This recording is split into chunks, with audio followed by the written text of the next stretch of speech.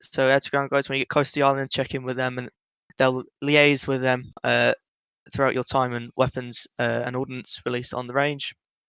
Got 2 guard frequencies for the cap guys. If we need to contact both civilian and military guard frequencies. And Aldafra CTAF, my knowledge, there is no tower, so just when everyone's on the ground as we start in Aldafra, we'll just sit on that frequency so we don't run into each other.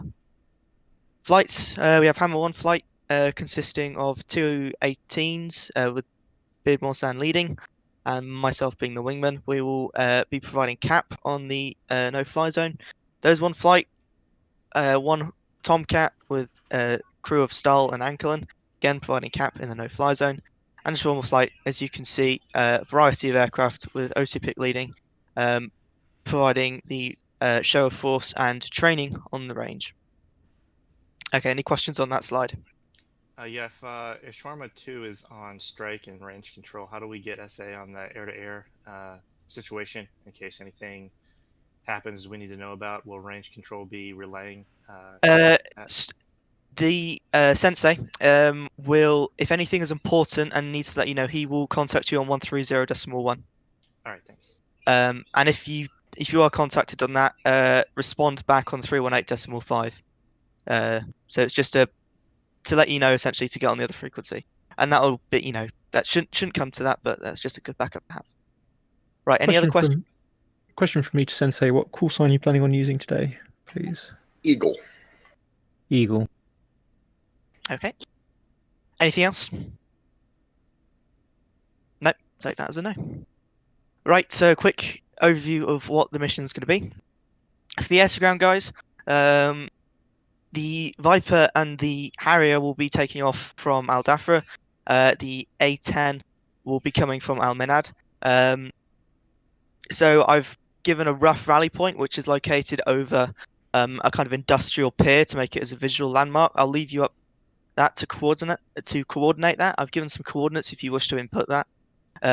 It's just a suggested rally point, so that's kind of off the coast. If you want to form up off the coast and fly to the range, or if you want to reform at the range, that's kind of flight up, and I'll leave to you.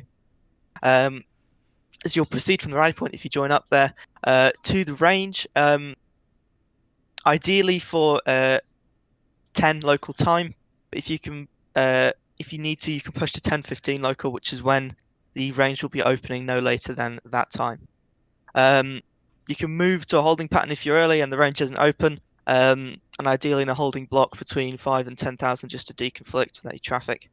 As we said, contact the range frequency on 319.5 and liaise with the control officer when employing any ordnance, any stuff like that. There is a possibility of small Iranian naval assets, starting to loiter about. Again, only engage if given consent by the AIC or for self-defense reasons. Do not violate the Iranian airspace at any circumstances, and return to Al Dafra or Al Minhad once the range is closed and you are no longer needed. For the air-to-air guys, slightly a bit more complex. So Dozer 1 flight the Tomcat will take off from Al Dafra and you will proceed straight to the no-fly zone, checking in with the AIC on 318.5. Hammer 1 flight will take off from Al Dafra after the Dozer 1 flight, but we will then proceed to the tanker and top up on fuel before heading to the no-fly zone.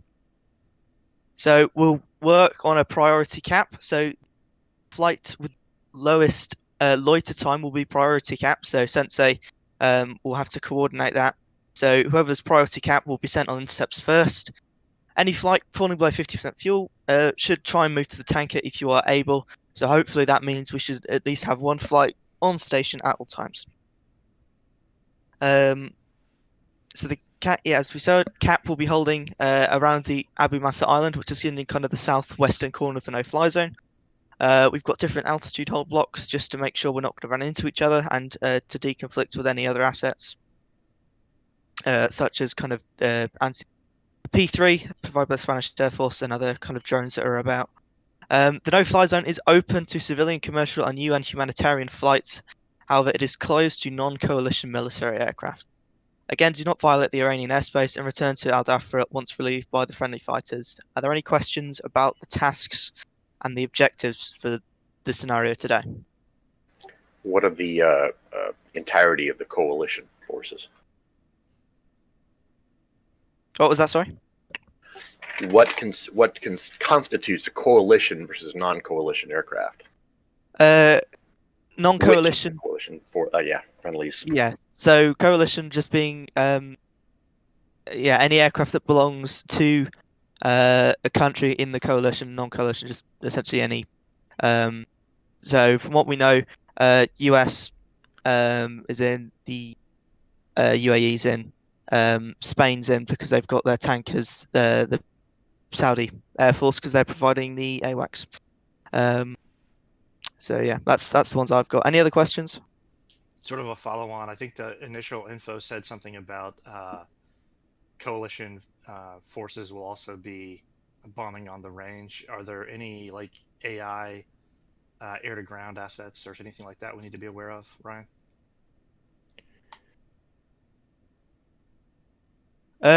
Not that I am. Negative. The only AI coalition aircraft are going to be the tankers and the AWACS. Everyone else is a human. Okay, let me rephrase. Are there any air-to-ground aircraft other than the 3 in this brief that are going to be on the range?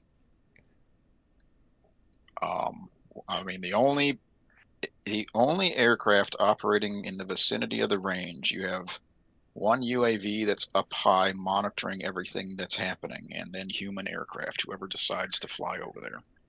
Okay. Quick point from me. I extracted from the info we've got Cyclops ×3 MQ9s altitude blocks 23, 26. So just to be aware of for us up high cap guys, and then for the guys on the ground, P3 operating surface to 4. So that's block 0 to 4 altitude block. Yeah, that's just what we've done for the holding block patterns. Try to deconflict you with any coalition assets. So hopefully that shouldn't be a problem. Any other questions about this slide? Nope. Okay. Right. So we'll just quickly go over how we're going to depart. At Al Dafra, all aircraft will spawn on slots 200 to 207, as you can see on the diagram, is in the southern corner, right next to 31 left, so in a similar location to where we spawned in the previous scenario. There will be an order of takeoff. Dozer 1 will take off first, followed by Hammer 1 flight and Shawmer 1 flight. Boarding aircraft are to remain in the pattern until all aircraft are departed. If in an emergency and you need to land immediately, 3-1 left and 1-3, 3-1 right and 1-3 left are available. Jettisoning of any munitions or stalls or countermeasures must happen south of the airfield, and all flights must do an ops check on flight departure to make sure everyone's gone up safely. And Al Minad, the A10 will spawn in slot 50, which is kind of closer to 27. So the runway in use is 27.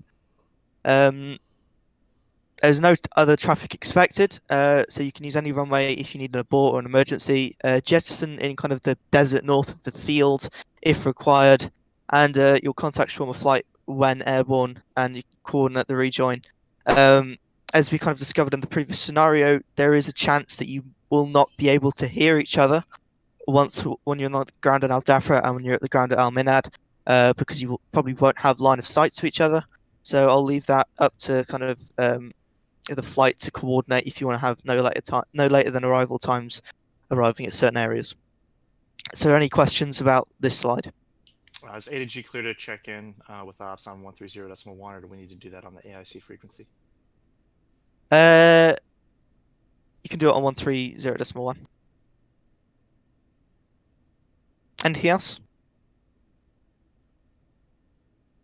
Is that the only position that jettison stores are to be deployed into?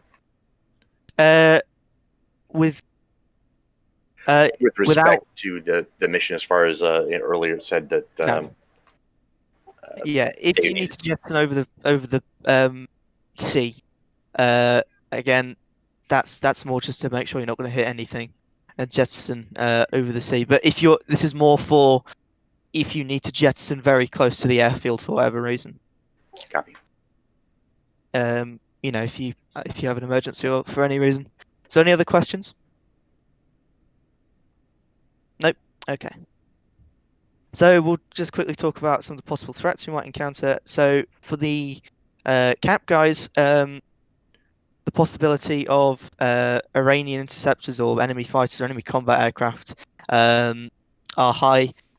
Previously in scenarios, we've seen farmers and fish beds using IR missiles. Nothing more advanced than that. However, if you breach the Iranian airspace, it's more likely that more aircraft will be scrambled and sent to your position. So again, try and avoid violating Iranian airspace if possible. And and a small threat of kind of small gunboats and coastal patrol vessels used by Iran, typically using small caliber weapons and non-guided rocket launchers. So nothing too dangerous, but it's good to be aware of.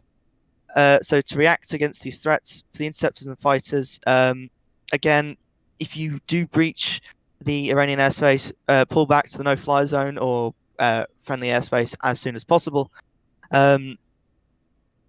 Use flares and kind of other tactics that you've been taught to kind of decoy and dumb the IR missiles. And if the other cap flight is around and about and not tanking, they'll be able to assist if you've kind of been overwhelmed. For the gunboats, coastal patrol vessels, keep your distance. As we've said before, small caliber weaponry, so it's not going to have great range, and kind of use your guns and rockets to engage from a longer distance. Just keep out of that range where they're more likely to hit you. So, any questions about the potential threats we might be coming up against today? Yeah, what's our ROE for gunboats? If we are we only to fire if briefed by on strike by AC? You are, yeah, you're only to engage unless you are given consent by the AIC or for self-defense reasons. So if we see them shooting somebody else, we can't fire unless they shoot directly at us. Yeah, so unless they are shooting, if they are shooting coalition forces, you can engage them for self-defense reasons. Anything else? Any other questions? I'll take that as a note. And for the aerial refueling, you can see here on the map, the tankers are kind of off the northwestern coast of Dubai. We've got 3 tankers. We've got 2 135s and a 130 at different flight levels. They're all stacked on top of each other in the same orbit, just at different altitude stacks. So the 135 at 12,000 foot is designed for the A10. The 130 at 14,000 feet is more for the cap fighters because we're all drogue refuelers, and the 135 at 31,000 is more designed for OSPIC and your Viper if you need to tank there. Weather, how we're looking at it, it should be clear and sunny, quite warm, very minimal wind from the out of the northwest, unlimited visibility, and there are just some important coordinates and waypoints that I mentioned beforehand if you need to copy them down. So are there any other questions about the brief as a whole?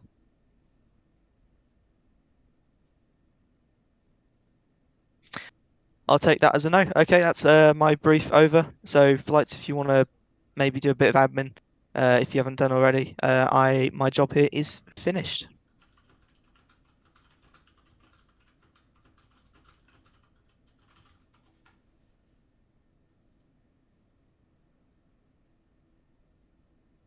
Oh, Star, I see you here now.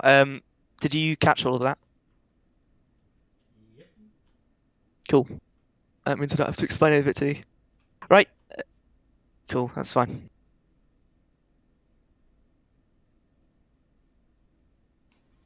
All right, and for the air-to-air intercept stuff, you said that Sensei will coordinate who goes where?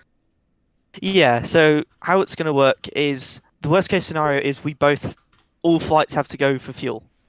And that's going to leave the no-fly zone undefended.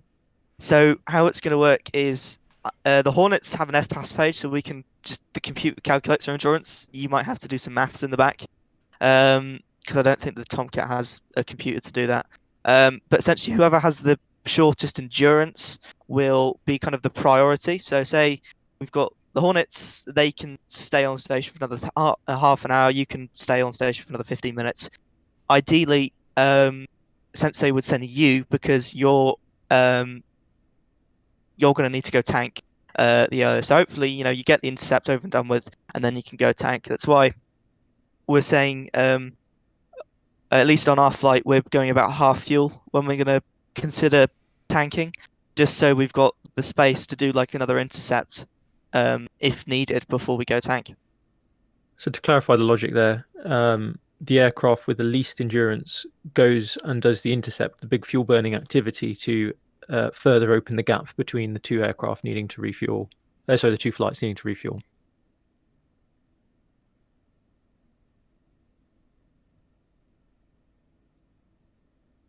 Yeah, exactly what as Biddy said. Oh, go ahead. Sorry, go ahead. I'll finish. So yeah, that will just take a bit of coordination between our two flights and Sensei. As we said, the Hornets could just we can just bring up a page and it tells us. But yeah, you might need to do a bit of maths in the back. So when someone comes on station or someone's done an intercept, we'll just we'll go through it and we can decide who's the priority flight. That may be something, if you guys can work out between yourself and figure out who's priority. But one of the things I'm going to be working out is who's closest. Yeah, we'll what we'll do is we'll keep coordinating on our 131.1. Madness, if you want to keep track of if you want to own that action, so at the end of each intercept, if you just want to do a quick run around or remind me to do a quick run around on the fuel states, and then we can report back to you, Sensei, at regular intervals as to who we want to be the next to tank.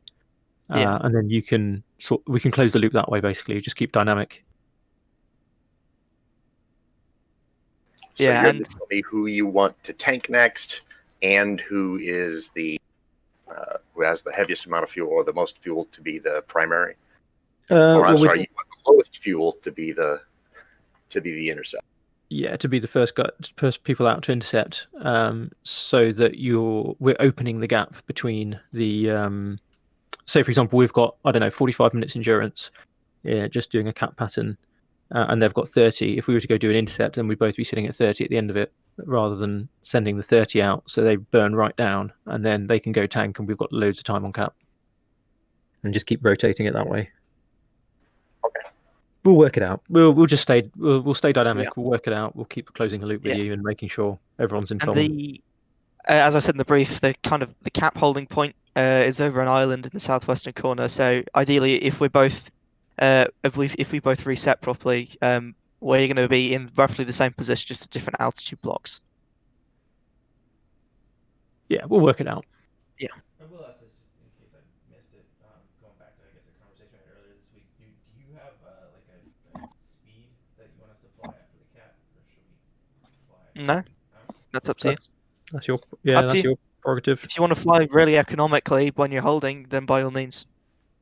I would recommend you all preserve as much fuel as you can. Yeah.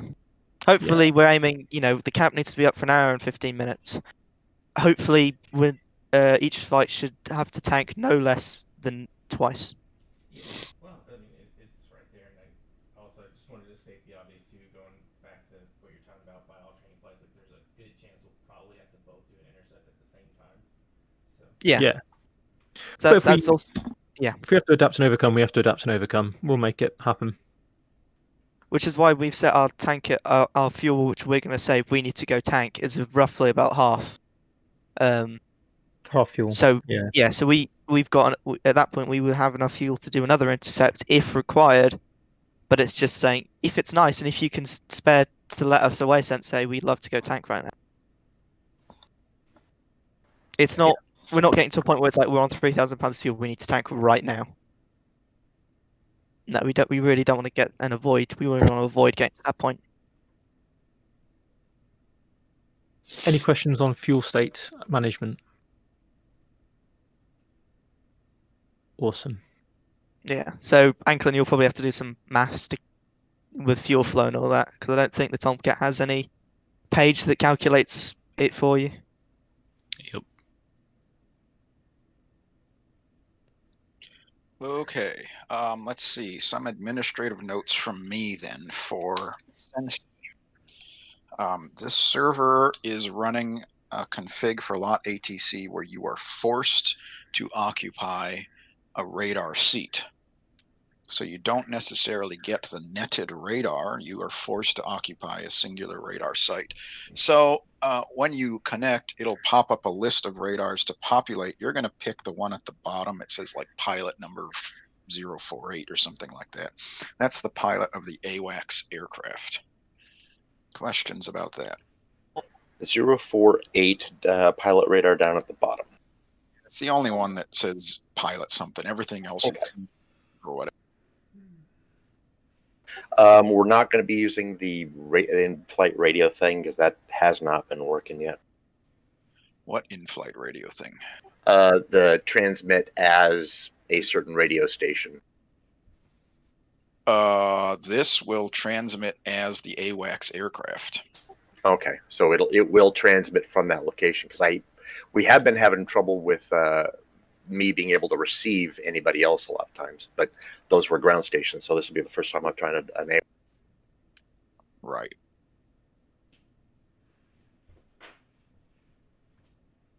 A little bit of admin for the shawarma flight. We're going to meet up over the rally point no later than 15 past the hour. Proceed from there to Abu Nair. For the bombing run, we'll make a recon first to identify the range and our roll-in heading. We'll put fast as strike 3 at a 6 to 8K altitude block in the right-hand pattern. Twinkie will be shawarma 2. It'll be in the 9 to 11K in a left-hand pattern. I'll be 12 to 14 in a right-hand pattern. Make your calls in and out and legs as necessary to keep everyone deconflicted and aware of everywhere that everyone is at.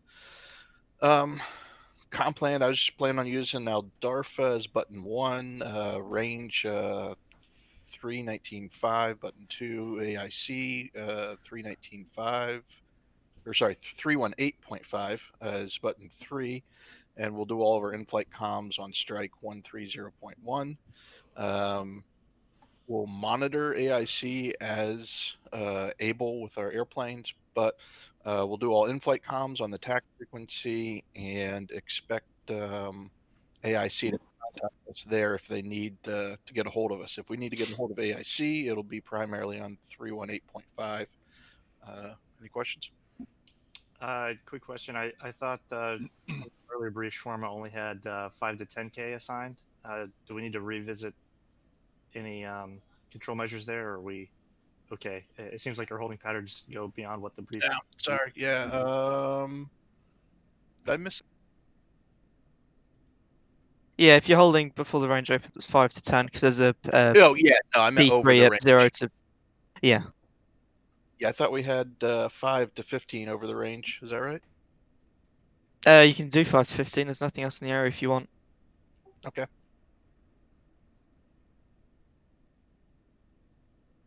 Is the mission up?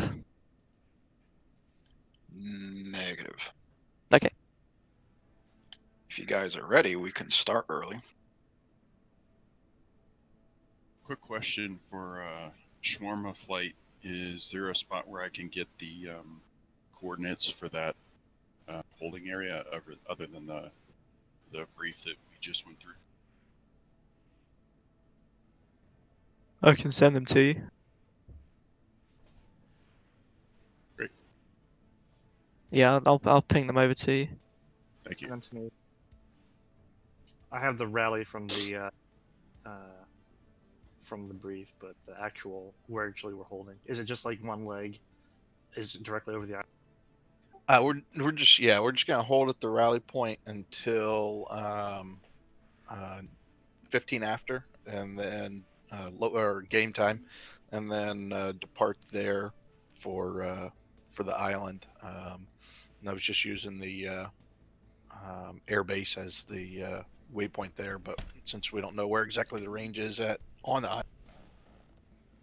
Oh, sorry. Madness just sent me the coordinates. I wrote those down. Those are the coordinates for the actual range. I was thinking of our rally point ahead of time. Is that essentially a VFR rally point?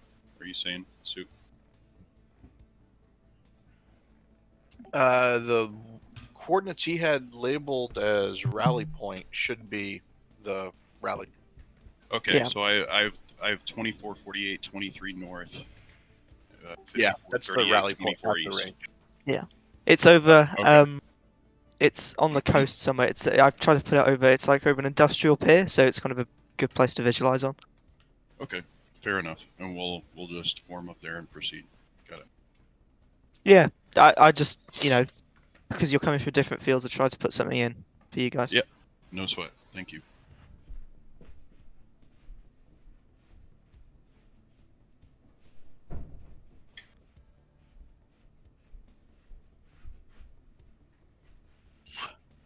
Any other last minute TAC admin before I start up the mission? I don't think there's any more. Oh, on the strike side, we're going to be using the Almanad and Al Darfa as our primary departure and return points. We can use Abu Dhabi as a alternate field, and for Fast and Twinkie, Sir Abu Nair has I believe it's right around 2,500 foot long strip, so that may be available as a emergency field for you guys.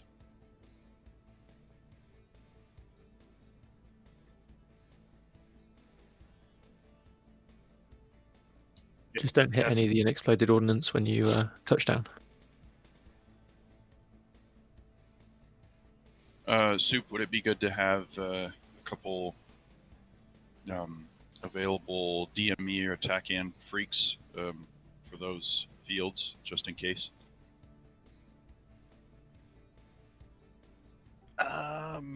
Yeah. I mean, whatever is published on the in-flight. Okay. Ryan, I didn't see an XCon. Were you using 20? AFIRM.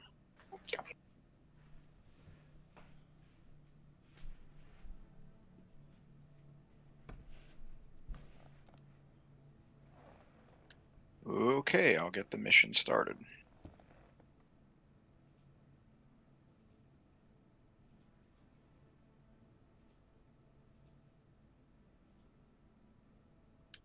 Okay, mission should be online. Server 3.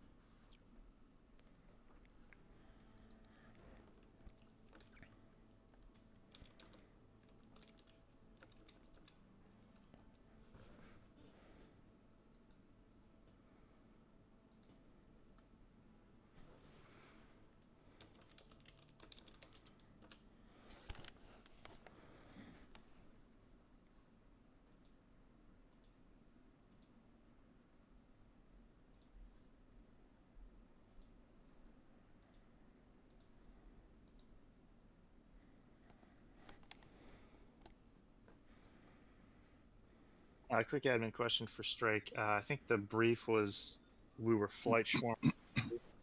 We assigned 1, 2, and 3. Are we 2, 1, 2, 2, and 2, 3, or are we just swarm of 1, 2? FA-18 F-14 Tomcat. Would be Shawarma 1, Shawarma 2, Shawarma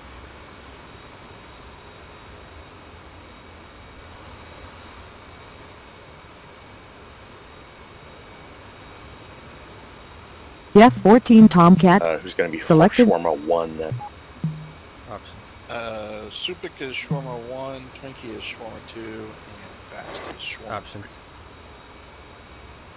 3. Options.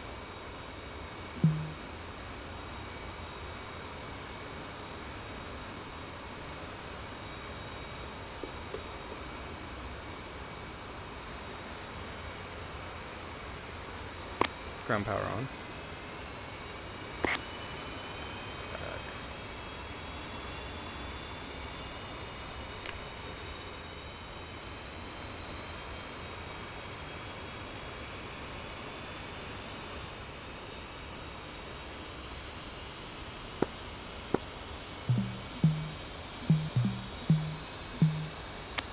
Ground power on.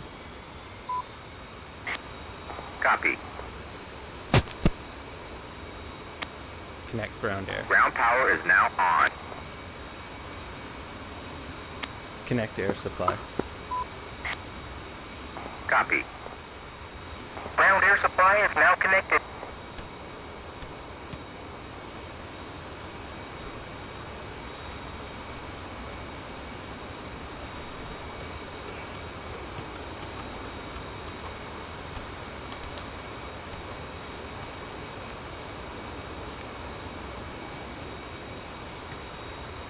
ICS check. Loud and clear. How me? Passive and quiet. Oh. Alright, so I've bound these to my feet. So we'll see how that goes.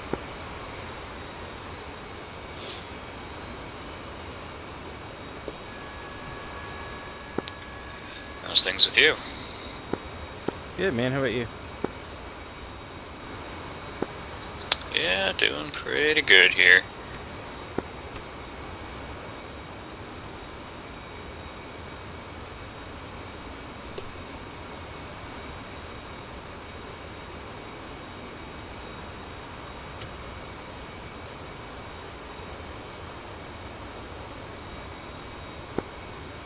Alright, so I think I'll tune us to Aldafra CTAF. You tune us to AIC. Bet you don't know what the AIC freak is. It's 318.5, of course. Hopefully not dyslexic this Did I time. pass the test? I'll let you know.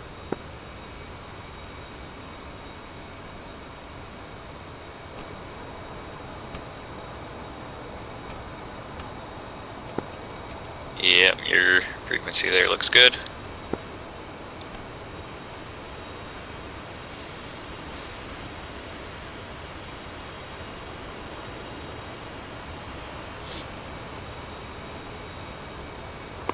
Request rearming.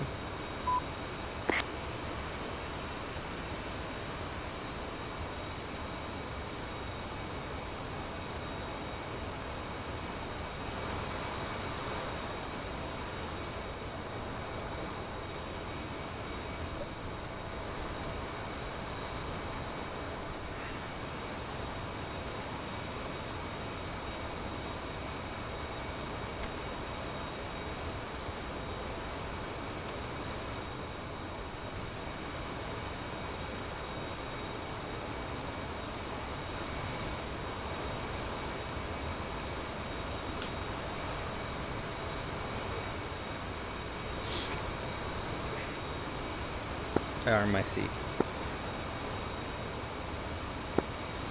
Very good.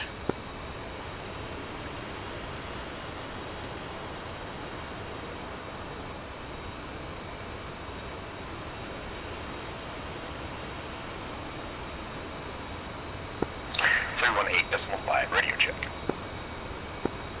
Loud and clear on 318.5, how many? Lima Charlie, thank you.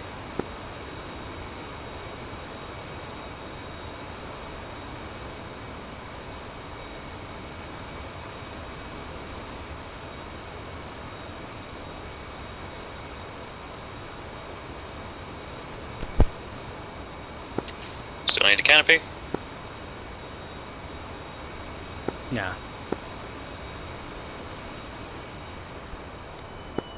Now down she goes.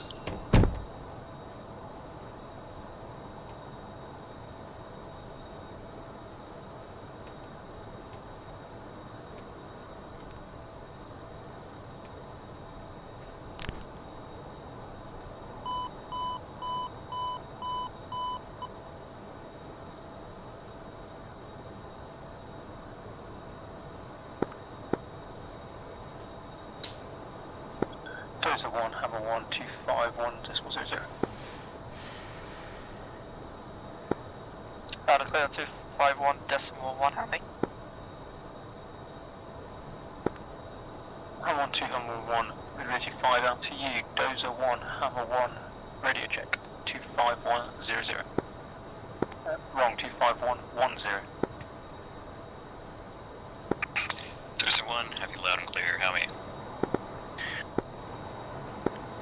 Loud and clear also. I'm just off your left nose there. We're going to hold here until you've departed. Yeah, we figured that out.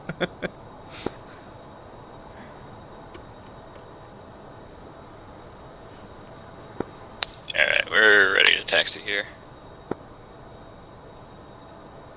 Alright, doing a quick check.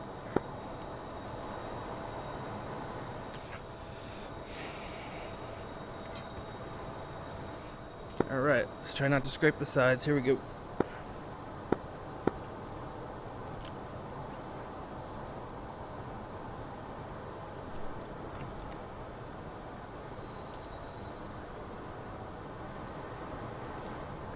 Sorry, ground crew, we love you.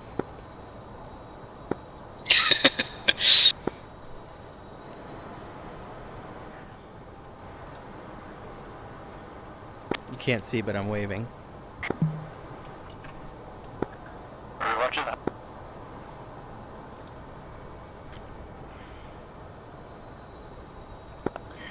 That's for traffic, Hammer 1, taxiing 318.5, left radio behind check. Dozer. Oh, that's for traffic.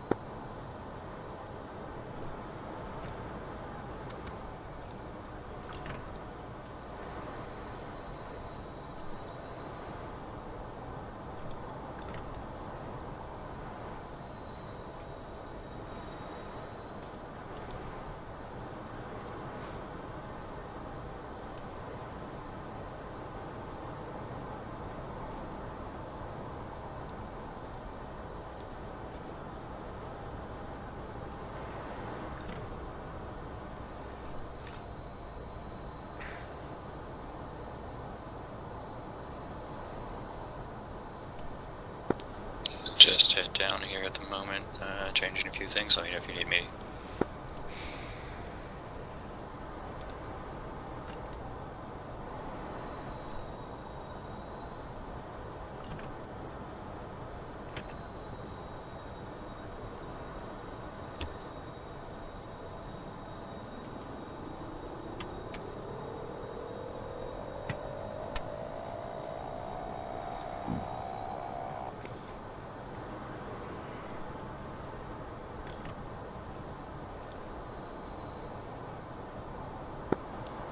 Hammer 1. Hammer 1, got you loud and clear, how many? Loud and clear also. Great, thank you. Did we get the radar altimeter going? Hammer 1. Yeah. Cool.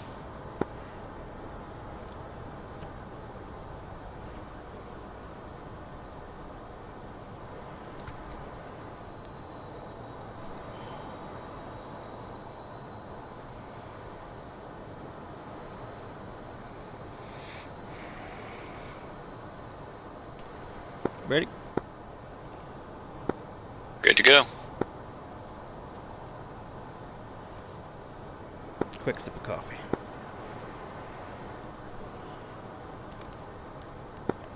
That's the stuff.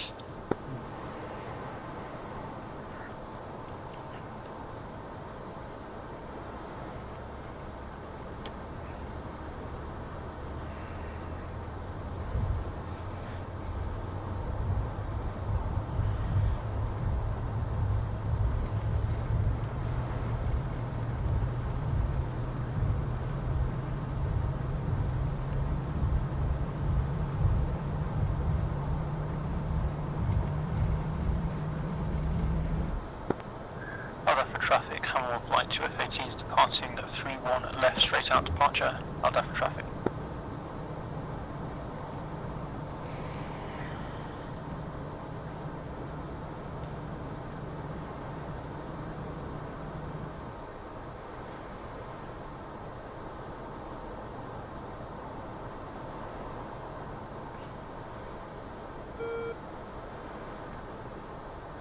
Is the current waypoint the cap? Sure is.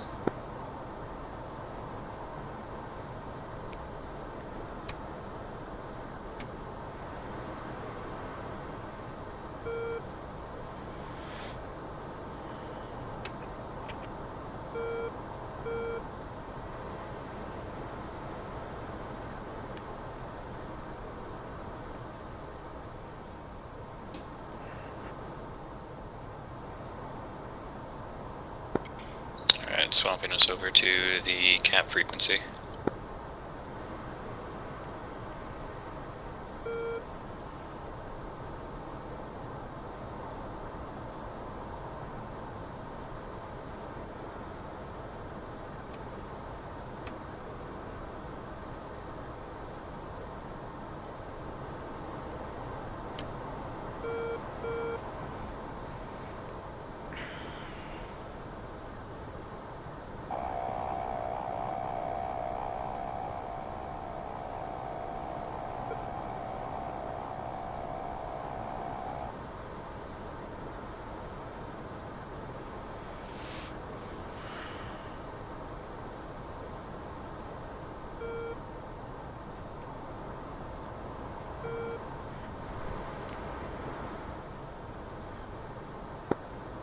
Eagle Dozer 1.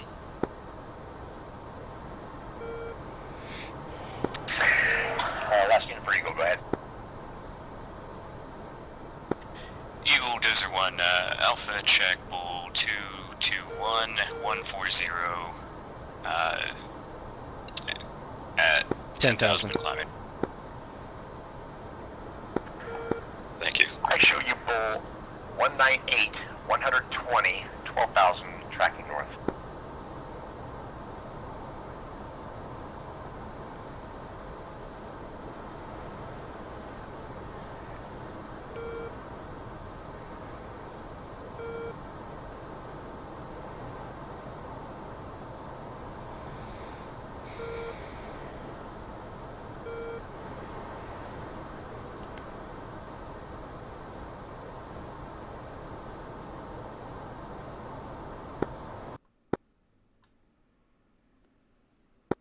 Stand by. Did they change the bulls? Yeah, I think it was on Toomba Island or whatever. Pretty sure. Fuck. Not positive. Just do a ghetto check from there with the ruler and see if that tracks. Yeah, I'll just ask him.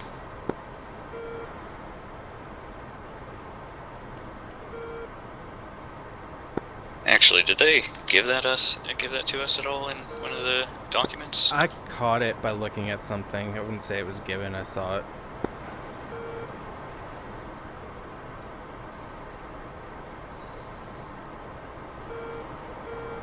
Yeah.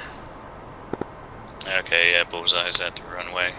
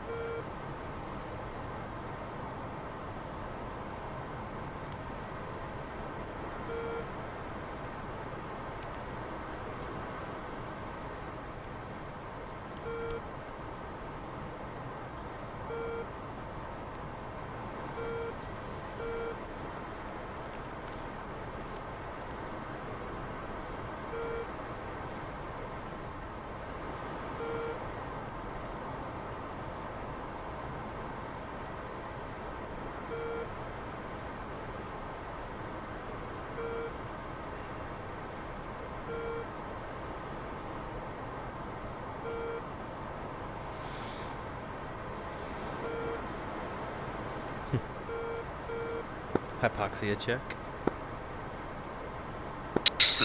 Oh, good. I thought, I was like, did I forget? And then I was like, oh, no, it's just shit graphics. Dozer 1 Eagle. Dozer 1.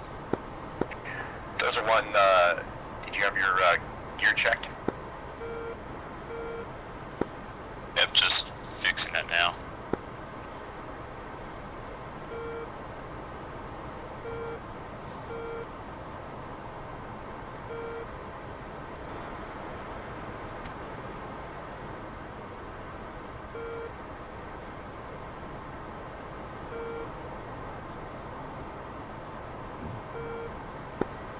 Dozer 1, Alpha check bull 20092, 27,000.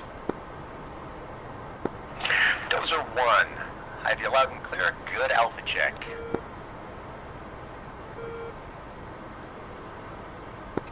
Good thing we got that sorted out now. Mm-hmm.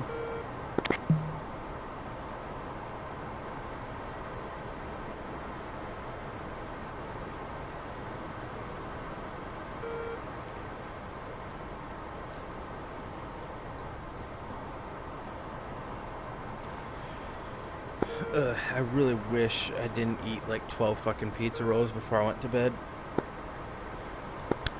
Oof.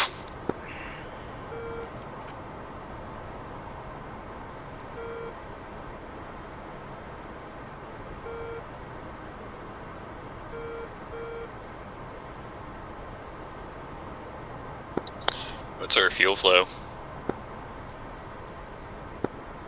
6,000. That's in total? What was that? And that's total? I Not guess. per engine? Oh, yeah, per engine, my bad. Gotcha. I don't use that gauge. Well, means that we're at about an hour of fuel right now. Yeah, I'll back off it when we get there. I was just trying to hurry up. Yeah, well, I mean, it's not exactly a big deal. Good, glad you approve. Especially because we have no tanks. Eagle, 2 groups. First group, bull 19010. 3,000, correction, 30,000, track northwest, bogey. Second group, bull 26423, 15,000, track east, bogey.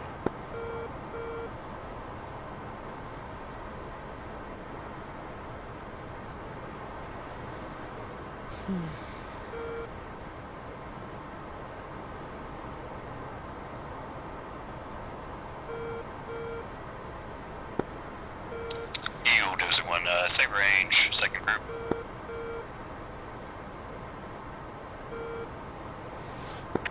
Dozer 1, Eagle 61.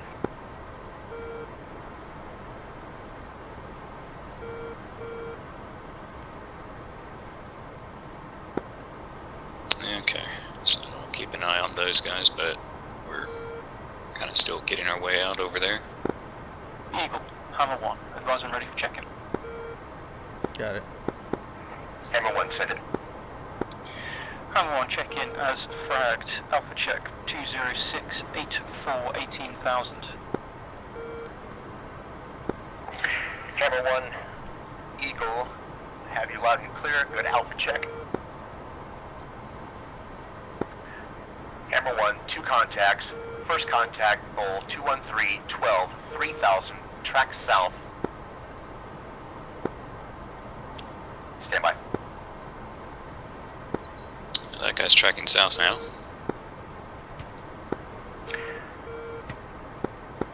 Eagle, new picture. Single contact, bull 24513, 15,000, track west, bogey.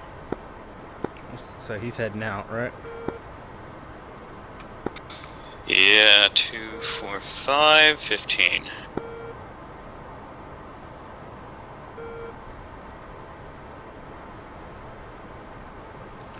Yeah, because I'd rather not drop all this altitude unless we have to.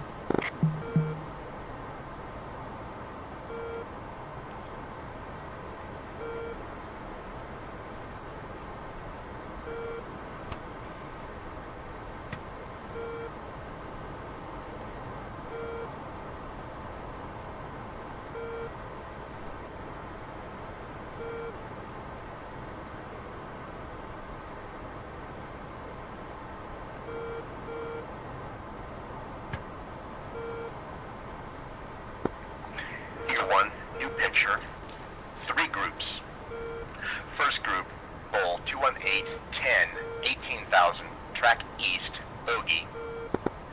Second group, Bull 051, 23, 7,000, track southwest, bogey. Third group, Bull 040, 26, 1,600, track southwest, slow, bogey.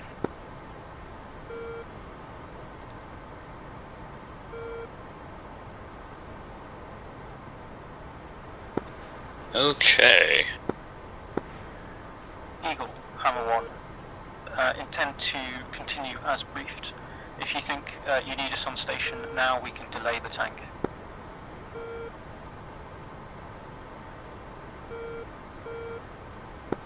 Should you check us in, by the way? Hammer 1, Or, stand no? by. Or did you already? Dozer, Eagle. Dozer 1. I'm showing you about 5 mics to station. Affirm. Copy. Hammer 1, Eagle, continue your fuel. Hammer 1.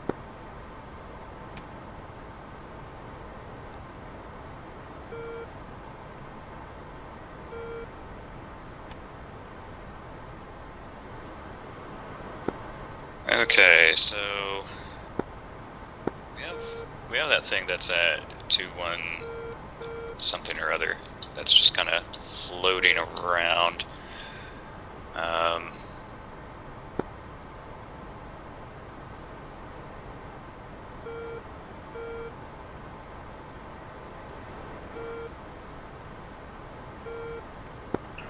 Eagle, 2 groups. First group, Bull 056, 17, 9,000, track southwest, bogey. Second group, Bull 039, 23, 2,000, track southwest, slow, bogey.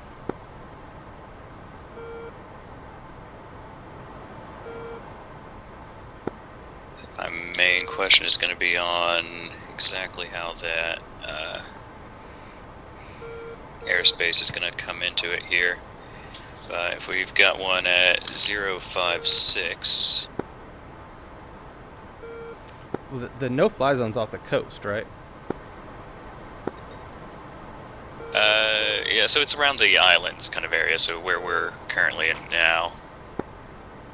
So if I'm assuming that's going to be a helicopter, so then if they're not even in the no-fly zone, we shouldn't enforce it, right? That's what I would expect. Yeah, the briefs or the brief on Discord said we could intercept and escort like things that are coming toward the no-fly zone if we want to, or obviously that are in it. But if they're moving away from it, my gut would be to leave it alone, unless it's, clearly a high threat. Eagle, first group, Bull 061, 14, 11,000, track southwest, bogey. Second group, Bull 038, 21, 2,000, track southwest, slow, bogey.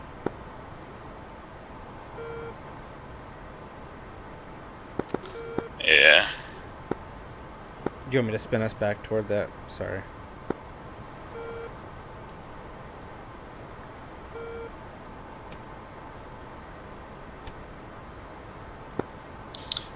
You're alright.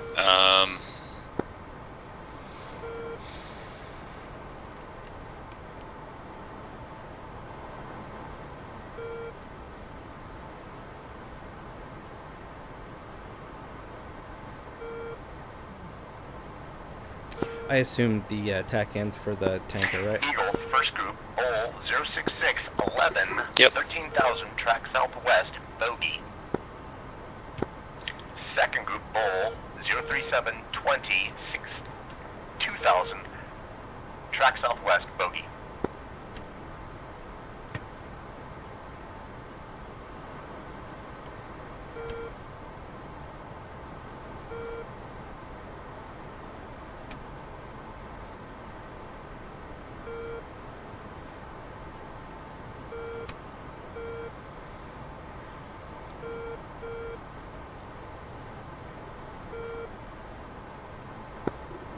I would say we might want to be committing on that first group.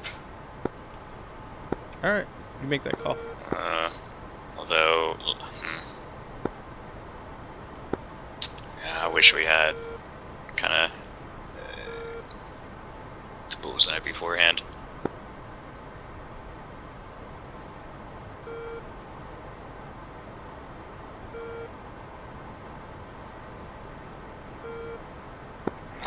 Eagle, first group, Bull 0769, 15,000, track southwest, bogey. Yeah, that guy's getting close. We'll commit. All right. Dozer 1 commit. Dozer 1. First group, Bra 01434, 15,000, hot, bogey. Dozer 1.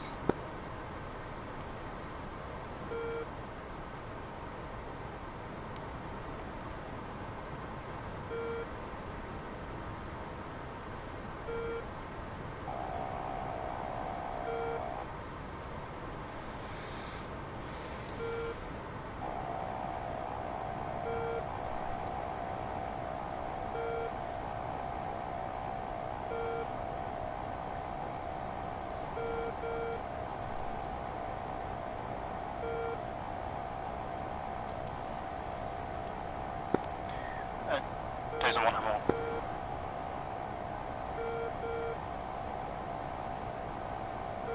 Dozer 1. I'm 1 out of clear.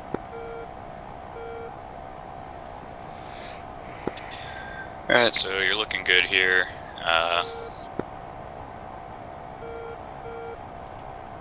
You've got a good concept of where Iran airspace begins and stuff, right? Pretty much. First group, Bra 01723, 15,000, hot, bogey.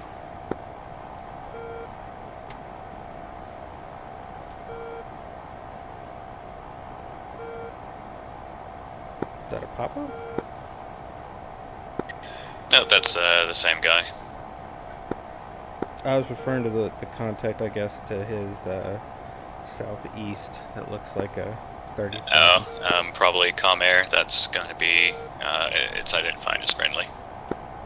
So it's got its IFF squawking. Ah. I mean, if I wanted to be fancy, I could correlate. You see that guy to our 3 o'clock slide to our 4 o'clock? Dozer 1, lead group, Oh. 013, 13, 15,000, hot, bogey. Maybe. Yeah, he's Yep, I see him. Okay, watch him. I don't know who that is or what that is. Alright, I'll keep my eyes on him. Well, I mean, actually, that shit. We should probably tell somebody.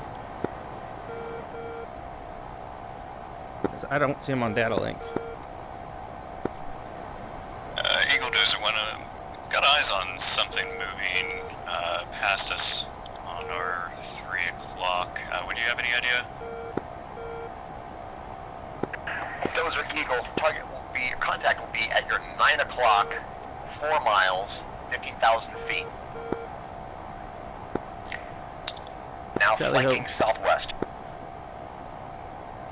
Eagle 1, Dozer 1, tally on the target. There was an additional contact we visually identified that flew behind us, probably 5 seconds before Dozer 1 radioed in. Keep eyes.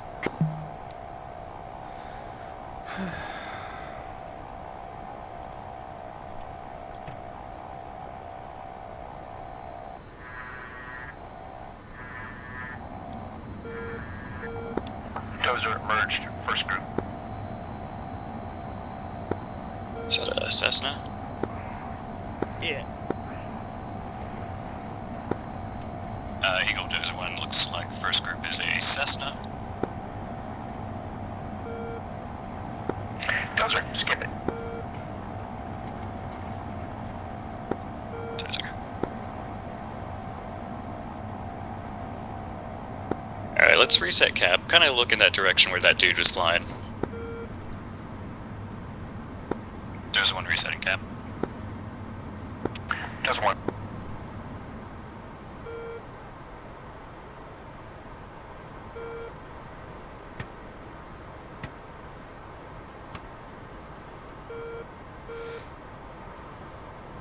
Yeah, he was roughly co-altitude with us too. Oh, you saw him, right? So. Yeah, sure did. Did we lose much altitude in that? Or... I gotta go back up to 27,000. Eagle, 2 groups. First group, Bull 026, 11, 2000, track southwest, slow, bogey. Second group, Bulls 204, 24, 18,000, track north, bogey.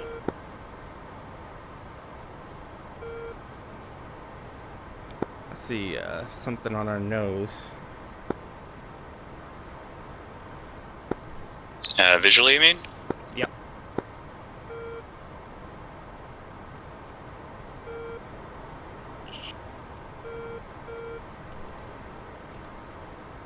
Okay, yeah, there is definitely something there that is identifying as friendly. Oh, what about this over here? So about 30 degrees to our left. Groups. First group, Bull I see. 175, 27, 16,000, track north, bogey. Second group, Bull 214, 20, 18,000, track north, bogey. Third group, Bull 0219, 2000, track southwest, bogey.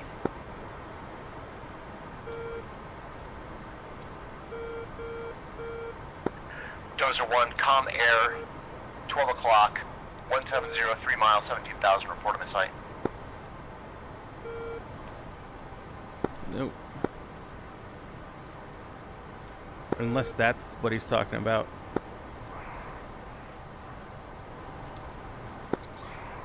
Eagle Dozer 1, say status com air. Com air, now broad 2673, 18,000. Recommend you take a look at it. They're flowing into that. That is target. Contact 2.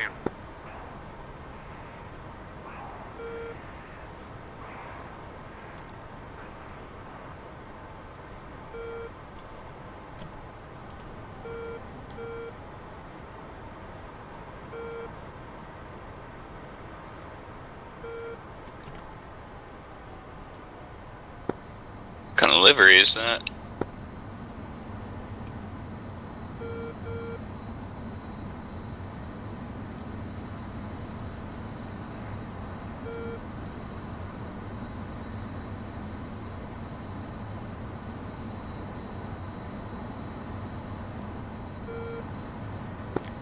I don't know. I can't see him trying to get slow enough. I mean, he's at a weird altitude, huh?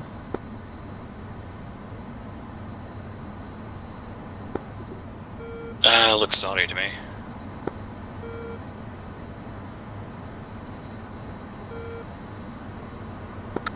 Eagle, 3 groups. First group, Bull 183, 15, 19,000, tracks north, bogey.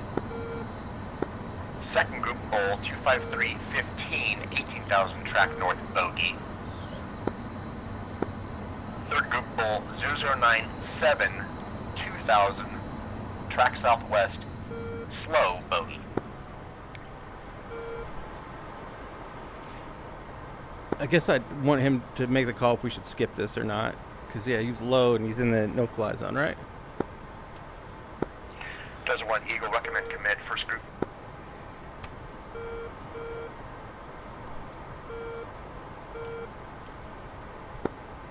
Dozer 1, committing. Looks like this com air you wanted us to have a look at is Saudi.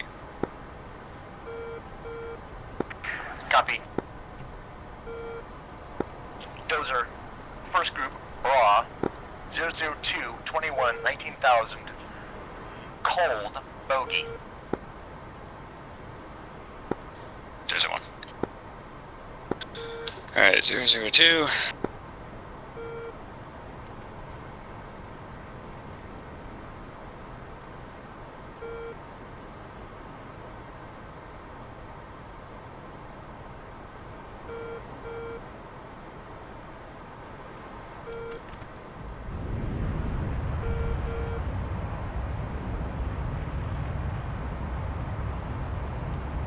Did you say altitude? I think it was 19,000.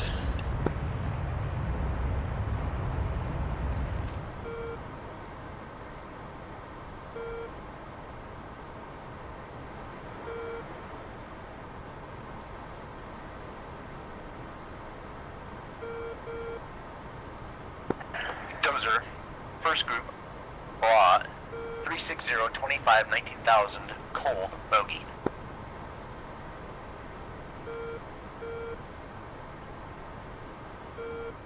I think I see him where your crosshair is. It's a comm air. Stand by.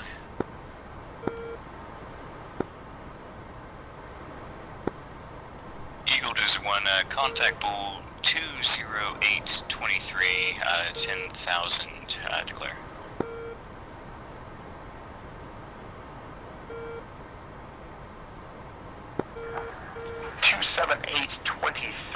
Clean, stand by. Correction, bull 208.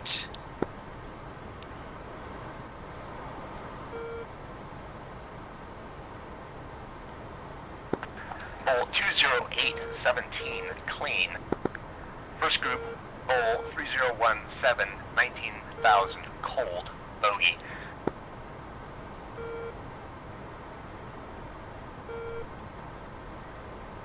What's our closure rate to that guy? Got him on DCS. Continue on, Closure but I rate's think 170. you're gonna miss this one's gonna get out of the airspace. Looks like comm air to me. Yeah, yeah. Dozer Let's 1, reset cap. new contact, slow down. Second group, bull 3185, 2,000, track southwest, slow, bogey.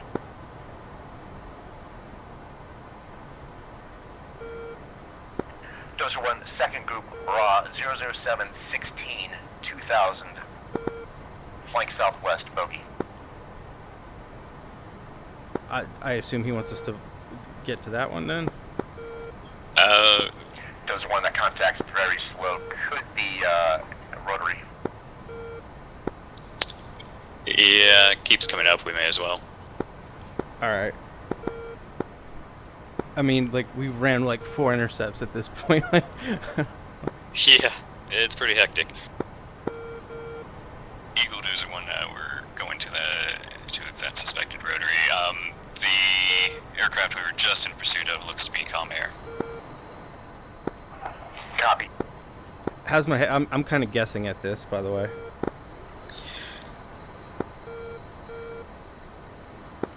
Dozer 1, second group, raw, 3438, 2,000. There it goes, just about to ask. Southwest, bogey. Alright, I think Is I it see cool him. for us to be over this island? I don't. Alright. Yeah, this one we can be over. We don't want to... This is basically bullseye where we're over now.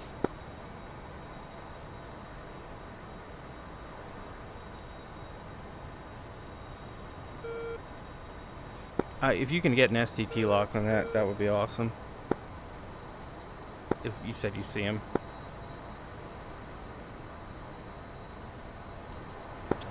Yeah, stand by.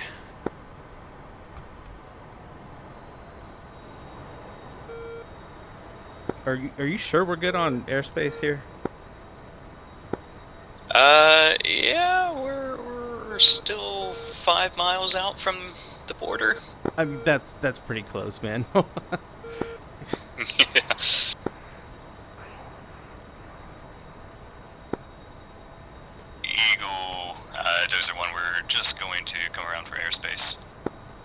Yeah, I got it. It's rotary. Eagle.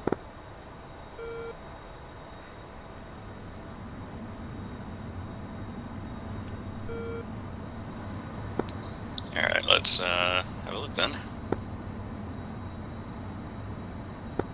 So that's a hip. And I think I see a U. Probably UN.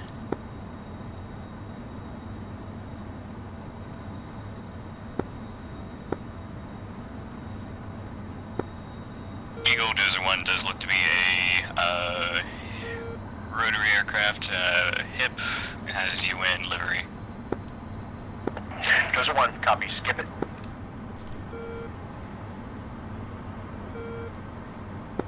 Dozer 1, resetting cap. Dozer 1, new factor group. Raw 22712, 26,000. Flank northeast, bogey. Dozer 1, commit. Dozer 1. Hammer 1, Dozer 1, be advised that this is our Eagle last 2, intercept checking in before airborne we need to northwest tank. of Aldabra at 5,500 feet. Last unit.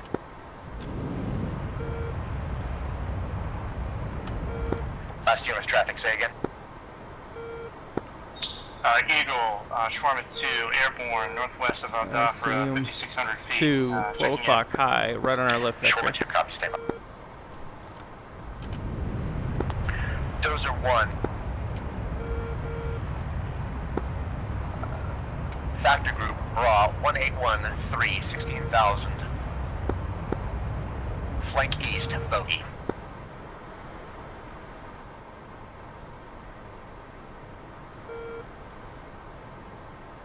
I think that's the fucking drone. This is the one we're looking at, right? Advise I'm ready to check.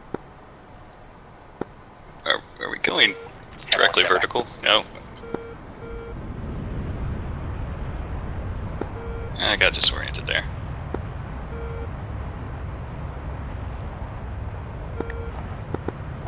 Dozer. First group, raw 1106, 26,000. He's flipping Drag between two. northeast, bogey. There are two up there. Alright, okay, so I think those are ours.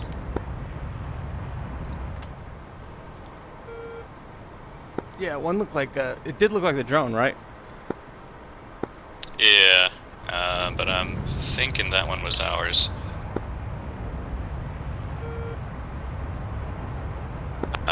So definitely wasn't the one he was Hammer calling 1, to. go. There was two. Did you see? Hammer 1, I can't see shit right now. Go I ahead. only check. saw one. Hammer 1 check in as fragged, playtime 45, alpha check 142, 22, 20,000. I guess get a dope from him, and then we got to check. Hammer 1, logic cleared, good alpha check.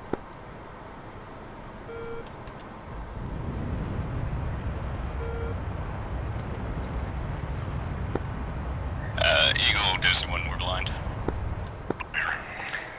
Dozer 1, reset cap. Dozer 1. Hammer 1. You want to go? Yeah, we need to Hammer tank. 1, I have a single contact for you. Raw 323, 14, 26,000. Drag east, bogey. Hammer 1, committing. Hammer 1.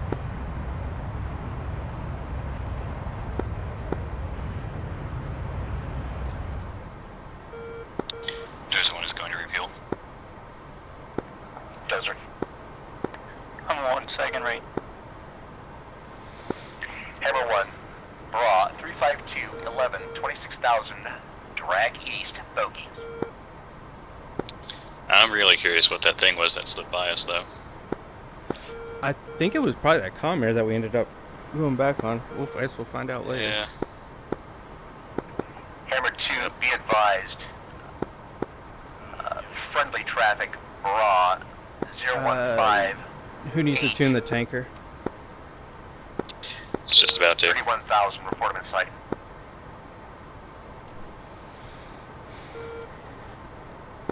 Hammer 1's looking.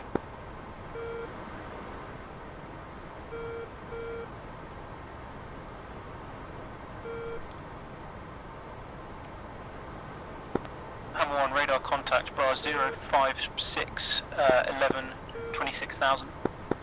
Otherwise clean. Hammer 1, bra, 053, 13, 26,000, cold, bogey.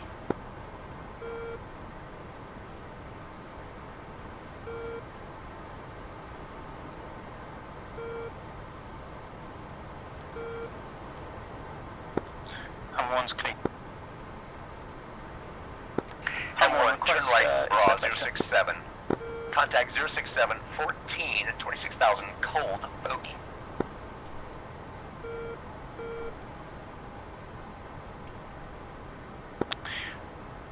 Verify that's 067 now.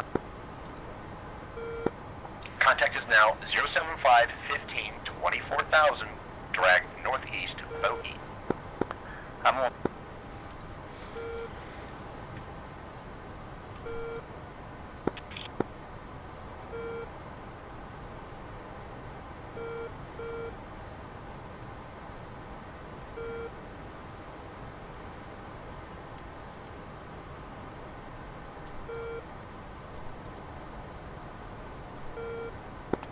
Hammer.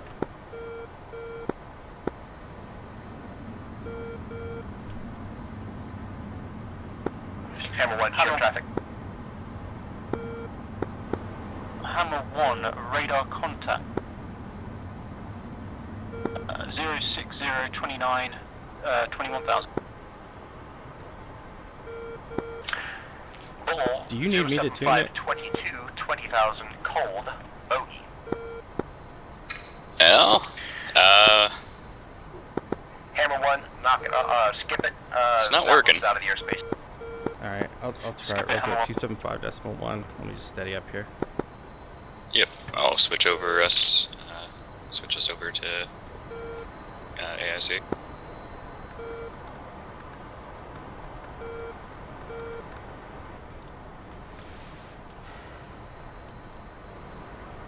Alright, there you go. See if you can make the radio call, just because just try it. I'll explain.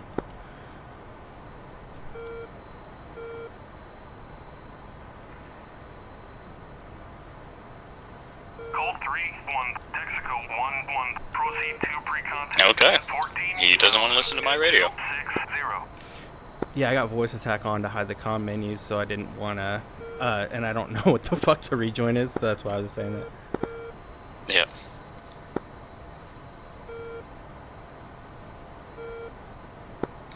Yeah, not sure why it wouldn't listen to me, but okay. You know what? It's weird. I was doing that last night. I was then in F-18, and for whatever reason on comm 2, it might be a voice attack thing. Okay.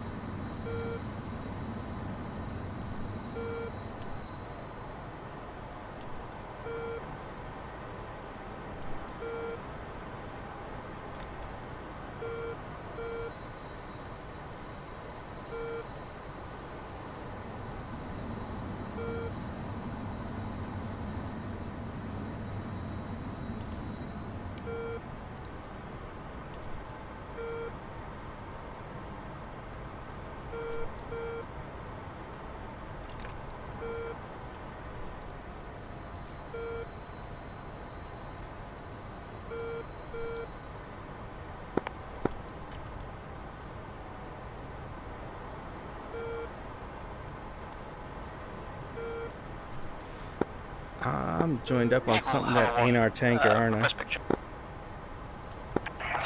Picture clean.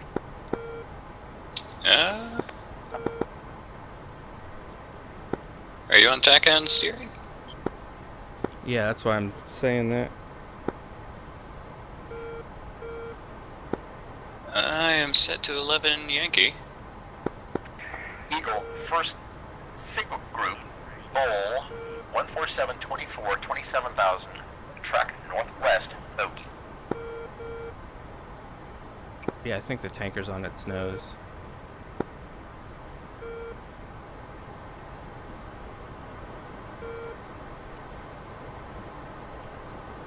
Oh, no, that's an MPRS, right? Or, fuck, it might be the wrong one. There's one in front of it. Eagle, 2 groups, first group, I mean, Bowl, we're 5 miles away, right? 13,000, track north. I'm showing 28 miles away. Second group, Bowl, 148, 23, 20. That's from the waypoint. Look at the 2,000, tackling. track northwest, bogey. Yes. Yep. Come on, say again that first group. First group, Bowl, 155, 13, 13,000, track northwest, correction, northeast, bogey.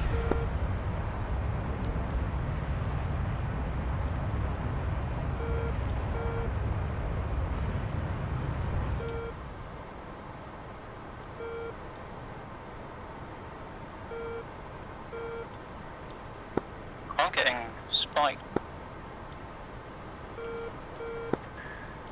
Buddy spike. Buddy spike. Buddy spike, yep. Hammer 1 clear.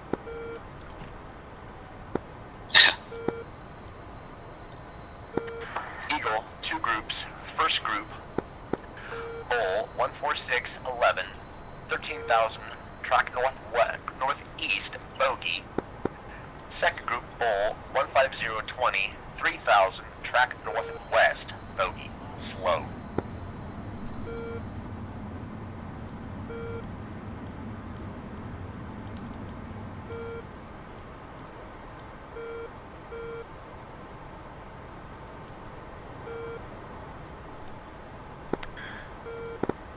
Hammer 1 commit second group.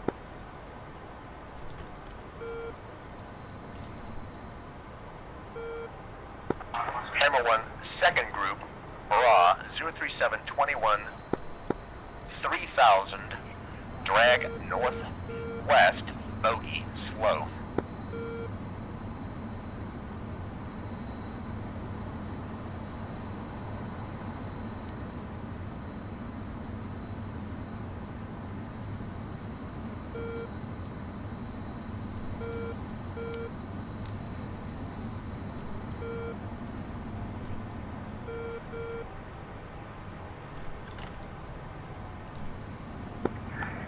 Hammer 1, Eagle, skip that target, new factor groups, stand by.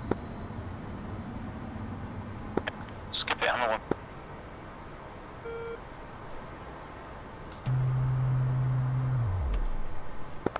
Hammer 1, Eagle, turn 005. Left 005, Hammer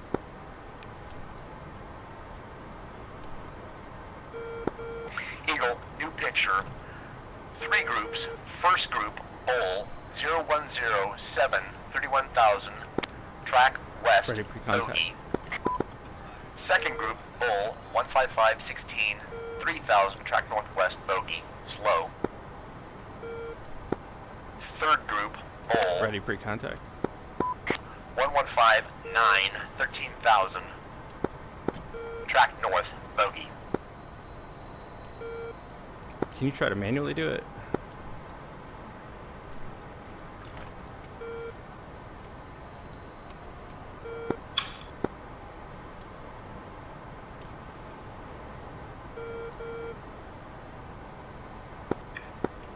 If it doesn't work, abort the rejoin, then just tell it we're inbound again, and then all that, because it's just not responding. Oh, there we go. Just have to really try. Say again, bullseye. Hammer 1, bullseye for which? Hammer 1, request pick. Check. Hammer 1, 3 groups. First group, raw, 33925, 24,000. Hot, bogey. Recommend commit. Contact. Hammer 1 committing radar contact. Bra 33921, 23,000 declare. Hammer 1, bra, 33221, 23,000. Friendly. Correction, bogey. 7,000. 21,000. Friendly.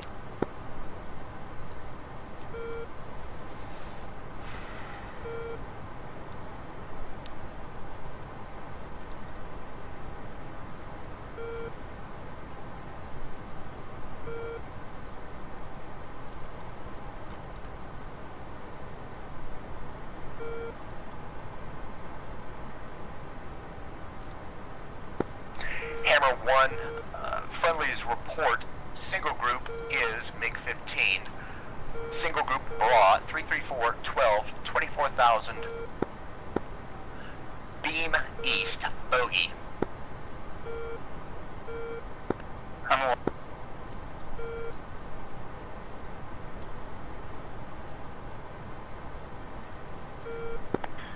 Hammer 1, bandit maneuvering. E1.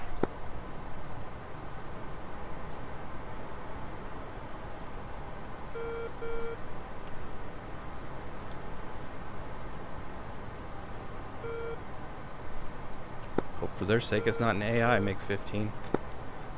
Hammer 1. Hammer 1, assess being dragged Iranian airspace. Do you want us to skip? Hammer 1, negative, continue. Hammer 1, first contact, raw, 3279, 23,000, cold, closing on friendly, bandit.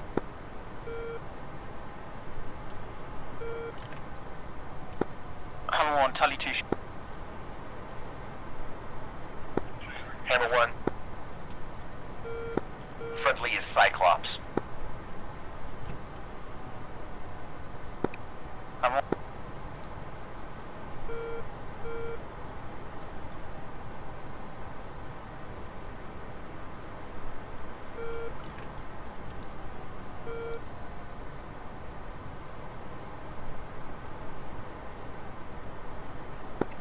Hammer 1, first contact, first group, hostile, bra, 0105, 24,000.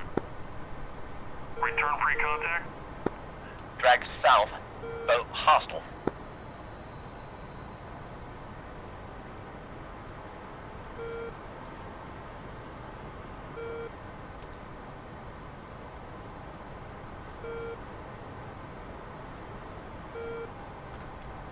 Contact. So Cyclops is any unmanned or any UAV. You heard that got declared hostile and all that stuff, right? Yep. Alright, cool.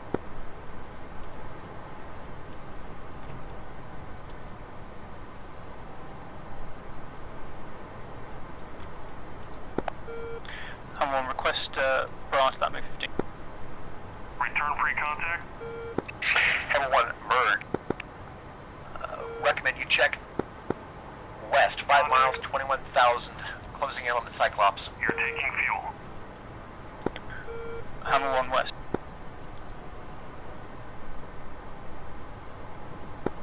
Hammer 1, raw, 2429, 21,000, maneuvering, hostile, bittersweet.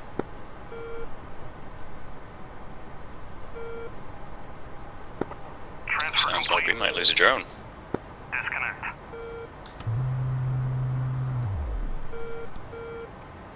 You know Aussie picks rooting for the MiG-15. Yeah. Eagle Hammer 1, 2, declare 235.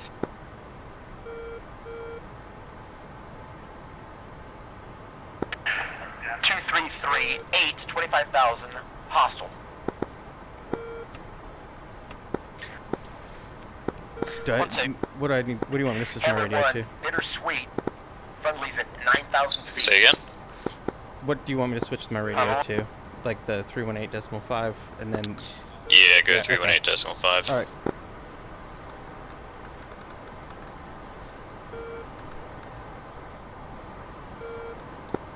Then once you got that, I'll swip us back to cap. Got it.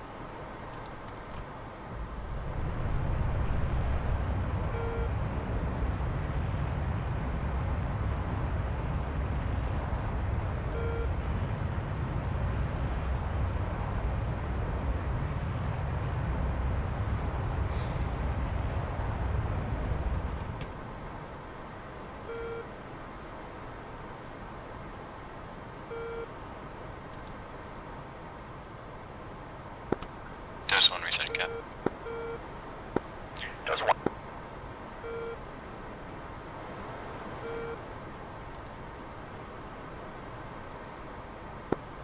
Figured I'd let him know we're at least back in the game.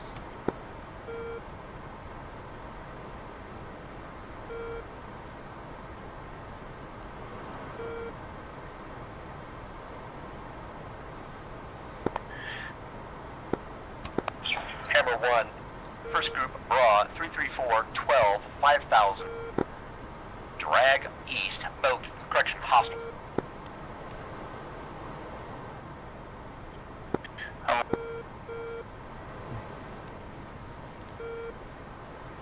Hammer 1, first group, Bra, 340, 13, 6,000, hot, hostile.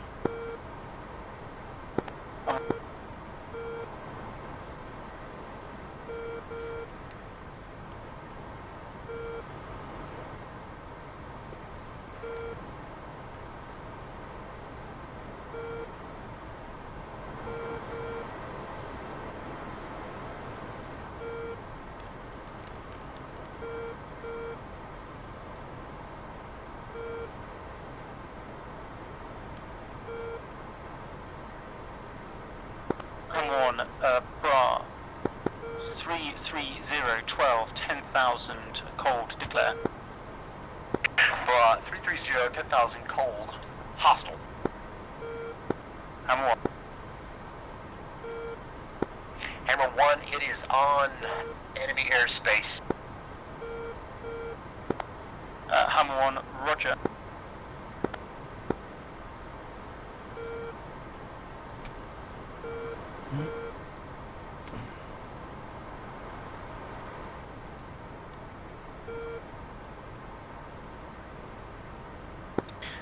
Hammer 1, intent, crank right, going to continue to track to the edge of airspace. Hammer 1, Eagle monitoring.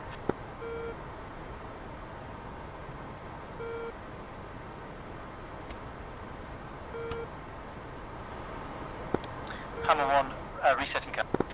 I just picked something up. Hammer 1. About 10 miles out. See if you can get the DCS on it. Okay. Dozer, Hammer, we're 8.8, we'll need to hit the tanker in not long.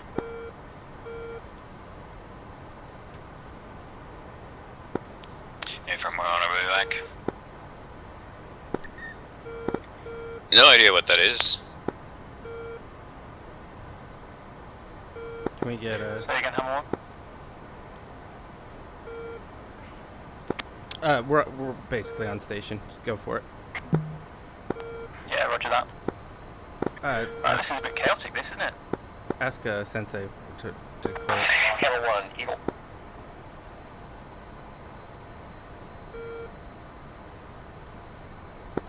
Hammer, Eagle. Hammer, interrogative, do you have enough fuel for a slow VID approximately 10 miles away? Hammer 1, yeah, we've got fuel for one more. He's probably about to call what we're on.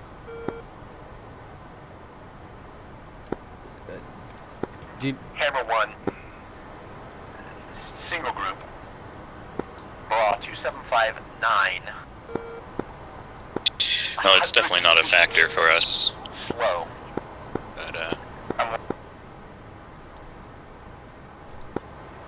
we can swing back around on it and tell him we found something. Yeah, but I mean, like, I feel like we kind of need to bring him into this process, like, now, so he knows what we're doing. Yeah. Because we're low and real slow.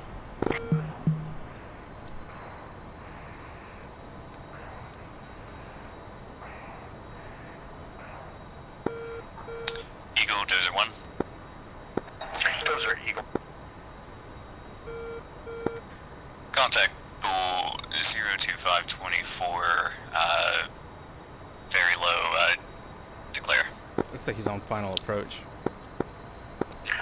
Bull 02524, clean. Dozer 1. Hammer 1, say bra. Hammer 1, bra Yeah, I'm gonna skip it. 3176. It's basically on 100 final feet. approach. Drag Yeah. south. Bogey, slow. Good snatch, though. Hammer 1 probably will be a helicopter. Hammer 1 verifies that 217 or 317. Contact now 3395, 100 feet. Hot, slow, bogey. Hammer 1.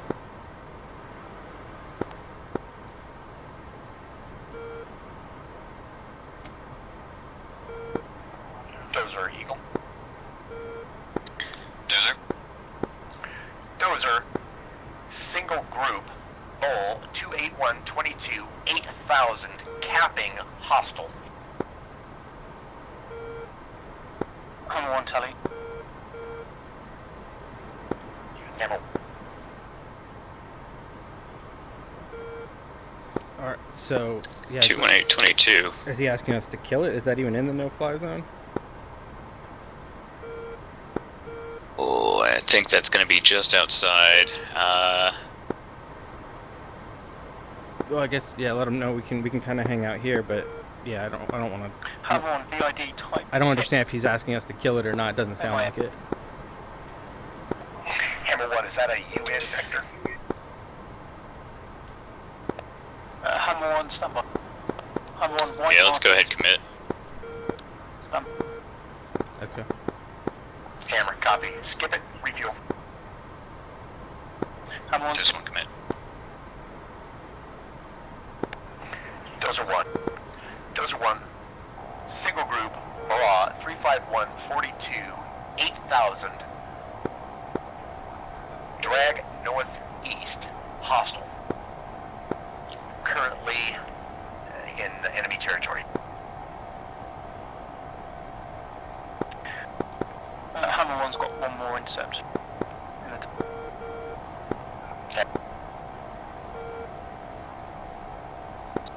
I think I've got it on contact. Just Hammer, reset cap. Reset cap, Hammer.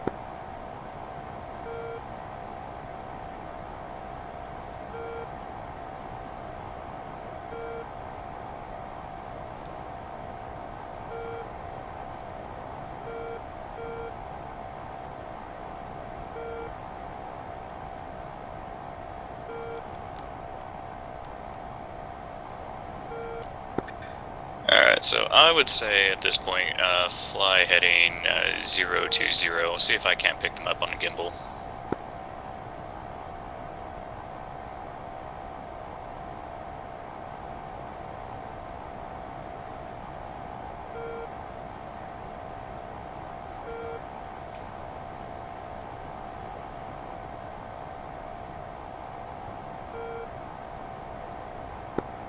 Yeah, I think they're going away.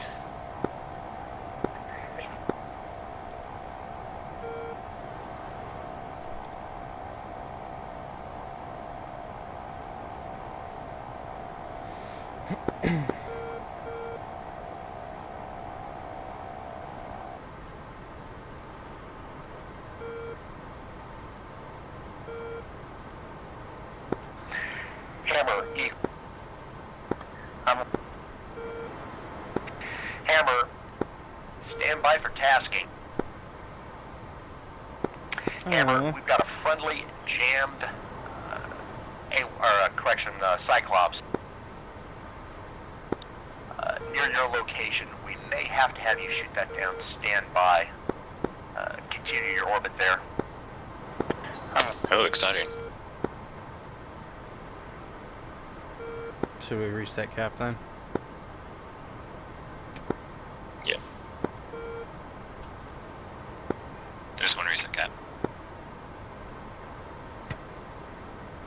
Does one.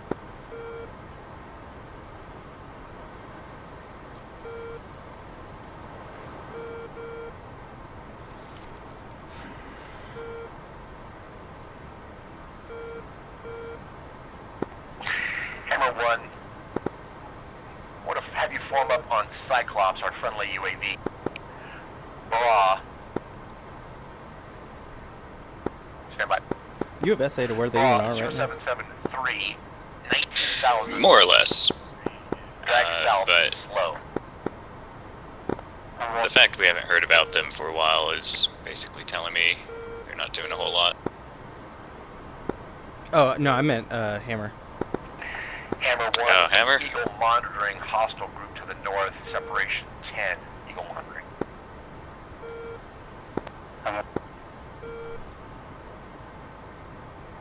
Like, is that I them on feel our like nose? they're the ones that are... I feel like that is. Could also be the ones that are kind of on our 9 o'clock. But I think it's the ones on our nose. Yeah, it's definitely the ones on our nose.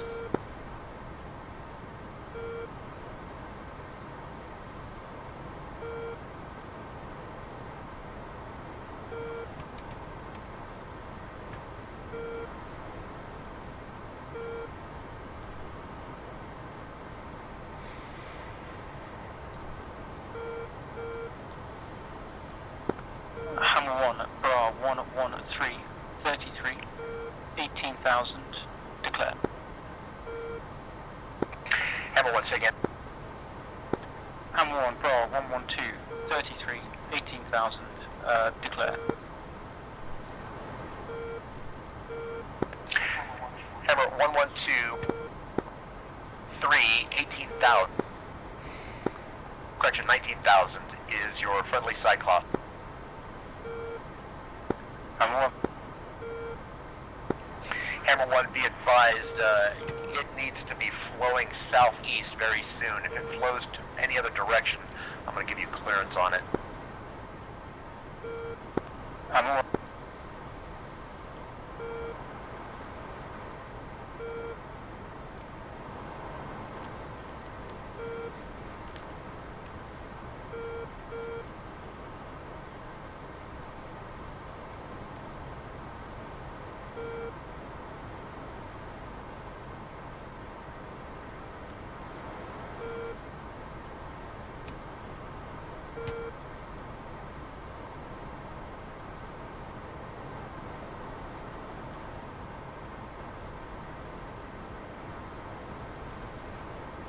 So we only need 25 more minutes, right?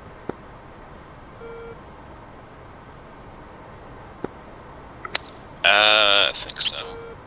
I might have my big hand, little hand mixed up, but... Yeah, I think you're right.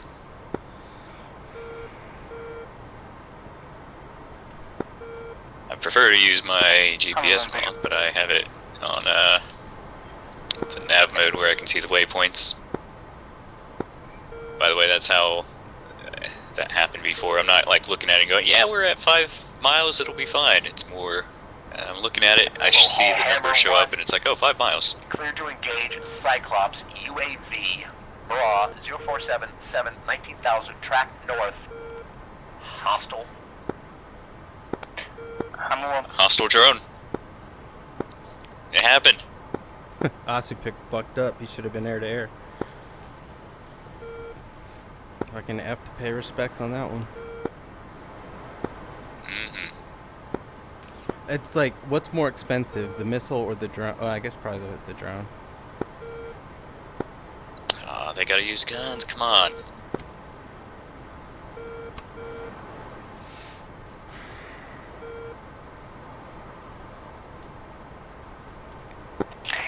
Okay, got contacts coming from kind of where those hostile caps were.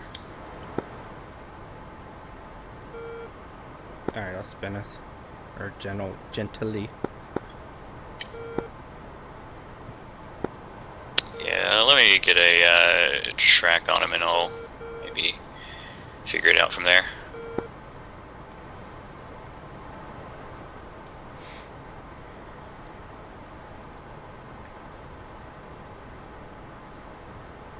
Do you want me to roll out? Nah, so those guys are at 283 and 93. They're still a while away.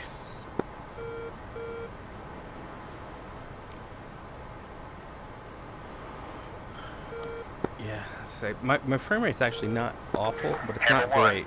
Contact 0236 19,000, track north, hostile. So I'd rather not have to do BFM, but Hammer 1, say again, rain? Had worse. Hammer 1, bra 0157 19,000, cold, hostile. Actually, quick hot mic check. How's it? Hammer 1, roger, request you monitor and tell me. All good on my end. Okay. Say again? I'll leave it all. Just trying to get a good feel for how long we have before it starts to get bad. I got the door to my office closed, so hopefully you shouldn't hear any outside noise. Hammer 1. Roll out here. Stand by. Hammer 1, bra 078 19,000, cold, declare. Do we have data link? Yep. Okay, we got something smoky happening over here.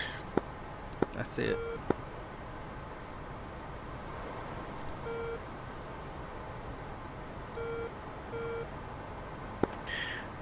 Hammer 1, bar 076 18 19,000, cold, declare.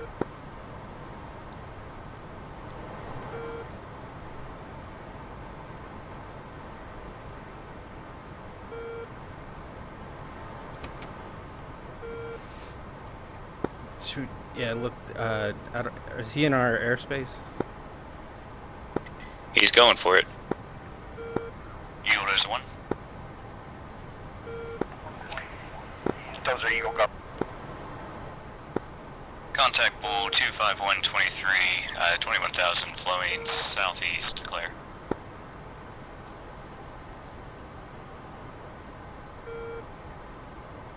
Probably should tell him it's smoking. Those are 1, say again? Oh, that might be a yak. 003 12 21,000, hot, calm air. Go ahead and VID. Eagle, there's one. I've got TCS on it now. Looks to be yak 40. Hammer 1, discontinue, flow south, RTB, reset cap. Yeah, that comm air on our nose, it looks like it's emitting black smoke. Yeah, yak 40s will do that. Dozer 1, go ahead and VID it. I'm showing it calm air.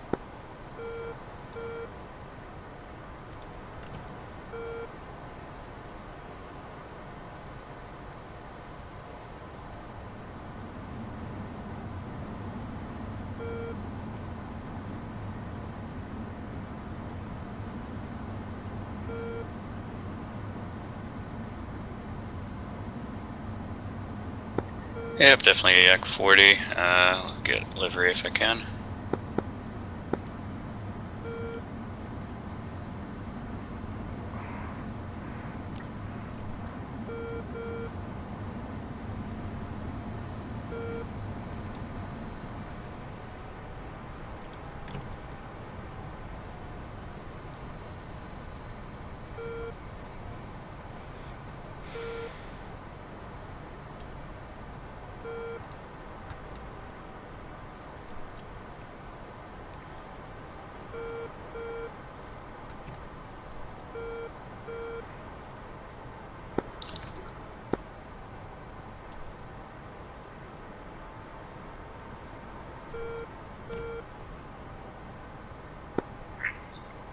so definitely a Yak 40.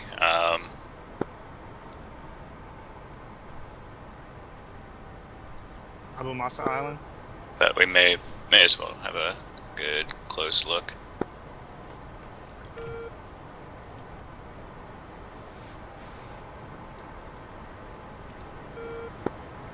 Get me in a little closer and I'll take a Polaroid.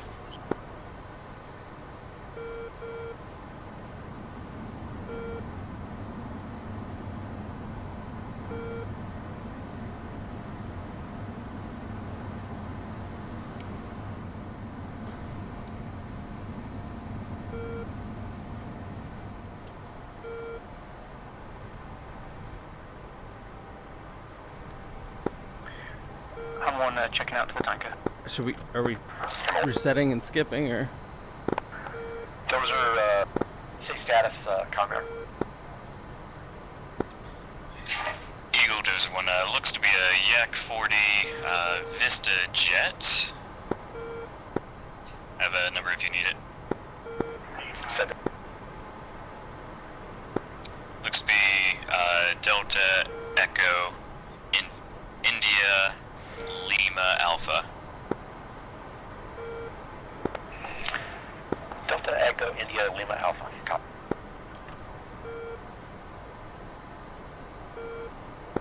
Dozer 1, skip it. Dozer 1. Reset cap. Dozer 1, I have a VFR flight. Dozer 1, turn northeast. Single group, Bra 0529, 15,000, track north, bogey.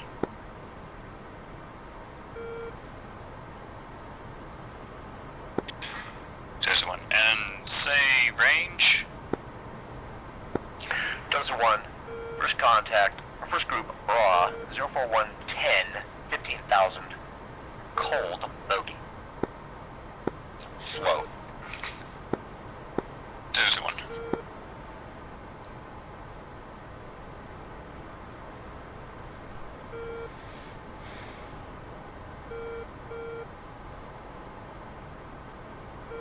Do you want me to get below it?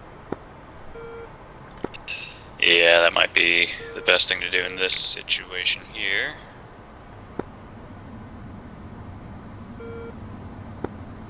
So it's pretty close by, but I'm not seeing it.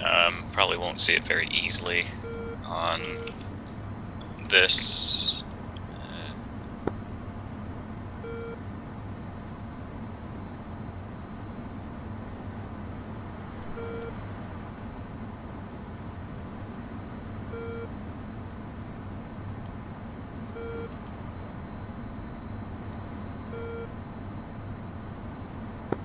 Yeah, go ahead, level out here.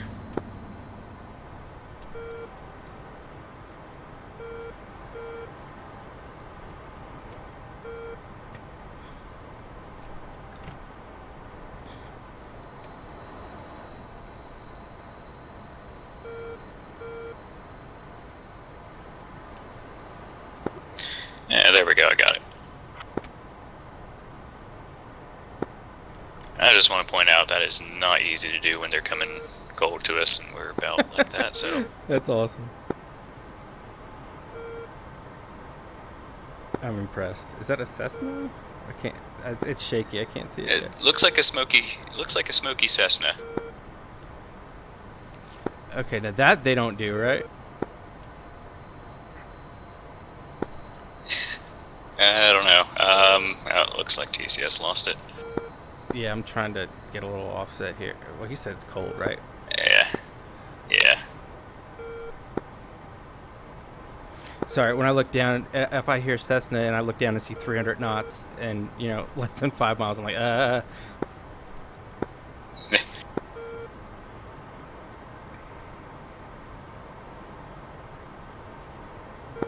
Yeah, we're closing at 200 over.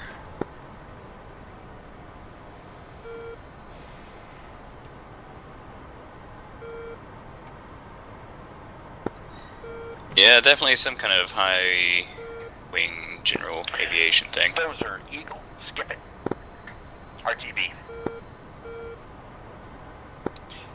There's one. And for the record, looks to be high High Wing and General Aviation. Copy. Thank you. You're welcome, sir. Hammer 1, Eagle. Now, when he says RTB, That means full blower. Eagle, Shawarma 2, go ahead. Last traffic was for Hammer 1, Eagle.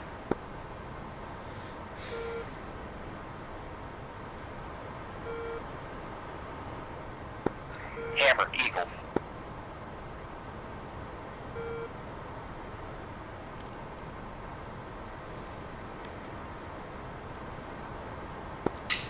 well,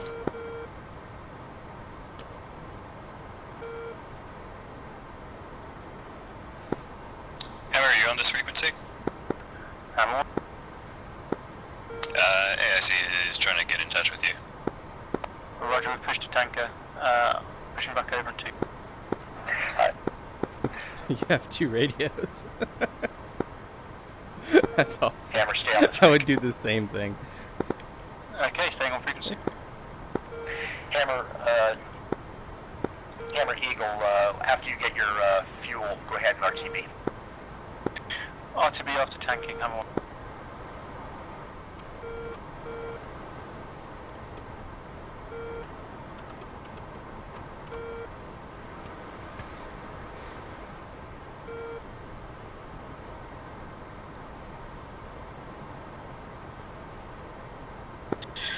Alright, I put in LDAFR on the tank end.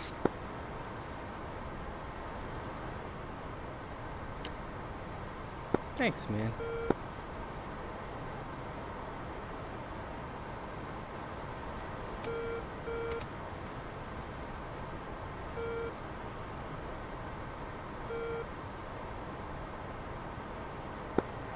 Eagle, clean.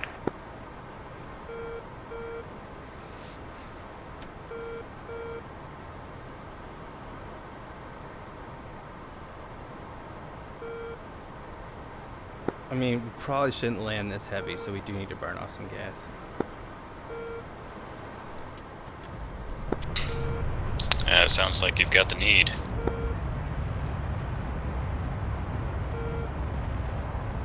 Maybe.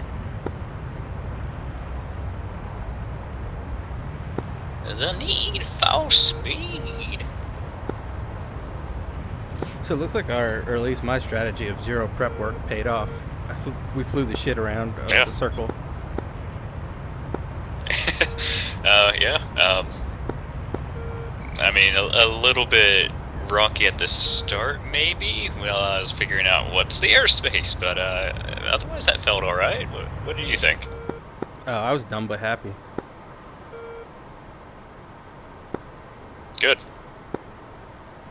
I had no idea what it was. I was relying on you, and yeah, if we fucked something up, I would have, you know, Dos Gringo'd it, and I never make mistakes. Alright, good to know. So your alibi can be the fucking Rio. Should we pay tribute to Twinkie and land at the wrong airport?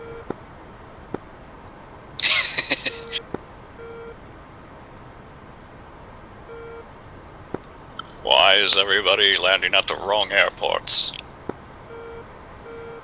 Because we felt like it. Did you see where I posted? No, I don't know if a lot of people saw it because it was at a weird hour, but I posted the link to Spot Hero, the parking app. Yeah. I was gonna say, yeah, you Spot Hero, we got a better spot at this other airport, so we landed there.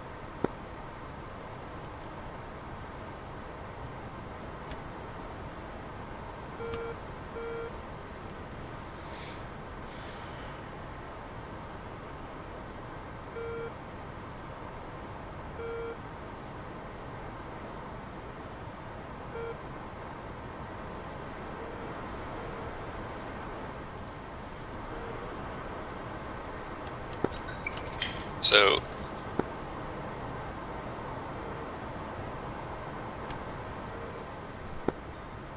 yes. they've been bombing for a while, right? Like That's what's been happening. Yeah, I think they're doing an air show or something. Yeah. Okay. So it's like basically the air-to-ground thread 1 checkout without any of the pressure or recognition. Gotcha.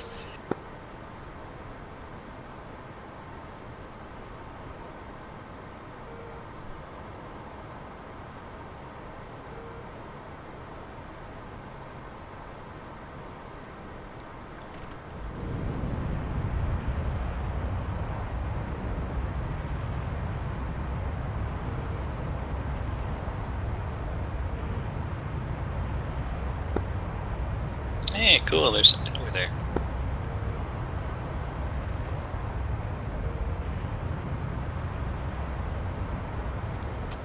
Hammer Eagle.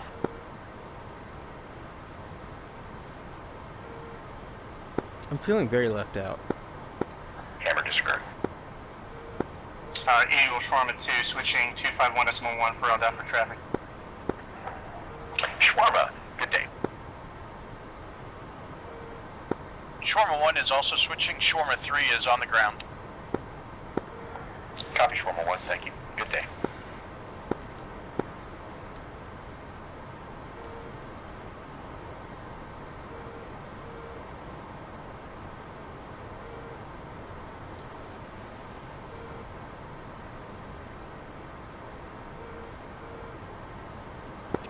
Yeah, you know, I feel like this was relatively Hammer easy. 1131.1.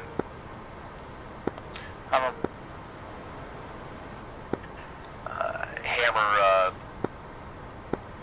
interrogative, about how long until you're done with your fuel rep? Hammer 1, figures 10 to check in. Yeah.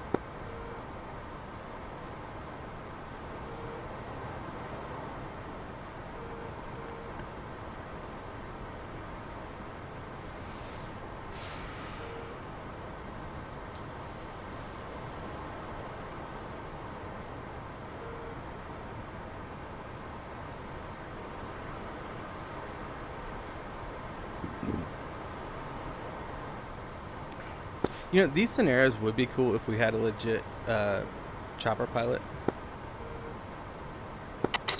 Yeah. Because you could be like, hey man, go deliver this package. Yeah. I was thinking about that the other day. Like, it would be really nice to have kind of like a helicopter side to this, right? You know, instead of the Marines just kind of appearing in scenario 2, we could deliver them via chopper. Ooh, yeah, good point. You know, I did want to say, you made a comment the other day. I was going to say, I can always find like a backup plane too, or like just take my EMT exam. Like if you ever want to fly, you know, like I could maybe do an F-16 or something. Or like if you want to do a chopper, you know, just that, like I don't want you to feel like constrained to the back seat if you have to, just, you know, just to participate. Oh, you mean when I was saying like, would it be more useful for me to fly? No, I prefer doing this. So this is what I enjoy a lot of. All right, good. I enjoy you doing like this too. In general. Good. In general, I'm just a really big fan of multi-crew things.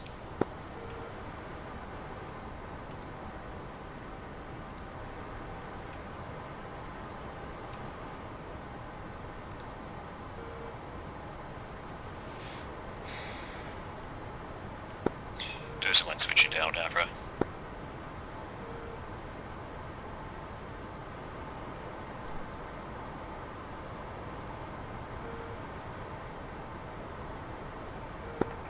Eagle, picture clean.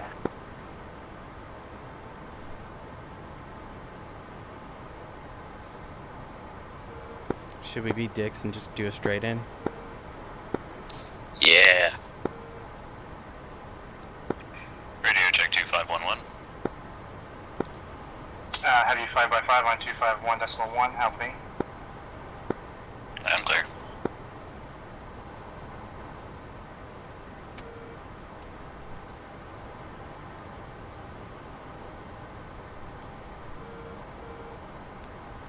Do you want me to do the traffic calls? Eagle, clean. No, I'll do it.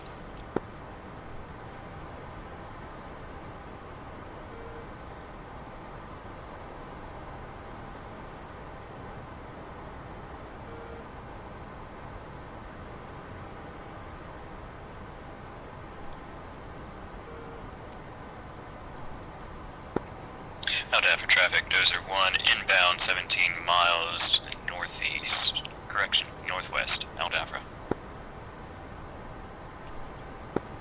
Alright, so what's the intent? I guess, not 3-1, but, what is it? 130 right? Shawarma 1 is, 16 miles, 18 miles to the northwest, 5,000.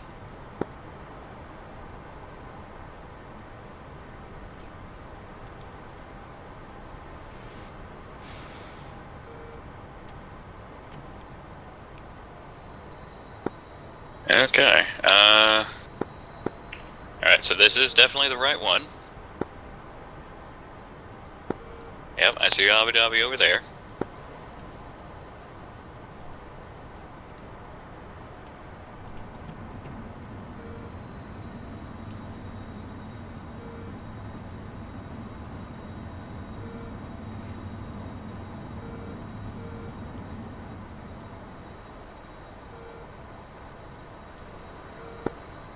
Delta for traffic, Dozer 1, inbound 10 miles to the northwest at 5,000 feet, intending straight in approach, 3-1 left, Aldafra.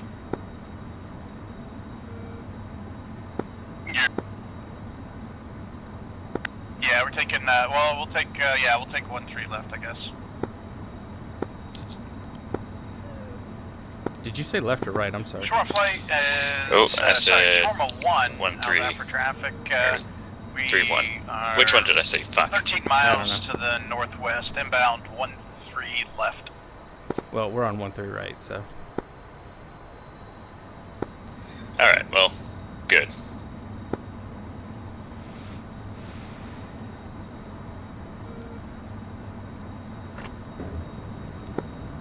Alright, I'm seeing the slats come out.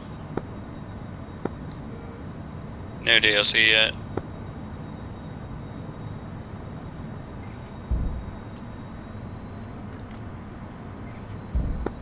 DLC is out. Alright, 1,000 feet. And Dozer, if you're northwest, it looks like you're lined up for 1-3, right? Eagle, clean. Yep, A-firm, miscom. Okay, no problem. I got you in sight. I'm gonna sidestep to 1-3, right? Shawarma 1, Aldaf for traffic. Wait, he's sidestepping to 1-3 right. Figure he says. He has us in sight. Good enough.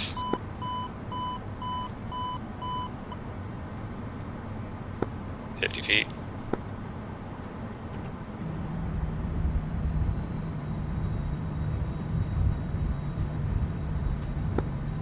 I never know if the landings are smooth or not because I go through the ground.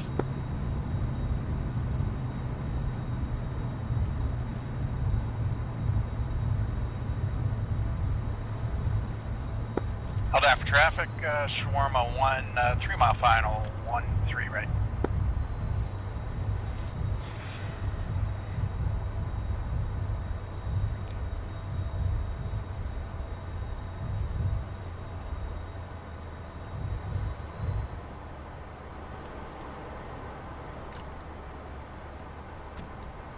I'm just gonna get clear so you can make the call early. Gotcha.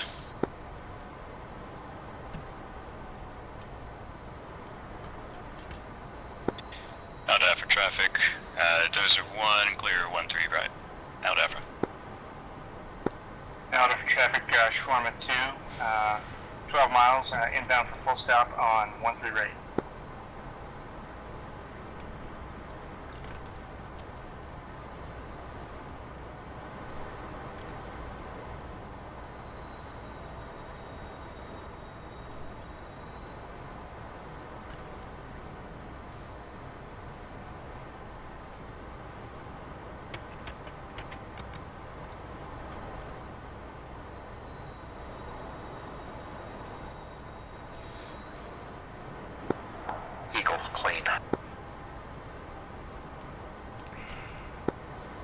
Well, good to know that things are clean.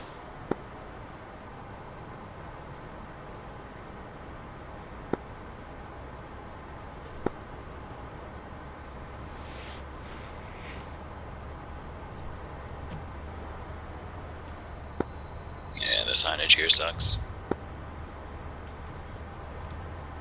Let's race the F-16.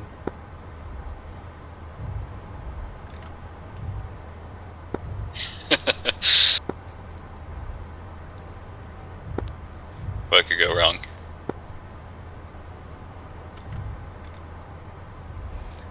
I almost did that, and then I was like, you know what, this is a scenario, and that would be the dumbest reason to get debriefed. For an hour.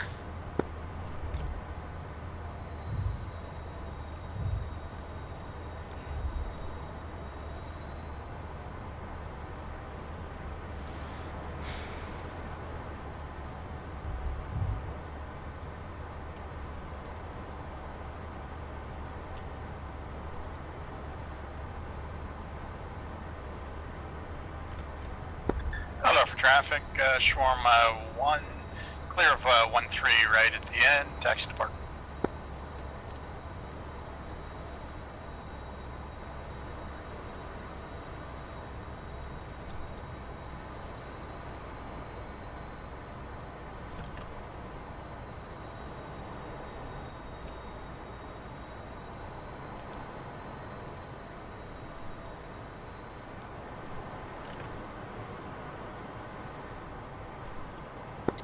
Out after traffic, there seems to be an inferior aircraft crossing our path. Out after.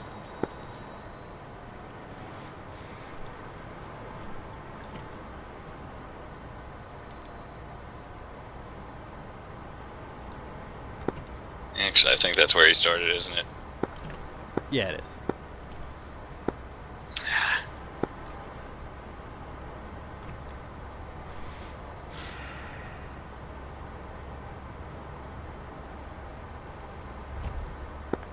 Eagle clean.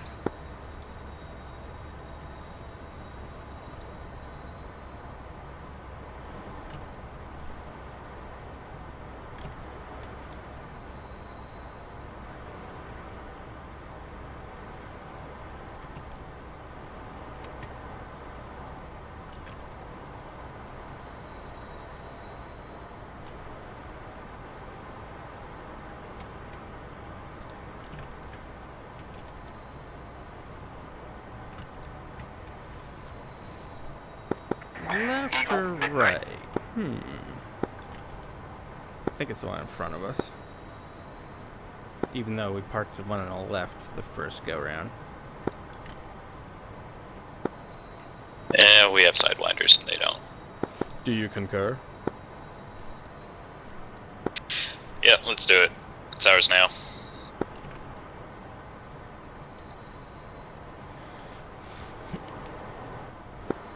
I think that's right, though.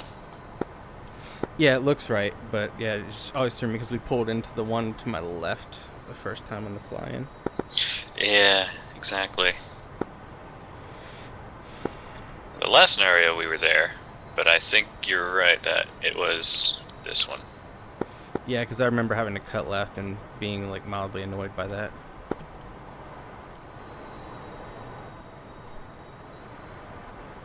Do we look okay on the right? I feel like if I fall, I need to offset this line a little.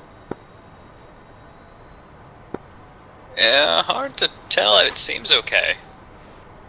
Seems fine. Yeah, in IRL, actually, when I was going to the jeweler, I was backing out and like took the right passenger side mirror off the car. So I'm having PTSD right now. Out after traffic, Swarm 2, clear of 1-3 right out after. Yeah, you mentioned that. But $500 is nothing to you or me, right? Yeah, I forgot about that. Yeah.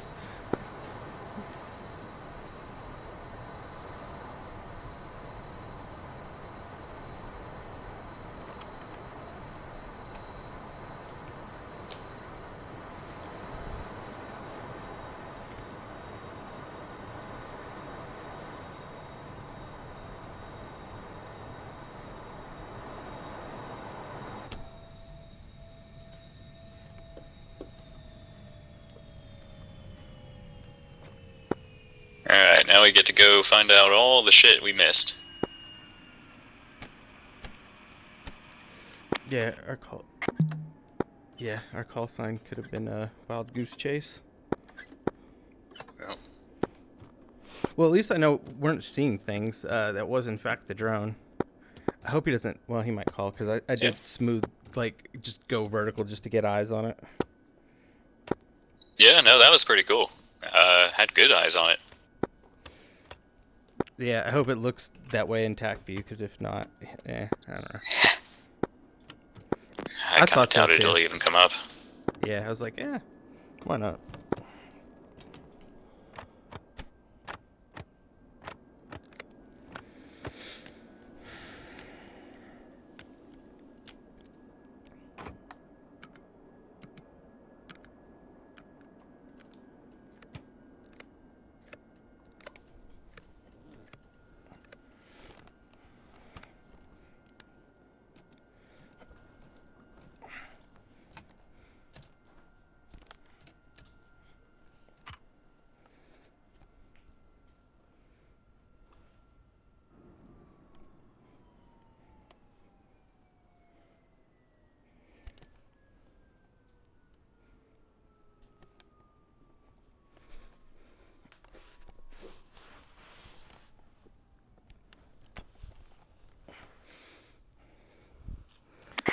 Well, I did figure out that because of VR, I can actually get up and walk outside, and if I lay down on the floor, I can check and verify we have bombs and shit.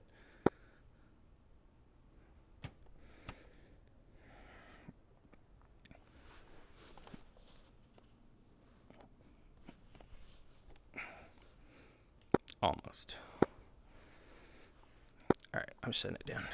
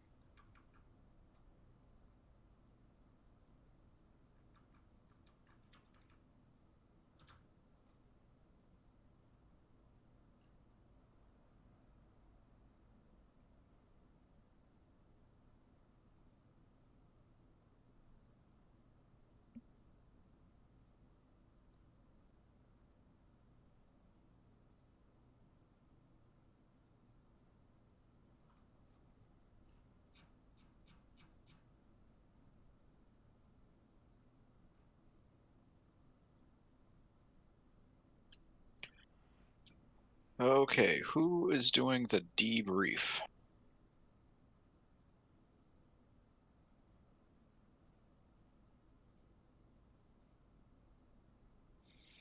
Well, as we was two different flights, if someone from Shawarma would like to kind of lead their and then someone, but I don't know, I might if from the air to air can kind of lead the air to air task debrief. Yeah, I can lead the debrief for Shawarma Flight. I mean, who is hosting the TAC view playback and all that? Oh, Madness? I can do. I wasn't recording like audio. I have all the files. Okay, I haven't done this before, but I'm sure I can get it running.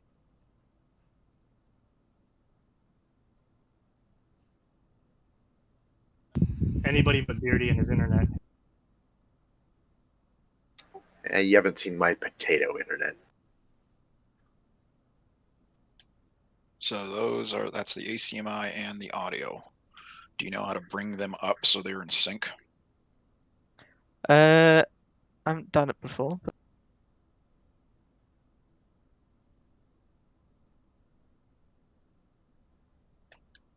Okay, stand by. Get that download started, I guess. Yeah, it's fine. FK1 for coffee.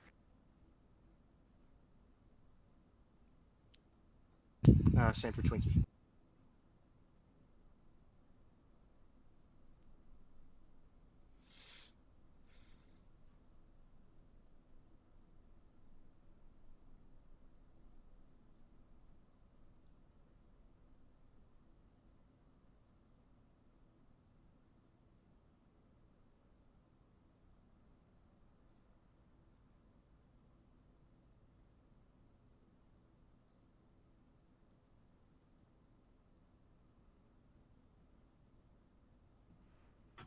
I have the audio file downloaded.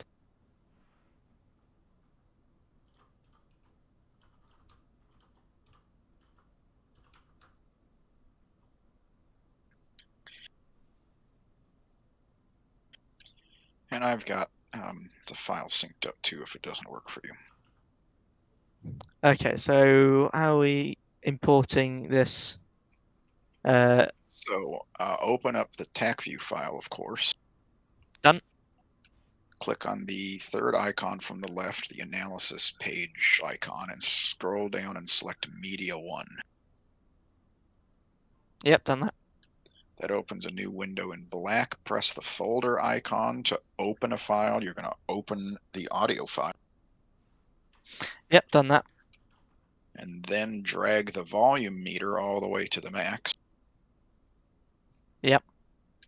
Then grab the title bar of that window and drag it off to the side. When you move it, you'll see little arrows in kind of the TAC view window. So when you drag it to the left arrow, it'll dock it to the left side of the. Yep, I've done that. And then you can just slide it over and kind of minimize it. Okay. So those files essentially started at the same time, and I just did some checks that I put in there with my voice and events that were happening in the ACMI, and you pretty much don't need any offset. They should be perfectly. Okay, I'll have a quick listen, and then I'll start streaming.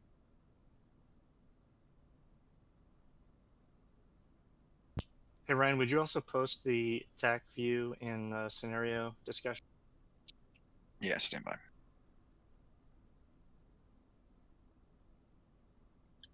It's in scenario 4 info. Thank you. Right, I've started streaming. If you would, oh.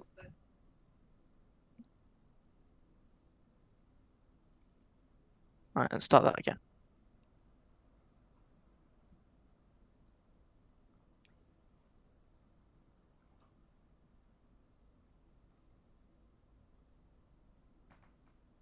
I can see it.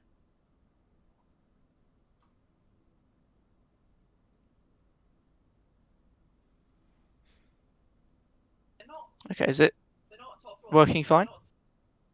I have it. Yep. Yeah, Cool. we can see it. You've sent it on an MQ9. Right, that's good.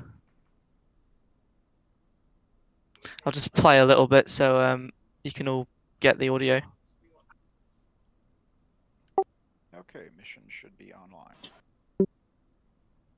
That was a bit of audio just at the beginning. Yeah, all you heard. Excellent. I'll skip to the takeoff. Or the when we all spawn in.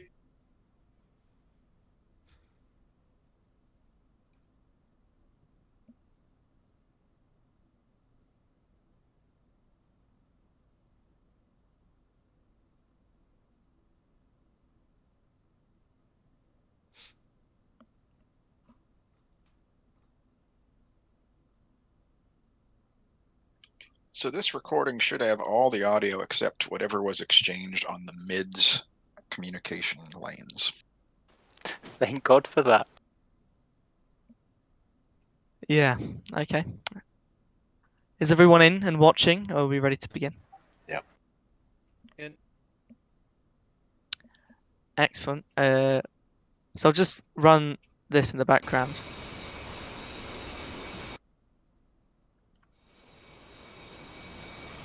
Are there any points people want to bring up now about the takeoff in general for their flights? Just one thing. I think just because we weren't supposed to have certain types of pods, there was no gun pod available for the Harrier, and that's the only gun option it has. So I'd like to request the gun pod be included for future missions, please. Okay, Ryan, I'm sure you can add to that. Twinkie, where are you actually? I can't see you on here. My initial connection just hung for some reason, so I went out and came back in. I figured it was no big deal since I was an A to G flight, but I do pop up here eventually when I reconnect the second time. Okay, I'll skip to when you come in then. Also on the F-16, I had no waypoints at all available. You had no waypoints available? Yeah, you can't add waypoints in the F-16, so if there's not some already spooled up for it, then I can edit them, but I can't add new ones. So if there's not already some waypoints put in there, then I can't edit them. Okay, again, that's a point for the next time, next scenario. I'm sure Ryan can put some waypoints in for you. I'm a Charlie. Thank you.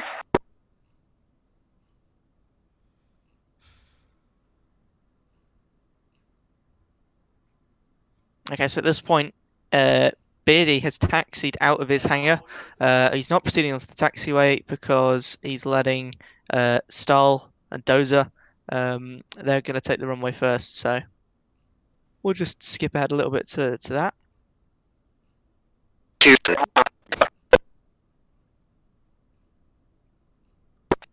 130.1 radio check. Hover 1, Route 85, how many? Lima Charlie, can I get you to push 318.5 for a check for me? Stand by.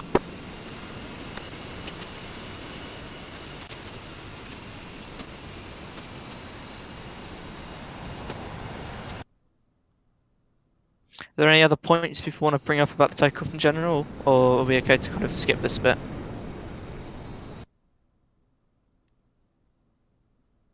I've got nothing to bring up. Yeah, unless anyone's got anything to bring up, I think we can move ahead a little. Make sure this doesn't take all day.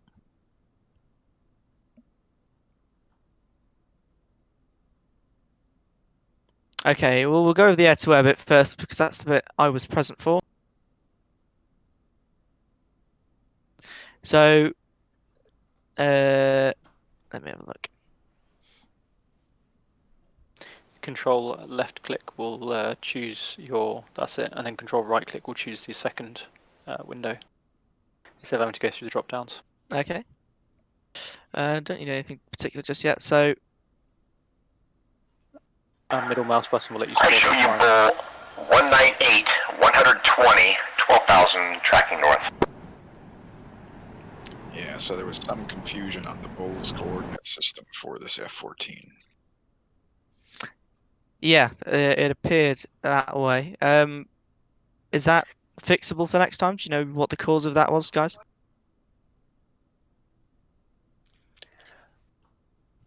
Just the wrong coordinates were entered in. I have a feeling we might have had the wrong coordinates too. When I was getting picture calls still in the bullseye format, I couldn't get them to line up. So I've got my bullseye card on my kneeboard as well, and nothing was adding up. Did Was you that guys an still have F-18? Kasab as bullseye, or did you switch it to the greater Tunub? Waypoint 1. Okay, Which is that marked as doesn't bullseye. tell me anything, but Yeah. Yeah, it was waypoint 1. It was labelled balls in the computer, and it looked to be generally in that area from what I saw. But I okay. can't confirm. It was. I'm not sure what was quite happening on Beardy's side. There is a difference between the F-18 being off. It usually uses true mode for bullseye checks, and everything else uses magnetic for bullseye checks. Not something that you change in your aircraft, just something that I have to change in AWACS for each aircraft I'm checking in right now. So right now, everything went off of magnetic. So if you were off probably about 10 degrees, that's what we've been seeing on the NTTR map. Was that about what you were There's getting? only about offset? 2 degrees deviation though in the Persian Gulf, so it shouldn't be that big. Yeah, Persian Gulf Right. isn't as big. I think it's 1.6 east. I don't know. I mean, it might have just been me getting my geometry and having a bit of a helmet fire. Getting it completely wrong. Is there a way to turn off all the tags for the random traffic? Do you know? If you go down into the tags at the bottom, a little bit right. There we go. You can turn off IDs and tags and change scales. Change the scale to small. That kind of helps sometimes. Okay, small. Okay, right, let's continue.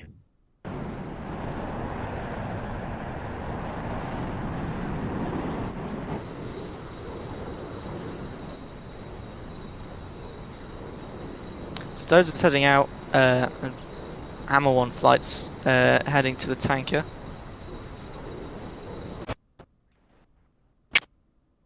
Swarm 1. Swarm 2, Swarm 1.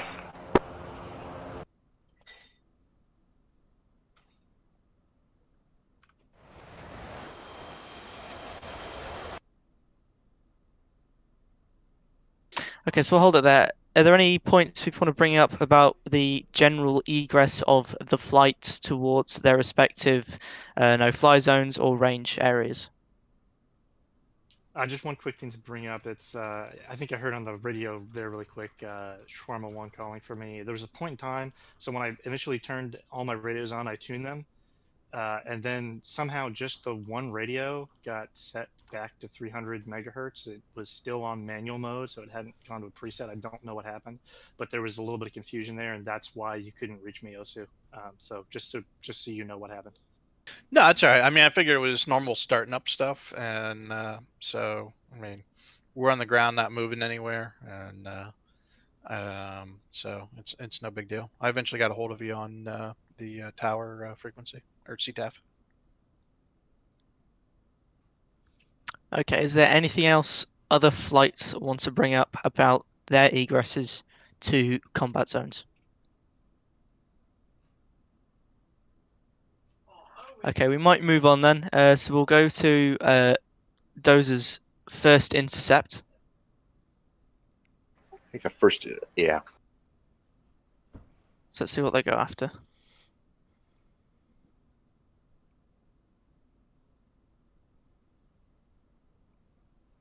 So it looks like I'm trying to. Are they going after the MI8 at this point? I don't remember what our first one was because we were getting the calls for several while we were on station. I think. Dozer Eagle, first group, bra. Until there was like 3 calls before we actually committed. Okay, let's hear what Sensei says here. 017, 23, 15,000, hot, bogey.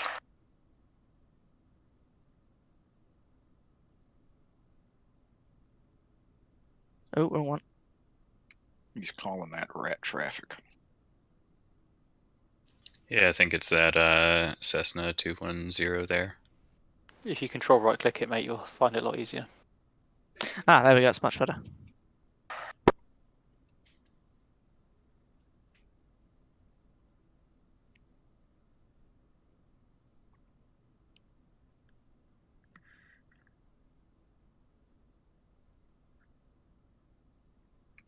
One thing I'll point out here is all those tankers' orbits were pretty far to the north and nearby.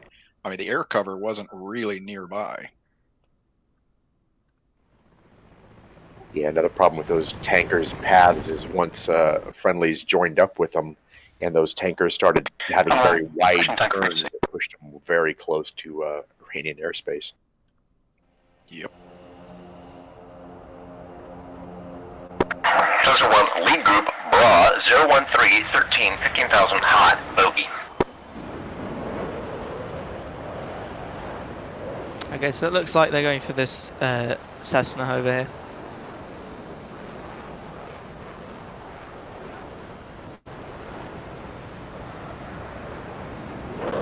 I think they're skewed in though on a 5135.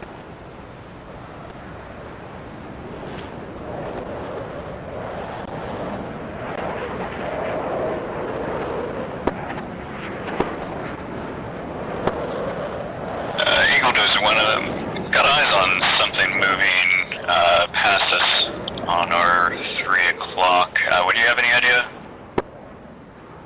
Okay, stop tape there. Yeah. So right. In hindsight, now I guess we caught a glimpse of the tanker squeaking by. I saw it first, and then I was able to get Ann Callan's eyes padlocked to it when it was probably at our 3 or 4 o'clock. So we called it in a little later, so the radio call is not going to match up, but it is synced. And then I think there was some confusion because Eagle came back and told us where our group was, which we knew. So there might have been something we could have cleaned up there because effectively we didn't communicate effectively, like that, hey, this is something else that we saw, like, kind of what is it? Nothing at your So 3 o'clock is off the screen. Yeah, I was 3 going to say, o'clock, you're you're talking right. about the one that Madness and Beardy are joining up on? Yeah, so again, like, Or that it's guy? like KC-35 that just went, it's now at our, like, really at our 6 o'clock. That one there. Or the one up high? No, like right where your mouse, or I'm sorry, yeah, then it was that one. It was one that is now at this point behind us, and I saw it coming in and then sliding behind us. So it's one of the two. The one behind you is at your 7 o'clock. Yeah, and Callan, I mean, just idiot-proof me on this. Like, I remember when we actually said, hey, it was at our 3, like, it was actually way back there at that point.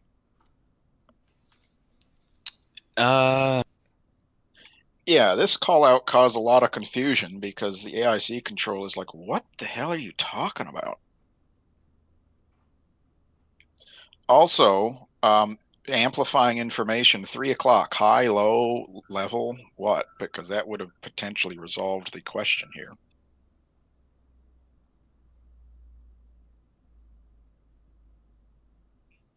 Okay, is there anything else to add? What's the distance between that F-14 and the group it's intercepting? That one there. Hold control. You're less than 5 nautical miles and dumping your situational awareness, and even worse, distracting the AIC controller who's trying to get you into this merge. That's an extraordinarily dangerous thing to do if that thing winds up being a hostile aircraft. Just point that out. Well, okay, then help me understand that, because we knew that we saw something that we didn't know what it was. We had no radar contact and no AIC. Yep. Okay, zoom out. I'm going to answer this already because I know what you're asking. Zoom out. Look at all of the aircraft in the area. Whose job is it to watch everything else other than the ones that your eyeballs should be focused on? AIC. Are you going to do his job from your cockpit, or do you want to do your job from your cockpit? From last time, we were kind of basically clued in to use our sensors, our eyeballs, and our radar to augment his essay. So yeah, when I saw something that I could visually see that wasn't on data link, wasn't on anything, I started paying attention to what we were actually intercepting, but I had Ann Callan kind of watch and call that in. So yeah, I mean, granted, what you're saying I understand, but also I wanted to use my eyes to kind of help. Right. So what the AIC controller is seeing is 1, 2, 3, 4, 5 friendly aircraft other than you, 6 if you want to throw in that P3 that you probably weren't aware of. And he's got all of them on his scope. So that seems like an easy one then. Looks 3 o'clock, says nothing there. Easy. Except there was nothing at 3 o'clock, which caused all that confusion, and that is the issue. This close, I mean, you're essentially in the merge. Less than 5 nautical miles, a lot of different weapons could be released. You're almost head-to-head, and you are distracting and confusing the AIC controller and yourself, lowering everybody's situational awareness meter below 60, 70%. So, I mean, if you listen to the comms, right, the AIC controller is fumbling around trying to ask, what the hell are you talking about? While you are supposed to be prosecuting this merge. And really, at this point, you're probably supposed to be starting the turn, but you're busy monkeying with the radio instead of thinking about converting onto this guy. So hit play and see what happens. Those are Eagle. Contact will be at your 9 o'clock, 4 miles, 15,000 feet. Now flanking southwest. Eagle 1 does run tally on the target. There was an additional contact we visually identified that flew behind us probably 5 seconds before Dozer 1 radioed in. Keep eyes.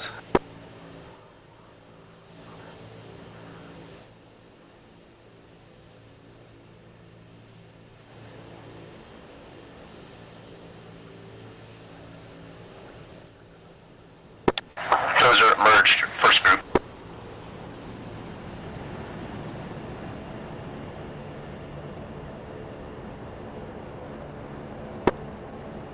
Eagle Dozer 1 looks like first group is a Cessna. Dozer, skip it. Dozer.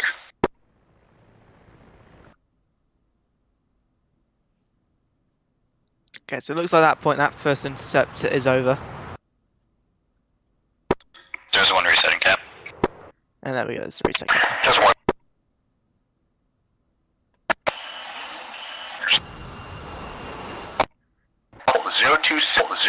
Bull 026 11 2000 track southwest slow bogey.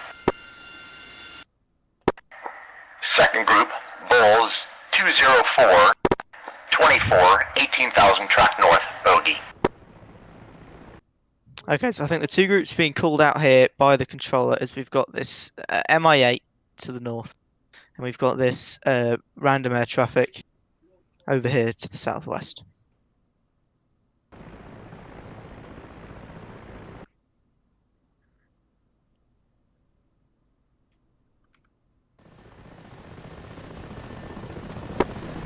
Sherman 1, Sherman 2, take current location.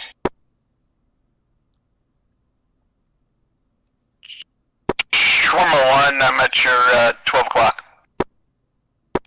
I'm at Charlie Apron, Sherman 2. Sorry, second I stepped on you. Roger, what your last transmission, Sherman 2. Eagle, 3 groups. First group, Bull, 175, 27, 16,000 track north, bogey. Second group, Bull, 214, 20, 18,000 track north, bogey. Third group, Bull, 0. So from what it looks like, can you, at this point, are you looking at this guy with your radar? Because it looks like you're almost trying to commit on this guy. Yeah, so, I believe we visually picked him up, and so at that point, yeah, we did the radar to get the TCS cage to him, because I think we saw him right before it got called out as a group. Okay, let's continue. 219, 2000 track southwest, bogey.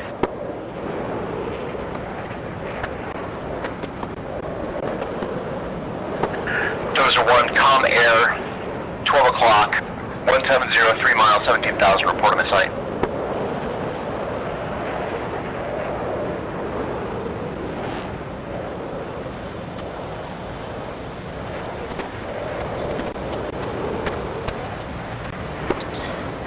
Eagle Dozer 1, say status com air. Com air, now broad 2673, 18,000. Recommend you take a look at it. They're flowing into that. That is target contact 2.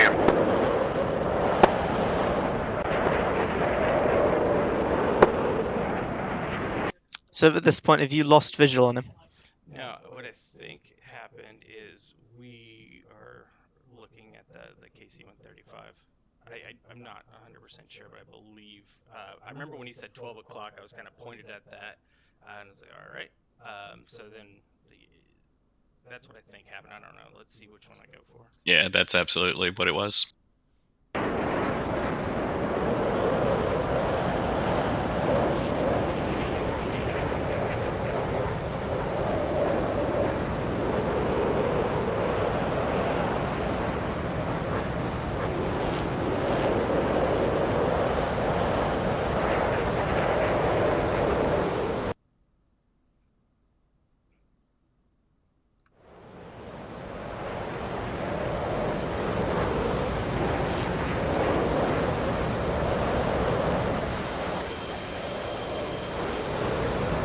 Okay.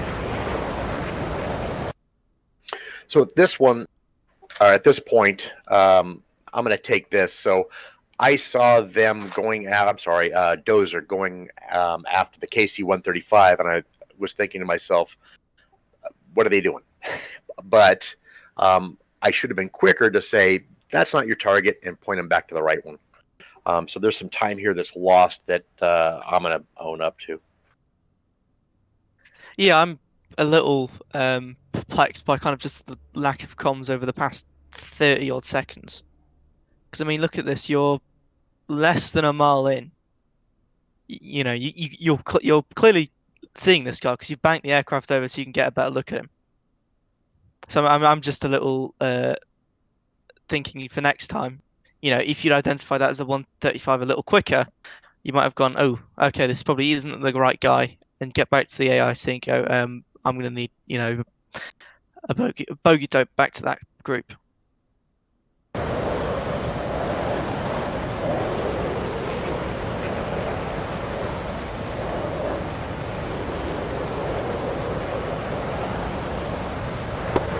Sherman 1, Sherman 2, what's the plan for takeoff since you're relying on my man? Eagle, 3 groups. First group, Bull, 183, 15. Sherman 2, you'll take off first. I'll follow and trail. Second group, Bull, 253, 15. Just a section takeoff, 7-second separation. Third group, Bull, 209, you'll fly form on 2000. Track southwest. Sherman 1, Sherman 2, request 20-second interval due to decimal. I'm curious for Eagle. Were your eyes focused on this Dozer flight, or was your scope focused elsewhere? At the time, I think I was checking through other aircraft that were kind of flowing up. There were 2 rats. I believe it is Rat B747 and Rat B757. Right. So this goes back to what you were saying. I mean, you could have turned him around, but your scope refresh is once every 10 seconds. Right. And he's doing all these intricate maneuvers with something that's close, so he can't necessarily see what's happening. But to the bigger point, it is not the AIC controller's job to babysit every single blue air-to-air fighter. His job is to look at the overall picture, and so he's got a very cluttered scope on purpose, because that's how the real world is. In fact, by the way, I'm going to point out that the real world is probably 4 or 5 times more cluttered than this. But he's got a very busy scope that he's trying to sort out, and he doesn't have time to babysit every single blue fighter. He's telling you the picture. If you call out that you're committing to something, he's taking note of that. Okay, West Group is being committed on by Hammer 1-1. East Group is being committed on by Striker 7-1. And he's got all this stuff that he's got to do. It's a very busy job. So please don't expect him to kind of in this situation, when you're less than a mile from that thing, to kind of say, hey, you're on the wrong thing. He's looking elsewhere and you are merged together. He might not even be aware that you're on top of another airplane at that point, because it's appearing as a single group. on his scope.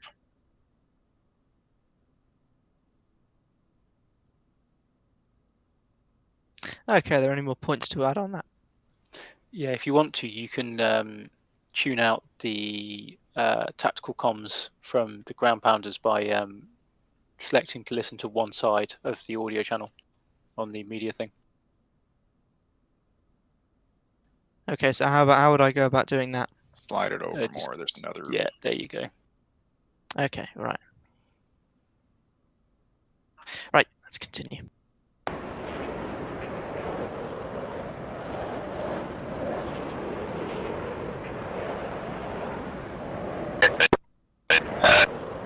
Saudi. This is the one coming in. Looks like this comm area you wanted us to have a look at is Saudi. Copy.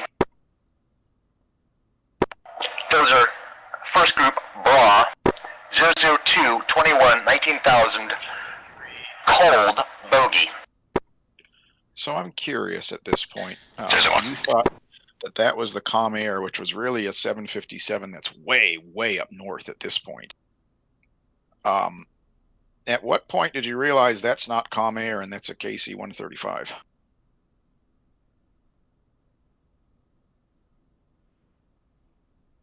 Is that a question for Dozer? Yep. Yeah, to be honest, I don't know that we did. The last transmission was the comm air you wanted us to identify looked Saudi, so we got the livery on it. So I'm gonna say that unless Aunt Callan realized it, I was unaware, but no. So Madness, if you scroll back to where this, where he bit off on this thing, scroll, I don't know, it's probably 2 minutes back, right? Just kind of scrub through time back. Zoom out a bit. Back up further. You can use middle mouse button hold to fine tune. So it's probably where he made that turn, right? It was a call to investigate comm air traffic, I guess. Dozer 1, comm air, 12 o'clock, 1703 miles, 17,000, report him in sight. So that wasn't even investigated, it was just report him in sight because he's making an advisory call. Right, so that's 37 minutes, 38 seconds on the meter. Now scroll ahead to when he makes that call. It says, this thing is a Saudi KC-135. Actually, he never identifies it as a KC-135. He just says Saudi livery. Now look at the time. Those are first group. Yeah, she's just done it then. I've missed. I just skipped over Right. it, but he's just done it then. So it's almost 3 minutes worth of time that's wasted and all that distance wasted because the call wasn't understood. And this airplane wasn't identified as not commercial air. So what I'm pointing out here is that platform recognition exam is in there precisely to prevent you from wasting time and ensuring that you are putting your focus and attention on the things you should put your focus and attention on.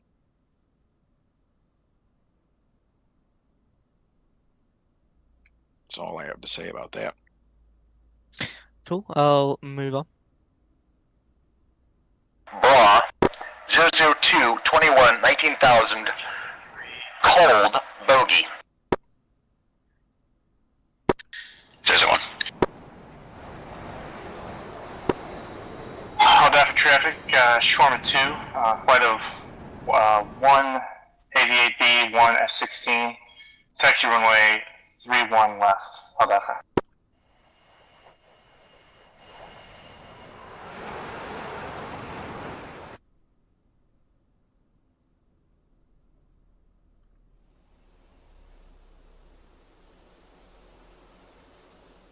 You can probably fast forward a bit. I think the next engagement is intercepting that MI-8 to see what it is.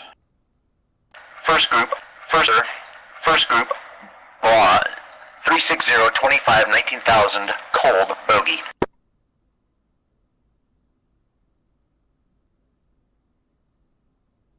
Content.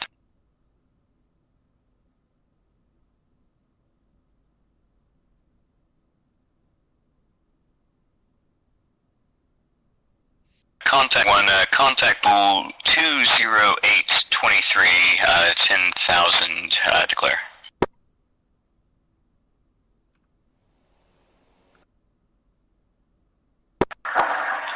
27823, clean, stand by.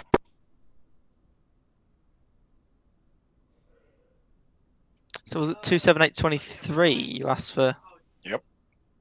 So he's got that MQ9 on his scope. Yeah, Although it's it's close not to the same. Bulls 278, right? It's like Bulls, I don't even know, 230 or something. 208.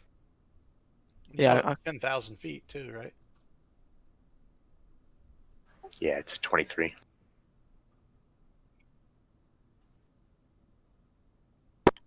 Correction, Bull 208.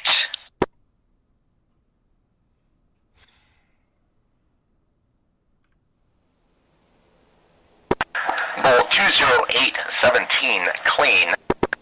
First group, Bull 3017, 19,000, cold, bogey.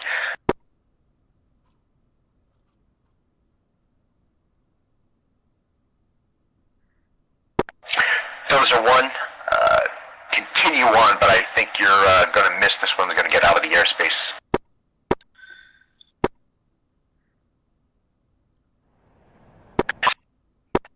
Bull 3185, 2000, track southwest, slow, bogey.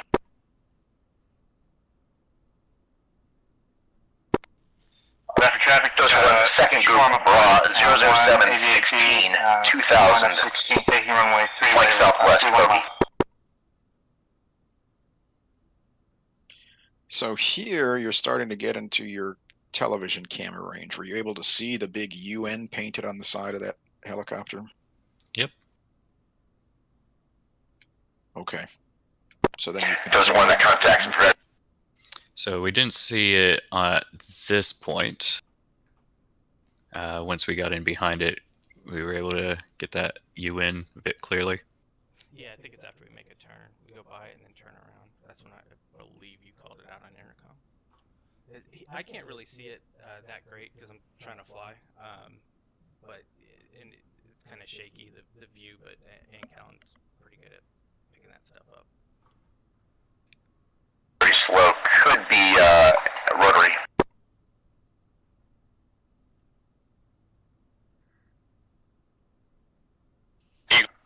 Eagle Dozer 1, we're going to that suspected rotary. The aircraft we were just in pursuit of looks to be Comair. And I completely forgot the group label he gave that.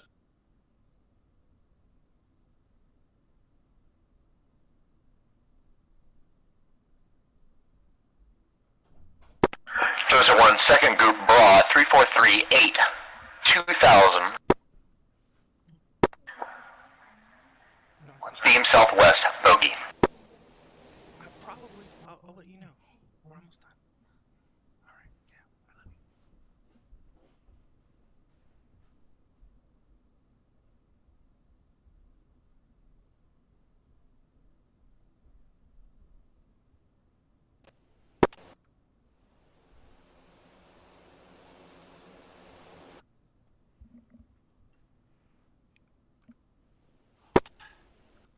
Eagle, Dozer 1, we're just going to come around for airspace.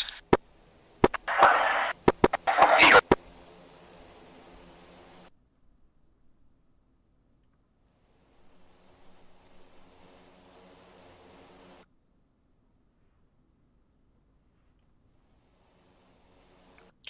Okay, so you're about to call this out as a UN liveried helicopter, but what's happening if you pan that camera up is there's an IL-76 there, and that is another bogey contact that I don't think ever gets intercepted.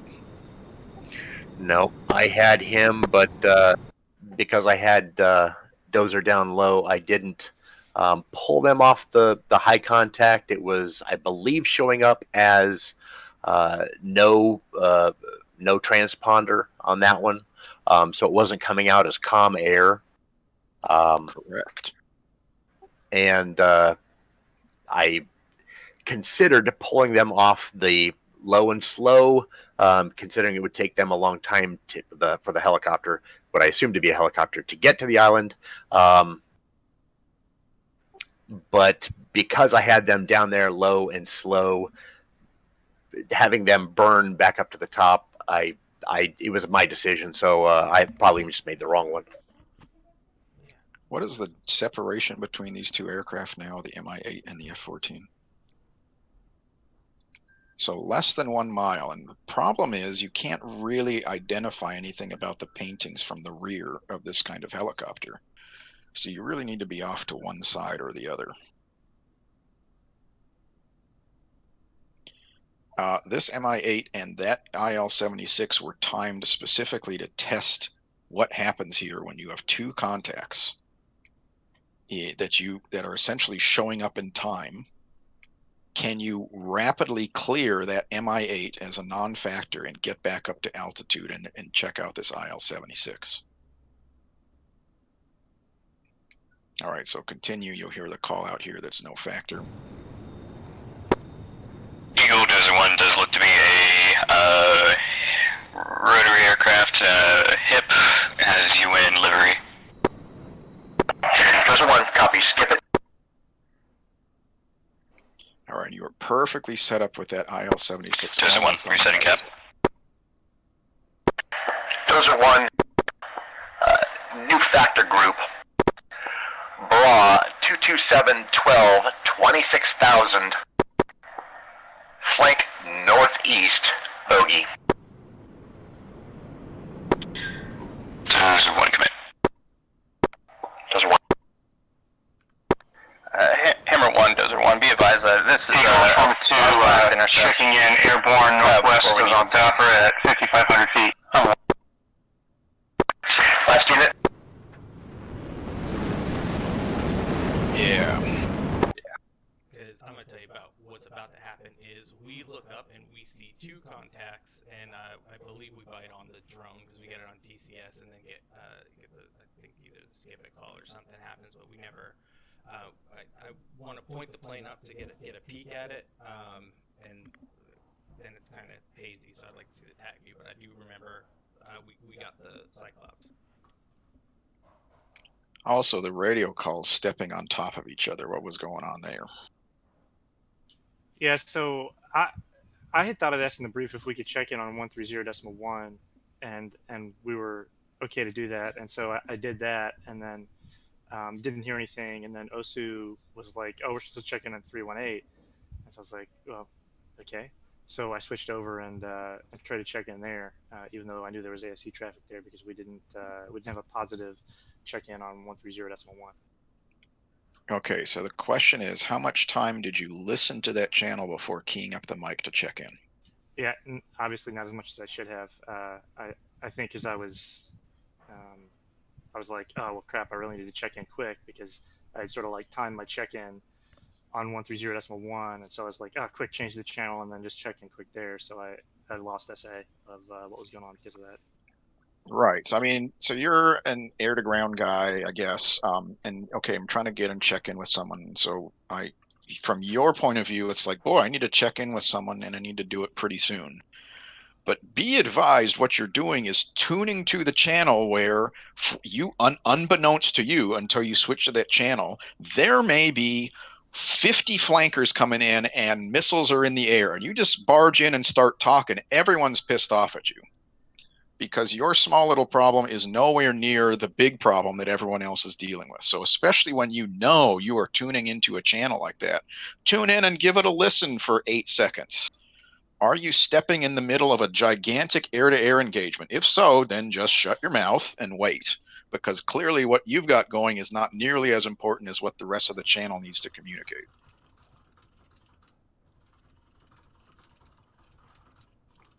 All right, so we'll continue here and see what happened. Last US traffic, say again. Eagle, Shawarma 2, airborne, northwest of Aldafra, 5,600 feet, checking in. Shawarma 2, copy, stand by. Dozer 1. Factor group, Bra 1813, 16,000. Flank east, bogey. It's 16, not 26.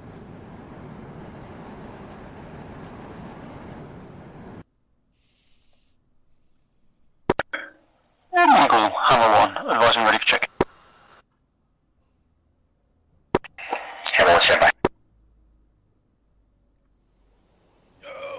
out of speed. Yeah, so some of that confusion is people coming up on the radio and distracting you, right?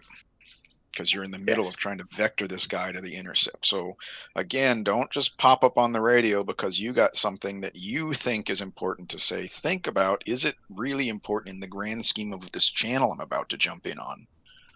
Right? If it's the air traffic control frequency and you're coming home, okay, you could probably tune in and start piping up pretty quickly. But if it's the AIC, the air intercept channel, and you're going to tune in, but you better give that channel a listen for about 8 or 10 seconds before you decide to chirp in, unless you have something pressing. If you see, you're an air to ground guy, let's say, and you see 2 Su-27s rolling out of the sky onto you, that is an appropriate time to switch to the AIC channel and immediately start telling people about it. But unless it's that kind of situation, you need to give it 5 to maybe as much as 10 seconds of listening to see, is there an intercept going on that I'm going to distract people about, or step on someone and destroy their critical information they're transmitting? Just hold on. So anyway, 2 different flights now have done that, and both of them have distracted the AIC controller while there is this confusing intercept going on. It's a bittersweet situation, and the F-14 doesn't have a good situation awareness on the one guy he should be focusing on. If he had good situational awareness on one of it, he's relieved the AIC controller and that guy can do other stuff. But at this point, that is not what has happened. So we'll see what happens as we continue.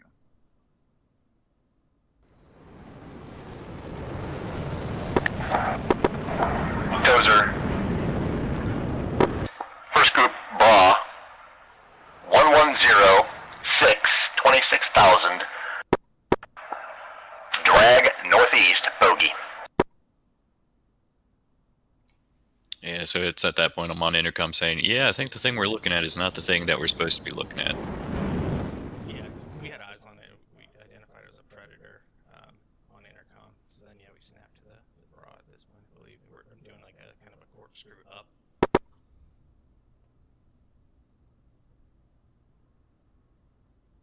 Hammer 1, Eagle, go. 1 second. Go ahead with check-in. Hammer 1 check-in as fragged, playtime 4-5, alpha check 142, 22, 20,000.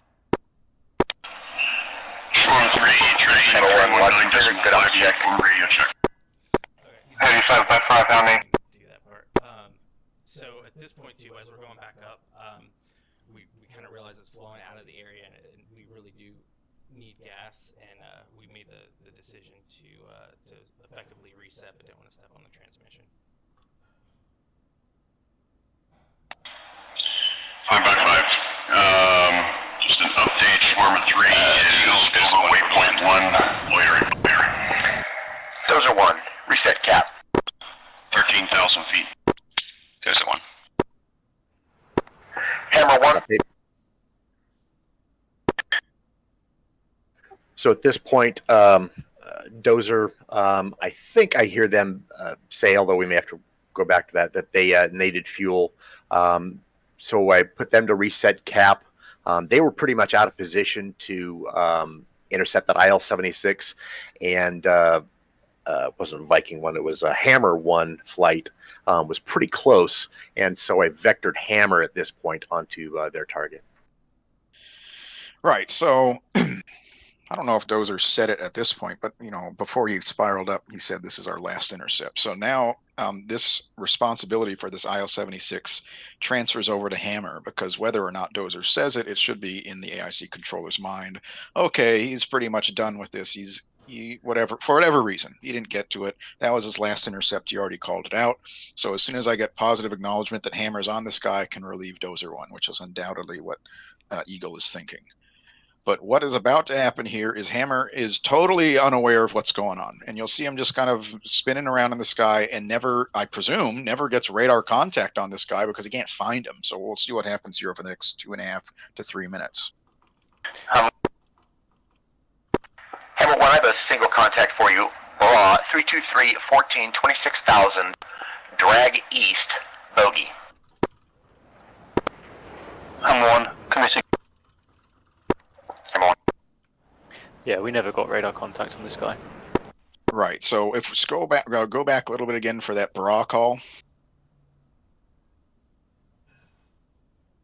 Swarm 3, train 319.5 good on check. Radio check. Heavy 5x5, how many? Visual waypoint 1, lawyer. Dozer 1, reset cap. 13,000 feet. Dozer 1. Hammer 1.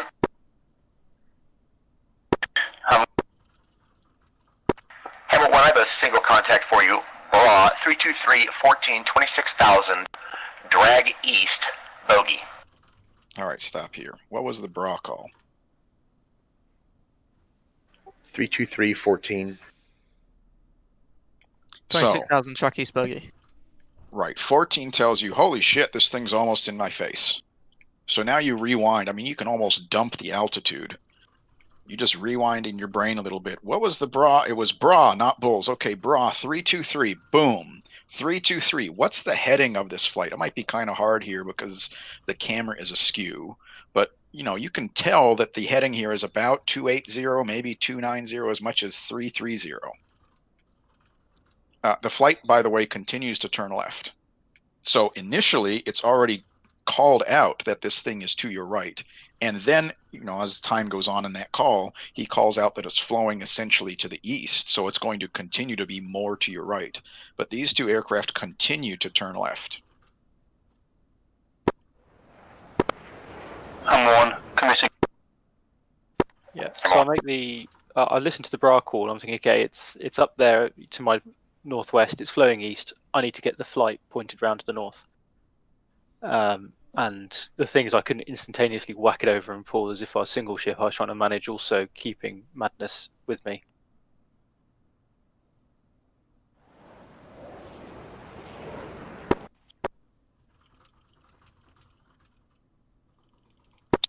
Dozer 1 is going to refuel. Dozer. I'm 1, second range. Hammer 1, bra 352, 11, 26,000. Drag east, bogey. Yeah, I think I didn't actually catch the range on the first call, and that's why I was taking it slow.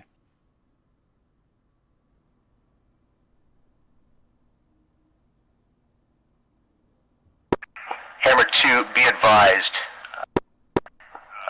Friendly traffic, bra 0158. 31,000, report him in sight.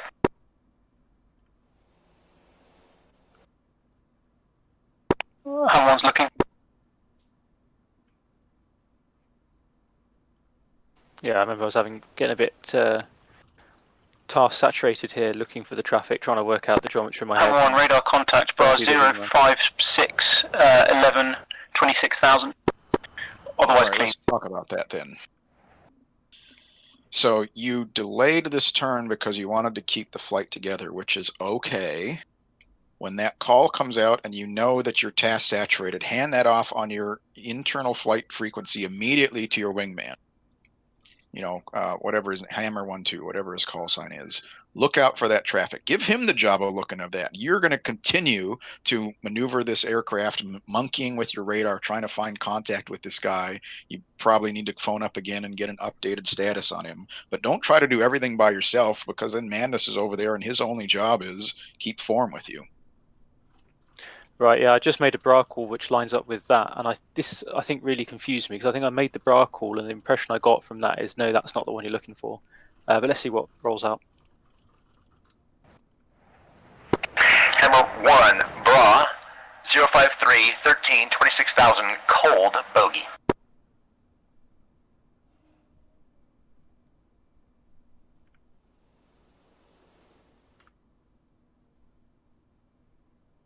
So I think at this time I'm saying to Madness, you need to make a right turn.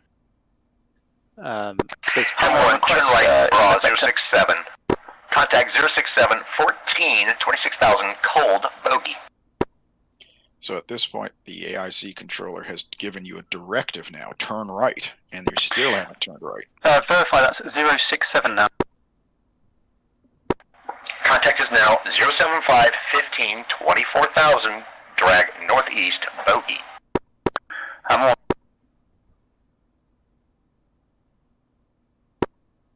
XCON on the intercom. Are you on Yeah. 319.5? I'm very behind the curve on this one for sure, and it's the whole juggling. 319.5. I'm monitoring. I have nothing listening or playing. A-firm, can you vector the air-to-ground guys to the lesser Tunby Island? Copy. So it's if we stop for a sec, so it's just juggling all the it's the mental gymnastics. I mean, I know it's going to be a bit of a baptism by fire, but I wanted to get the experience with these limited sessions we've got until the assessment. And yeah, I was definitely, you can see I was a good few minutes behind the curve on this one. So I was probably reacting to a call that was probably valid 2 minutes, a minute ago. Hammer 1, show traffic. Hammer 1, radar contact. 06029, 21,000. So I've picked up that next guy along by the looks of it. Bull 07522, 20,000, cold, bogey. And that. Hammer 1, knock it, skip it, that one's out of the airspace. Skip it, Hammer 1.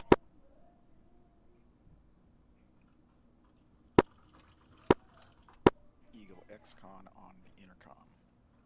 The UAV guys have lost track of their. The UAV guys have lost track of their UAV over Lesser Tunba Island, Cyclops 2. Copy. You want the shawarma to look for it? Negative. It should just enter an orbit, but we suspect a GPS jamming on the ground, like to vector that air-to-ground team, cancel their practice mission at the range, and vector them up to Lesser Tunba Island. Is that Cyclops 2? A-firm, Cyclops 2. Stop.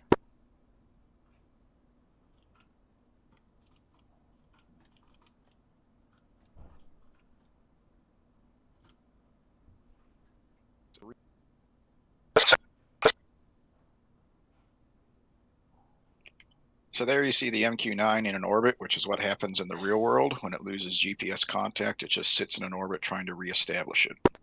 All right, done. They should be contacting 317.5. The air-to-ground Broadsword, practice mission, and we pick up a new controller here to handle the air-to-ground strike that's about to happen. This is also something that can happen real world. Radio check 317.5. Trauma 2 Broadsword, have you loud and clear. How me?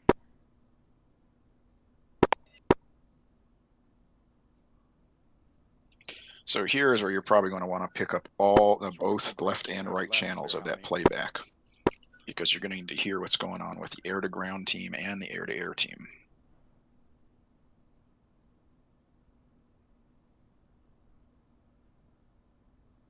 We're going to be running north. Broadsword, Shawarma 2, have you loud and clear? Picture clean. Tasking is located. Shawarma 2 Broadsword, turn left heading 015 for 90 nautical. Do you want me to push to the air to ground, guys? Or do you want me to stay with the air to and we can do air to ground later? Well, so I mean, it's going to take a while for the air-to-ground guys to get into the area, but it's important to see what's happening with the air-to-air war while that's going on. Okay, I'll stay with them. I missed that. Hold on. Turning left 015, best speed, Shawarma 2. Did they call us for tasking on the range? Eagle, first single Not on the range. We've been 14724, 27,000. What I understand, we're currently Twiggy's on 317.5. Correction, Shawarma 2 is on 317.5.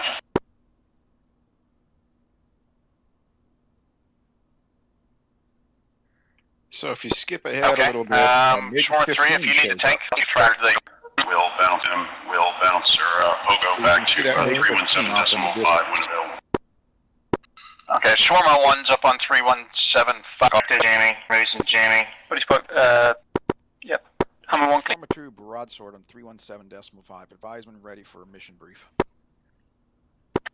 Eagle, 2. Broadsword, Shawarma 2, holding hands with Shawarma 1, ready for mission. 11, 13,000, track northwest, northeast, bogey, Suspect GPS Second group, jamming Bull, in the vicinity of 15020, Lesser 3000, Island. track northwest, Advise, bogey, orbit the slow. area, look for GPS jamming equipment. They should be set up roughly 6 trucks in roughly a circular pattern on the ground with antennas and a central van controlling them. How copy? Racky, Hammer 1 commit to second group. Suspected GPS jamming. Vehicles in a circle with a central truck on Lesser Ton Island. Shawarma 2. Bra, 03721. Okay, amplifying information. 3000. Drag coalition northwest, ground bogey, vehicles in the slow. area that have secured the airfield. So check fire before you release any ordnance. Okay, stop here. So I know there's a lot of comms going on the radio, and I mean, you get to hear what my life is like doing all this, right? But the question is, for the air-to-air guys, you've called a commit, and you've called on second group. Which one is the second group, and which one are you committing on? I'll be honest, I wasn't able to extract what was going on for the last few minutes on the attack view with all that noise. Right, so you called second group, you started to turn on this KC-135, then Eagle comes out and essentially gives you a bra to the group that you told him you were committing on, which is that MI-8 down essentially north, almost north, directly north of you, a little northeast. So you're continuing this turn on the 135. The 135's no factor. It's whether it was there or not. We were just making that turn administratively and just trying to get my head around what I wanted to do with the flight and what my game plan was looking like. Roger. All right, let's see what happens. Check for UN vehicles near airfield. Shawarma 2. On the ground. Would it be acceptable for like the initial tasking when you ask how copy to just be or just to say that we copy the tasking without having to read it all back versus like the UN vehicles where you want to miss you want to verify that information? Yeah, if the transmission came across clear and things weren't stepped on and you're reasonably assured that you heard everything important, you can just come back and say good copy or solid copy. Yeah, I can save a lot of time on the radio. Yep. 1, do you have us on radar? Affirm. Please advise us on proximity to Iranian airspace. Camera 1, Eagle, skip that target. New factor groups stand by. Skip the Hammer 1. Broadsword, be advised you only have about a 6 nautical mile buffer to the north from the shores of Lesser Ton. Hammer 1, Eagle, turn 005. That's 6 miles north of Lesser Ton, Shawarma 2. Eagle, new picture. 3 groups.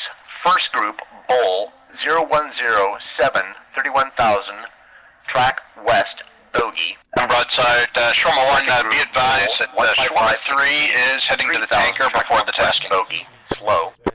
Broadsword. Third group, Bull, 1159, 13,000, track north, bogey. Trying to overestimate maybe 30 minutes. Shawarma 2, broadsword. Expect a right-hand orbit over the target area with a hot leg traveling west to east. Expect hot leg west-east right-hand orbit over Lesser Ton. Shawarma 2. Hammer 1, Sagan, bullseye. Broadsword, show you 50 nautical miles out. Continue. Stop it. Hammer 1, bullseye for which? Yeah, this is a call that just actually lit a fire in my head for about 5 seconds. So you go back about 10 seconds or so. I realised I was thinking out loud, and you see I just go, oh, no, that's nonsense, and I just request picture and, essentially come from a clean slate. Hammer 1, Sagan, bullseye. Broadsword, show you 50 nautical miles out. Continue. Hammer 1, bullseye for which? 50 nautical miles, Shawarma 2. Hammer 1, request picture. Hammer 1, 3 groups. First group, Bra, 33925, 24,000. Hot. Shawarma 1, Shawarma 2, Fenton. Recommend commit. Hammer 1, committing at Shawarma radar 1, contact. Shawarma 2, go ahead. 33921, 23,000 Shawarma 2, Fenton. declare. Hammer 1, Bra, Say again with that 21, 23,000. Affirmative. Friendly. Correction, both. 21,000 friendly.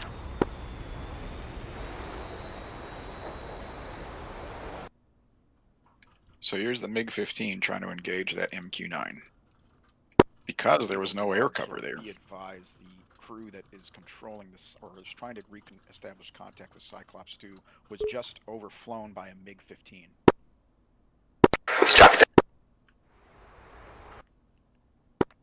Hammer 1, friendlies report.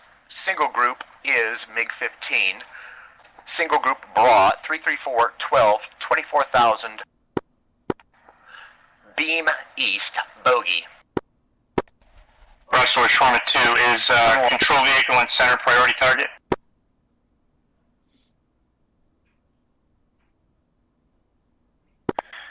Hammer 1, bandit maneuvering. E1. So at this point, I think we're doing a bit of internal admin trying to work out how we're going to.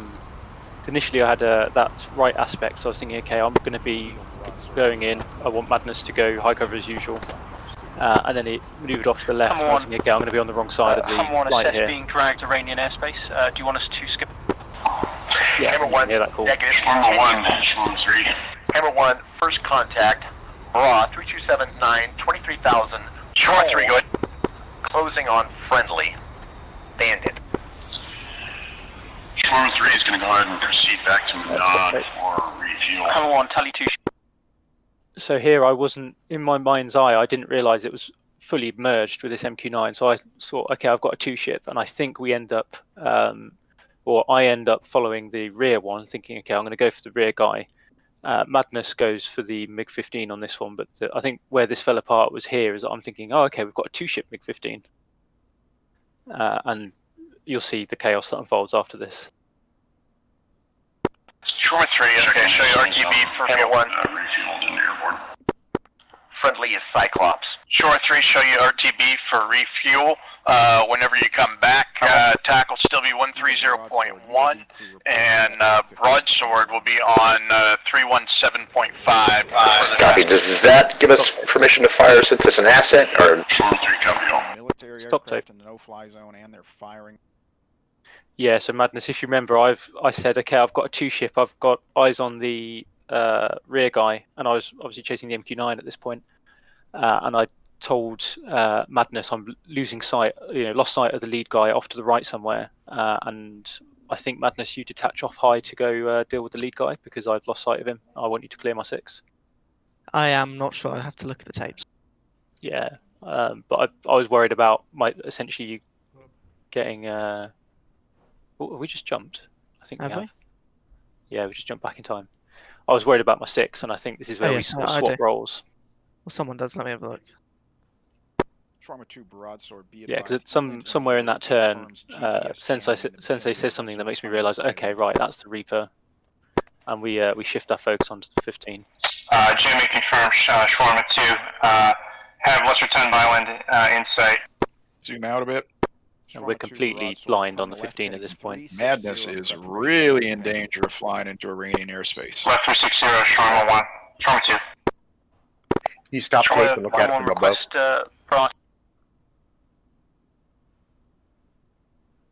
Yeah, you can zoom in a little bit. So that Molyneux frigate up there didn't show up on my radar, obviously, but I'm assuming that's there to kill you if you went about 3,000 feet more north. Yep, that Molyneux essentially sits just on the other side of that airspace. Yeah, so I think for us, we were sort of trying to deal with the admin of, okay, right, we followed the wrong aircraft. We've come to the direction we think the MiG-15 should be. We've got our eyes out, but we can't see anything. and obviously the MiG-15 is flowing in completely the opposite direction. I think it takes us a little while to catch up on this rapidly changing picture. That MiG-15.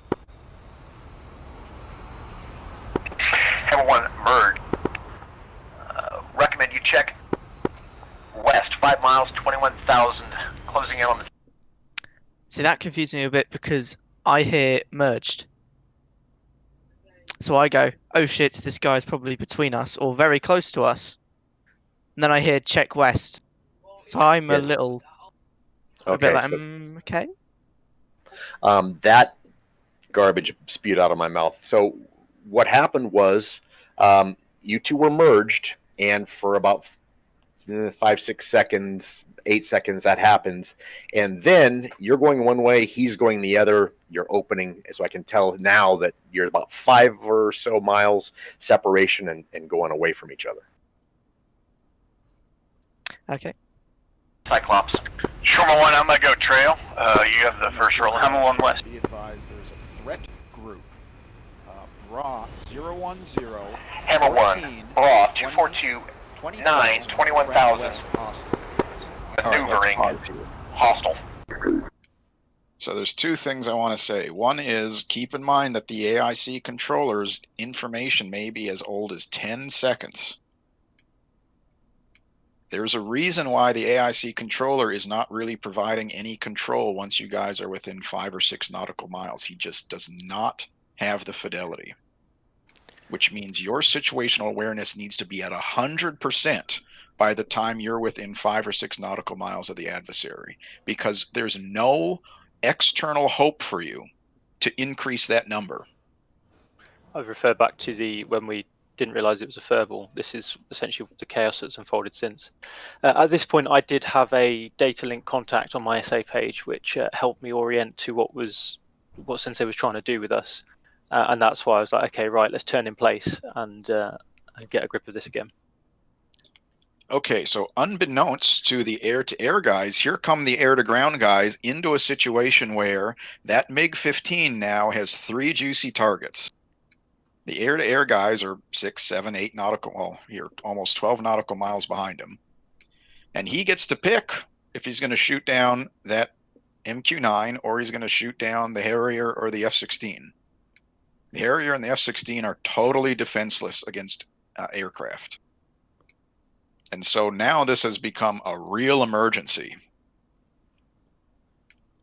I'm just going to point out what happens when you do not have your situational awareness meter above 95% when your job is airborne intercept. All right, let's continue. Bittersweet. Group Shorma 2. Shorma 1, do you want to Be pay attention? advised, that threat group is turning to you hot, now tracking south. So here comes the MiG-15. Yeah, let's to turn fire off head on that to the pre-shot. southwest. So now it's going to We should head delay the southwest, what you're air-to-ground saying? mission. Yeah. Buy some time so we get the airborne guys on. Broadsword, Shorma 2, turning south, east, until we can get some cap support. 2338, 25,000, hostile. These air-to-ground guys are turning southeast to avoid that hostile. 1 sec. Hammer 1, bittersweet. Friendly's at 9,000 feet. Yeah, this confused me a bit. So I'm coming into the merge with the 15. I see the 15 turn on Madness, and I called that Bandit switched and that I'd go high cover. And then this visual picture as I come over the top just completely threw me, and I lost SA big time. Shorma 2, I just turned straight south now. No guns, guns, guns call by Madness, so no one knows that Blue is doing the shooting at this point. There is on mids, but you can't hear mids. And yeah, that should also be no on. one else knows. Yeah, that should be on the GCI, well, AIC freak as well. Which then leads into a bit of confusion because Beardy at this point goes, is he hostile or was he bogey? Yeah, when I saw the gunshots, I was like, hang on a minute, have we been given authorization to fire? Because I don't remember that. Shorma 2 broadsword, recommend right turn, flow 330. So at this point, I can see Madness, but I can't see the MiG-15 anymore, and I'm just staying up here. Richard, Shorma 2. Stop tape. Did you say at this point you didn't know that they were hostile? I don't know if the word hostile was actually said at this, or in my brain, it completely brain dumped if it had been said hostile.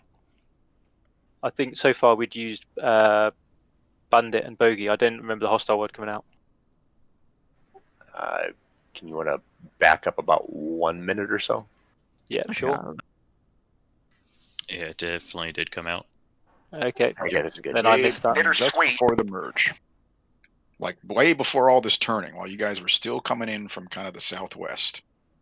Yeah, and I think because of that confusion, I get a snapshot off which misses. Called guns over mids. Biddies then says to me, "Oh, did he get called hostile?" So now I'm unsure. I'm going, "Oh shit, have I almost, done a fratricide?" So then I'm wondering, do I queue up AIC and ask if it's really a hostile? And at that point, I'm too focused on that and lose the MiG-15 eventually. Yep, so the situational awareness meter is below 20% and everything just goes sideways. And if you watch, this is just the dumb AI in a MiG-15. Can you imagine if it was a human in a MiG-21 or something? Friendly's at 9,000 feet. 330. Return Shawarma 2.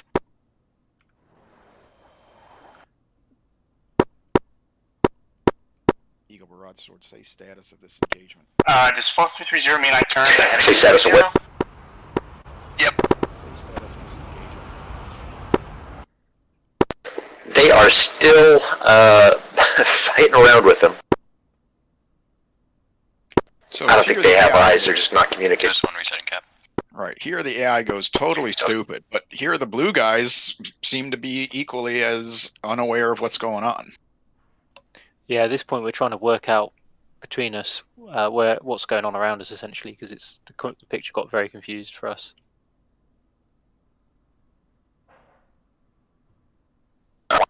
Okay, the targets that we're after, I've spotted them. They are on the very northwest tip of the island.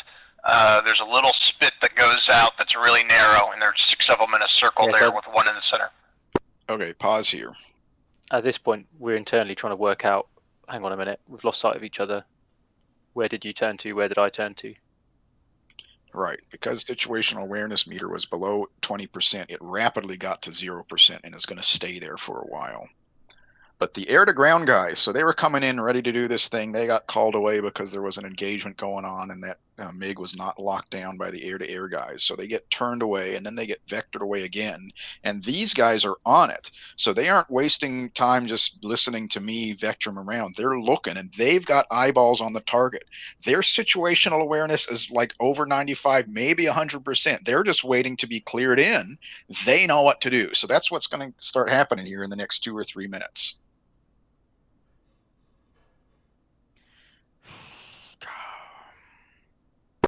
Shawarma 2, Broadsword, recommend reverse your turn flow.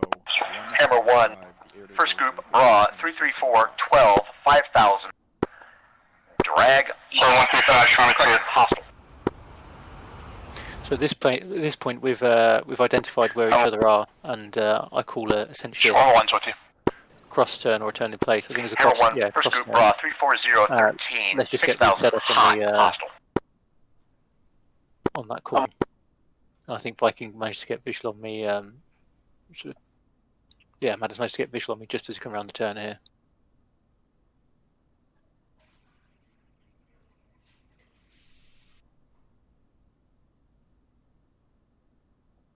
So I'll point out those F-18s have that data link and the PPLI, so you should always be aware of where all the other F-18s are in the sky.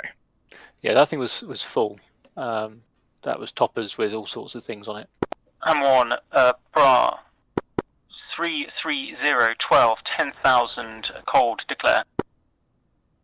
Bra, 330, 10,000 cold, hostile. Hammer 1. Hammer 1, it is on enemy airspace. Hammer 1, roger. So I decide I'm going to push it as far this way as I can. Well, I crank my radar over to almost to gimbal limits, and so I'm going to take it right up to the edge here. Looks like the MiG-15 got away. Hammer 1 intent, crank right, I'm going to continue to track to the edge of airspace. Hammer 1, Eagle monitoring. Sharma 1, Sharma 2, do you want to report to Broadsword your recce of the island? Sure. Sharma 2, Broadsword, turn Hammer left, 1, heading resetting cap. 340. Hammer 1. Rough heading 340, Sharma 2.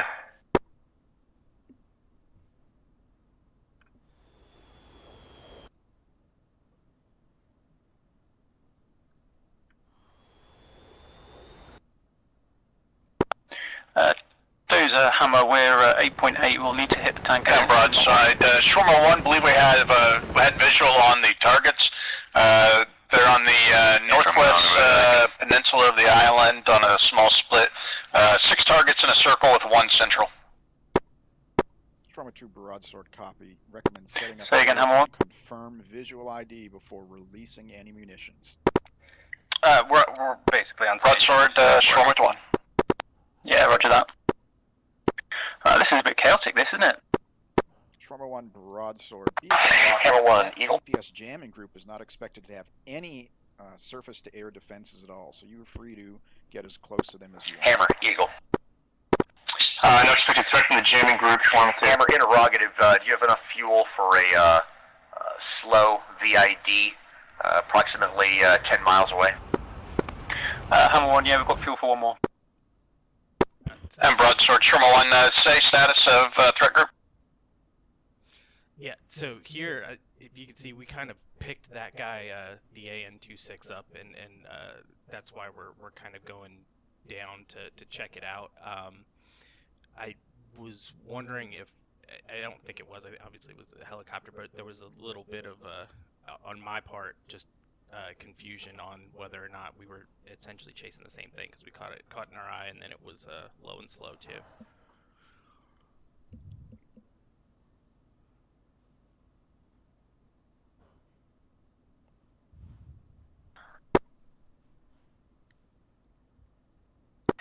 Hammer 1. Sharma, Broadsword, stand by. Single group. Bra 2759. Sharma, Broadsword. That 100 has turned feet. hot to you, now turning Slow. to the south. Stand by, trying to determine their intentions.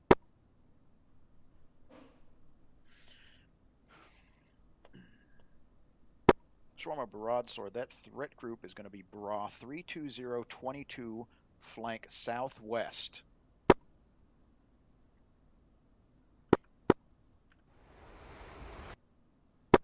Sharma 1, thank you. Was that just informative, or was that telling us to go southwest? Eagle. That was just informative. That's their location. Those are 22 miles to the northwest of us, heading southwest. Contact goal 02524. Since I need to start coming to the AIC. Very low. Declare. Bowl Tape here. 025. Is there any situational awareness as to what's going on with that MiG-15 that's spinning around up there? I'm sorry, Eagle was monitoring, but I don't think any friendly aircraft had him tracked. Yeah, Right, shortly after here, Eagle does come out to say there is a hostile group capping. Right. So, I mean, what's happening is the air-to-ground guys are about to set up, and there's a MiG-15 that's just kind of spinning around. He could vector in at any moment and ruin their day. Yeah, and Twinkie had asked about it, and I told him it was 22 miles northwest of us. I should have said northwest of Bullseye. And I just didn't do the conversion for him. 24. From where you're at, the group that I spotted that looked most like it was on the far left side of the island, on a small little split.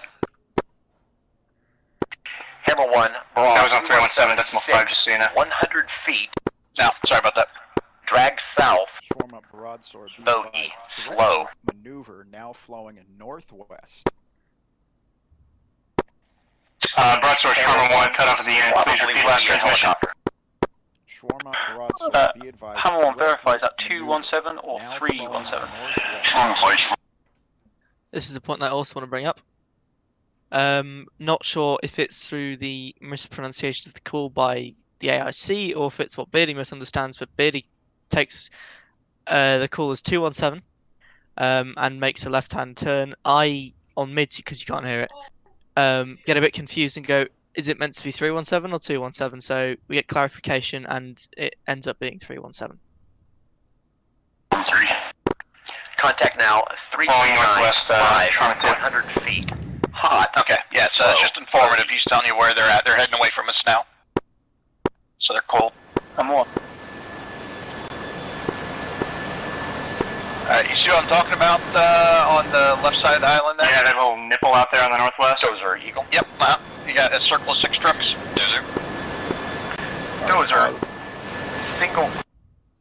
Switch your focus to the air-to-ground guys.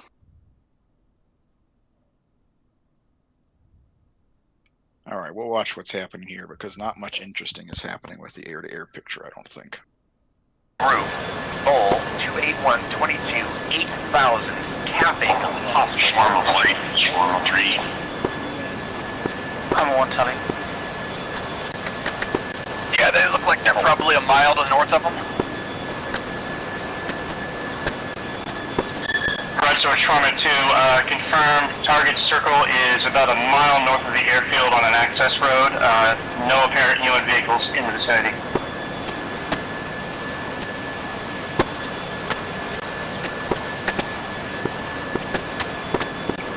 I'm on VID type hit. MIF. Okay, so the air-to-ground guys do the appropriate thing. They're on the appropriate west to east heading. They're in the right-hand pattern. They had situational awareness on that nearby threat group that turned away from them and started flowing northwest. They held their shots and did a low pass to get good situational awareness of what's going on in the target area. They got eyeballs on the UN vehicles. They got eyeballs on the formation of vehicles that match the description of the GPS jamming formation. They relayed that to each other. Everyone was on the same page.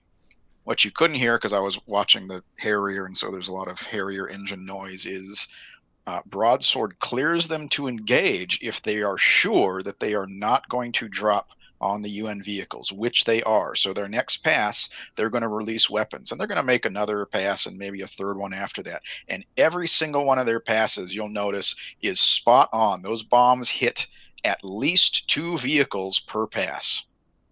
So the air-to-ground guys are on it in this evolution. So we'll just watch them work here. Hammer 1, is that a UN vector? Assuring no releases on UN vehicles. Shawarma 2. Hammer 1, Alright, you want to fuck these guys up? White markings. Sure, alright. I'll follow you in. You are hot. Hammer, copy. Skip it. Refuel. Hammer 1. Just come in. Dozer 1. Dozer 1. Single group. Right, so Shawarma 2 cleared hot on GPS jamming. 8000. Red Sword, Sherma 1 cleared hot.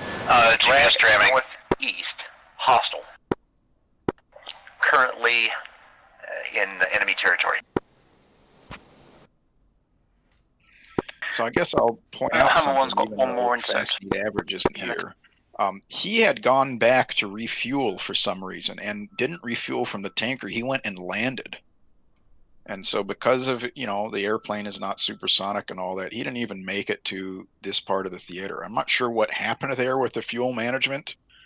The A-10 should have had plenty of fuel to take off and been vectored with all these guys, gotten there and had time to play. But for whatever reason, I'm assuming he took off with 40% fuel or 30% fuel. I don't know. He needed to land and refuel when the air-to-ground guys got their mission changed from a practice bombing mission to this live bombing mission in kind of wartime. So yeah, he took a full load of bombs, like 23 of them, and so he couldn't take a full load of fuel. And then I think he down fueled from there even to fuel just for the mission to the practice island and back. So that put him out of fuel for getting a redirect. Right, and so that little stealth thing, by the way, has been in there for the past couple of missions now, where if you try to optimize your loadout for the exact thing that you have been told, you have no wiggle room if things change. And things could change because of enemy action. You have to be on hold for 10 or 15 minutes while the air-to-air guys do whatever, or the air-to-air guys have lost SA, so that engagement that should have taken 4 minutes winds up taking 9 or 10 minutes. If you try to hyper optimize your loadout, you're going to have a bad time. You need to plan for everything that could go wrong. So in the A-10's case, and you may encounter this depending on your aircraft, you may want to take a bunch of bombs for whatever reason. You need to take really heavy bombs to bunker bust or whatever, and because of that, you can't take off with a full fuel load. That's okay. The maximum takeoff weight is there because of the weight on landing gear, and you can't overrun the runway because the ground is unforgiving. But once you're in the air, you can go hit the tanker and fill yourself up with fuel and carry all those bombs, and now you're super heavy and you can't maneuver, but it's really not much of a factor if you're a dedicated air-to-ground guy. So try not to hyper optimize your loadout for what you think the mission is going to be. The only thing in warfare you can be assured of is whatever you think is going to happen, that's not what's going to happen. Something else is going to happen, but it wasn't the plan that you went in with. Yeah, if he took off at max gross, he should have had enough fuel to be fine. So, like you said, it was just hyper optimization on his part. Right. So, I mean, we can skip a little bit because these guys are just going to come around, so we can skip ahead and come in on the initial point to the first strike. Bra 0773, 19,000. Shawarma 3 is heading 340, approximately 15 miles west of Al-Manab, proceeding towards Lesser Tanab. Understand this current AO. Hammer 1, Eagle monitoring, hostile group to the north, separation 10, Eagle monitoring. So if you zoom out a little bit, you'll see that these guys maintain good separation. He's got good sight on everything. The F-16's kind of waffling to get some good spacing, and he's in a good position to buy the immediate BDA on what the Harrier drops. Harrier drop. All right, well, they're going to fly around it. Sorry, that's what Eagle. Do you want us to down it after time if it goes north? Or is there an expected direction that's going to flow after a certain amount of time? It's programmed to fly back home, which is south-southeast, but if it's moving to the north or west, which is Iranian airspace, they're cleared to engage and shoot it down. Shawarma 1. Copy. After what time local? We're coming up on it now. Hammer 1. Visual and radiant pattern with 53. 18,000 declared. Okay. 1, 2, say again. 1, say. So there's some comms just as Madness hit play on this rolling for the strike that people probably didn't hear. What the comms was Shawarma 3 trying to check in with the AIC controller, and he gave his position northwest of Al-Minhab. And so that's okay. The problem is northwest isn't really a specific location. It's a vector. And what had happened is he was essentially directly below the E3 at that time, which means that the guys in the E3 can't see him. Had he given a bull's coordinate or whatever, even though they couldn't see him, they could be like, okay, there he is, and he's told me he's flowing northwest. Okay, I can put an imaginary contact on the scope, and I can get him vectored in the right place. But what happened is he just said, I'm northwest of Al-Minhab, and so he's not on the radar scope, and so the controller, me, told him to stand by until I could get radar contact with him. So it delayed his action for probably 3 minutes before the E3 and the A-10 built up enough separation that the E3 could look down and see him at the minimum depression angle. So it's more on the topic of giving a proper full check-in instead of just, I'm over here roughly. You know, I'm south of this airfield. Well, okay, is it south 10 miles or 400 miles? What's your altitude? Are you at 6,000 feet? Are you at 35,000 feet? What direction are you heading? What's your speed? Or I mean, anything to improve the situational awareness on what's going on. You can't just assume that the controller sees everything with a magic eyeball. That's not how it works in the real world or here simulated. Okay, so enough of that. Then let's see. So some calls that we kind of skipped over because I told Mandus to skip over it is we're talking on the back radio about what goes on with these MQ-9s, these UAVs. So in the real world, after about 30 minutes, they kind of give up trying to get establish contact with the satellites and will fly home. Wherever home is, which is problematic if you don't have a GPS fix. So it has INS and other things to rely on. Real world pilots do not necessarily know this stuff, so that information is being relayed over the radio just like it would in the real world. So what then happens here, because the GPS trucks weren't all destroyed by the time the timer expired, and they, by the way, weren't destroyed on time because of the loss of situational awareness by the air-to-air guys on that MiG-15, so the air-to-ground guys had to be turned away while that was dealt with. What happened it happened in the real world, so you can go read about it, is Iran spoofed the GPS. So after jamming the GPS signal, then they knew, because I'm just told you, it's open source information, after 30 minutes, that thing tries to go home. And if it can get a GPS fix, it updates its location and says, I need to fly over here and land. What the Iranians did is they stopped the GPS jamming and switched to GPS spoofing and updated its information offset from where it took off to where they wanted it to land.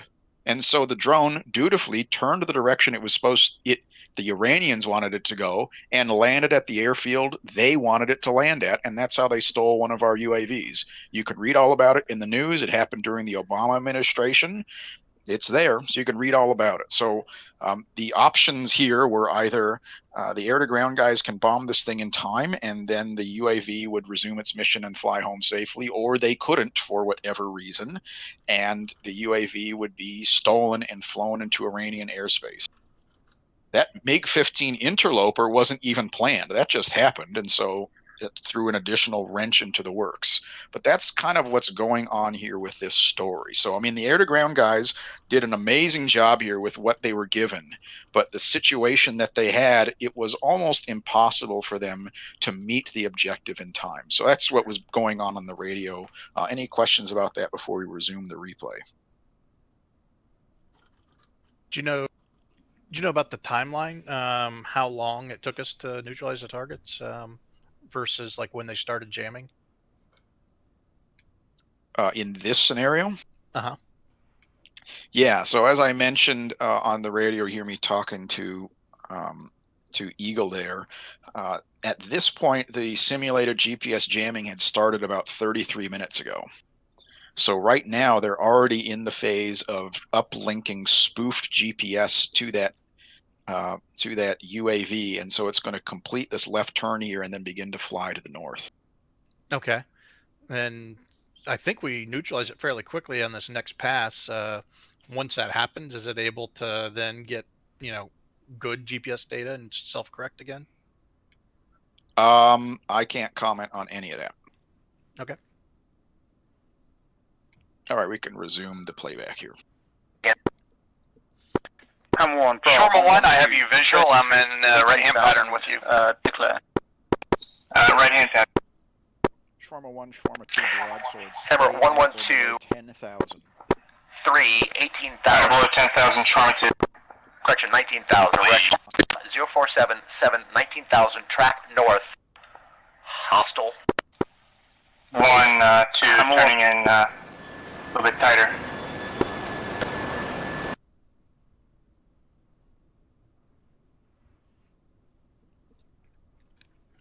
There, I told him to adjust his roll in to try and keep him on an active a little bit further away from the UN trucks.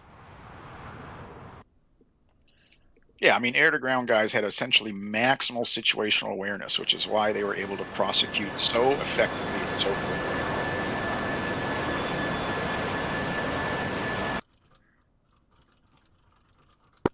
Hammer 1, another Eagle, strike that I think takes out 2 of those trucks. And then Shawarma 1 is going to take out the last 2 by dropping a whole bunch of bombs. I'm going to drop about 6 or something like 2 off to the east. But what you couldn't necessarily appreciate here is Twinkie dropped only 2 bombs, and both of them landed right on the truck. So 2 bombs, 2 kills with almost no error. Nice job. DCS is coming.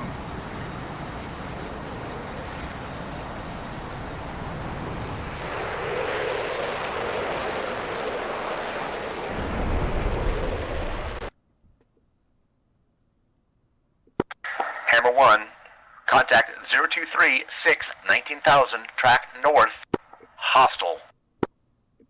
So here at this point, the GPS jamming Hammer was 1 is stopped. off It to the took east. a while to relay from the Hammer 1, EMT say again. aircraft that it's Right. actually stopped. Hammer 1, Bra 0157 19,000, cold, hostile. Shormer 1 is off to the east. Hammer 1, Roger, request you monitor and tell me if he comes home. Say again. Stop tape. Go back about 10 seconds. This is kind of a really unnecessary call. I think we're tracking different targets. Roger, request you monitor and tell me if he comes home. So I think what had happened is earlier, a few minutes ago, we're tracking down. I think we're tracking down the escaped drone at this point, and I had picked it up on radar, made a declare call. Everything tied in, locked it up, was chasing it along, and then I got a bra call on a completely different direction, and it sounded like it was a completely different aircraft. And I was thinking, okay, well, what's this to do with me, sort of thing. And so that's why I'm a bit confused, going, okay, if it's not the MQ-9, I'm gonna just ignore it for now. Okay. I have a feeling we were probably tracking completely the wrong thing here. Say again.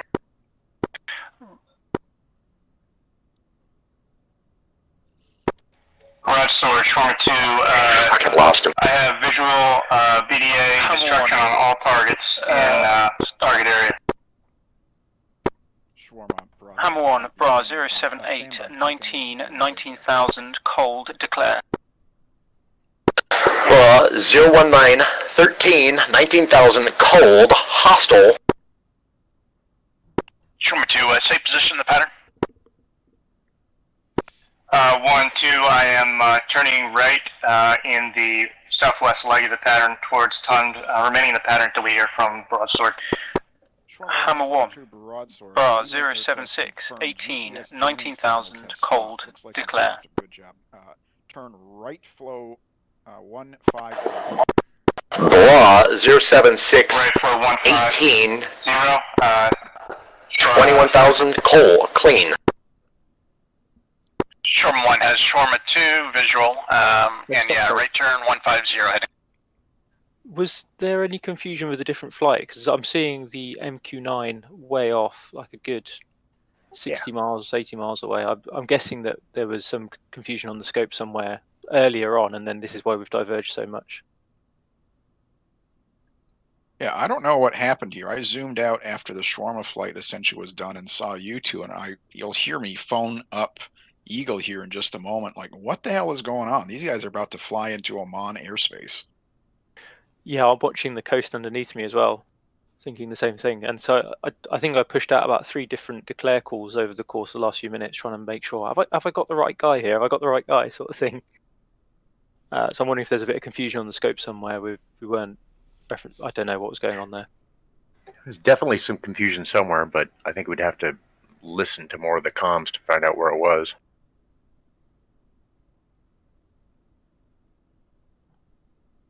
I'm gonna have to push off in about 10 minutes or so, so I'll try and hurry this up. Well, this is kind of the last one for us, and I think Eagle is the one.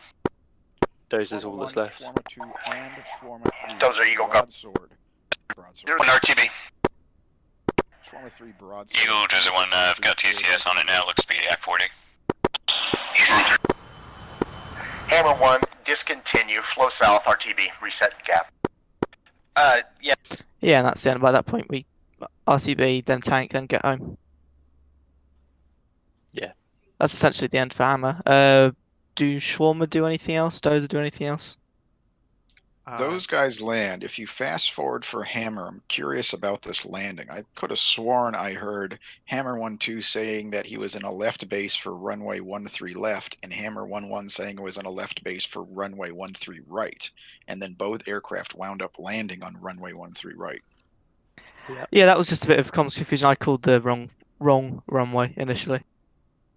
That's just a mistake on my part. Yeah, you might have seen on the landing, my aircraft sort of went sideways for no apparent reason. So I need to look into that. Yeah, I saw that too. So I guess something else here is the Hammer flight was cleared to RTB before they hooked up to the tanker. It seems like they took a lot of fuel from the tanker because at this point they're dumping fuel in the descent. Yeah. Yeah, it just took a little too much. So what happens when fuel's free? Yeah. True, but I mean, if you're cleared RTB, all you need is enough fuel to get you home. Yeah, the home fuel alarm had gone off for 1-2 a little bit before we'd gone towards the tanker, and it would only just come on for me as we were approaching the tanker, so we knew we had to top up a couple of £1,000 at the minimum. For my information in DCS, what's the process to specify how much fuel you take from the tanker? Is it just you radio when you're done? No. The tankers will keep going until you're full. If you want to stop, you have to manually pull yourself out. Or you can tell them to abort, but it's easy just to pull yourself out. Right. That depends on the aircraft. So if you're in a drogue aircraft, you just slow down and disconnect from that drogue. If you're in something like the F-16, there's a dedicated button. It's a nose wheel steering button that punches off that boom from you. Or, as Madness pointed out, you can use the radio menus to tell them to abort refuel. Thank you. You'll also notice we'd switch positions on the way back just for a bit of change up. So I'm positioning myself off Madness. I've done a little sort of kink in my flight path there to make sure I'm well behind him for separation. Yeah, that's the whole mission.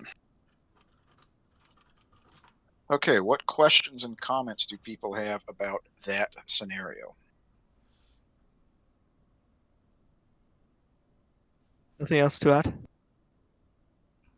I throw an attaboy at Twinkie on the way up to Lesser Teneb Tumb. He asked Ryan to advise him of airspace, which seems kind of stupid at first glance, but given that there's GPS jamming and your position may be unreliable, and my INS wasn't working because I didn't have any waypoints stored in there, that's actually a really smart call on his part. Yep. I mean, the air-to-ground guys were really on it this evolution. And, you know, it was kind of this surprise thing. You guys thought it was going to be a stupid range training mission, and it wasn't. It winds up being this time-sensitive, putting bombs on target quickly mission. So the air-to-ground guys knocked it out of the park. The air-to-air guys, this was meant to be, if you kind of really scroll back and look at this from just an air-to-air point of view, there was hardly anything interesting. The only interesting thing is that one MiG-15. Everything else was a UN-flagged aircraft or comm air. Yeah, I let Beardy take the lead for this because I see you guys aren't getting particularly much, especially not much over the next few weeks. We're having to use this as essentially as AIC. So I let Beardy take it for the first bit because I've done, 3 lessons at this point. He hasn't done any as lead. So it's good experience for him. It was busy, that's for sure. Right. And so there was a little bit of kind of some new things potentially for the AIC controller, where there was 2, maybe as many as 3, depending on how the fighters wanted to work it out, groups for you to control. So, trying to balance the disparity of kind of ability and experience here with all the constituent players without overwhelming any one particular person. So that's what's going on. Other questions or comments about this scenario? I'll have to jump away now. I might be maybe about 5-10 minutes late to this maneuvers and ACM thing that's happening later. Okay. I'll see you then. Catch you later, Madness. Okay. One thing I'll point out is we've had, I think this might be our third mission now with aerial refueling as an op. So hopefully people are getting the appropriate practice with that to minimize the amount of time required to come out of your cap or whatever it is you're doing, pick up fuel, and then come back to your job. Right now, it's kind of low consequence if you can't do that quickly, but pretty soon the consequence is going to become more and more significant if you cannot aerial refuel properly. Don't have to put in a lot of practice on that one. I don't see what the problem is. It's super easy from my perspective. Shit, it almost wasn't. Remember, we actually had an issue with getting the tanker to respond. Yeah. Oh, yeah. It would talk to me, but it wouldn't talk to Madness. Oh, okay. Yeah, well, it was weird. It wouldn't talk to us on COM 2, but it would on COM 1.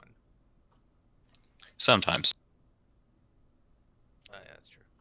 Yeah, we've worked it out eventually. Well, Madness worked it out eventually. I don't know. But yeah, it took a little while for it to catch up. I don't know what it was doing. Yeah, so some experience with those little quirks of the game engine as well. Yes, I mean, I assume just from even stuff Fa has said, like when we were doing the case 1 stuff, like that kind of shit happens. So it was like kind of a happy accident, I guess, that we got to deal with it as a consequence. And didn't want to call it out as an alibi unless it was a factor, but we actually had to switch. We had to lose our TAC channel temporarily while we refueled, because of the way the F-14 radios work.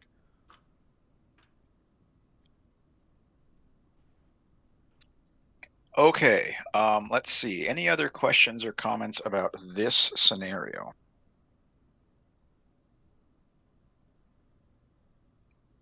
Okay, so let's talk about what's coming since we're kind of talking about aerial refueling. As I mentioned, you've had a few opportunities now to get aerial refueling.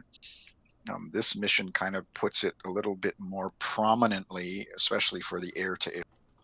So coming up soon, so I guess I'll rewind. The aerial refueling so far has been pretty convenient if you aren't able to hook up. There's blue air bases conveniently nearby, and you could always land and refuel.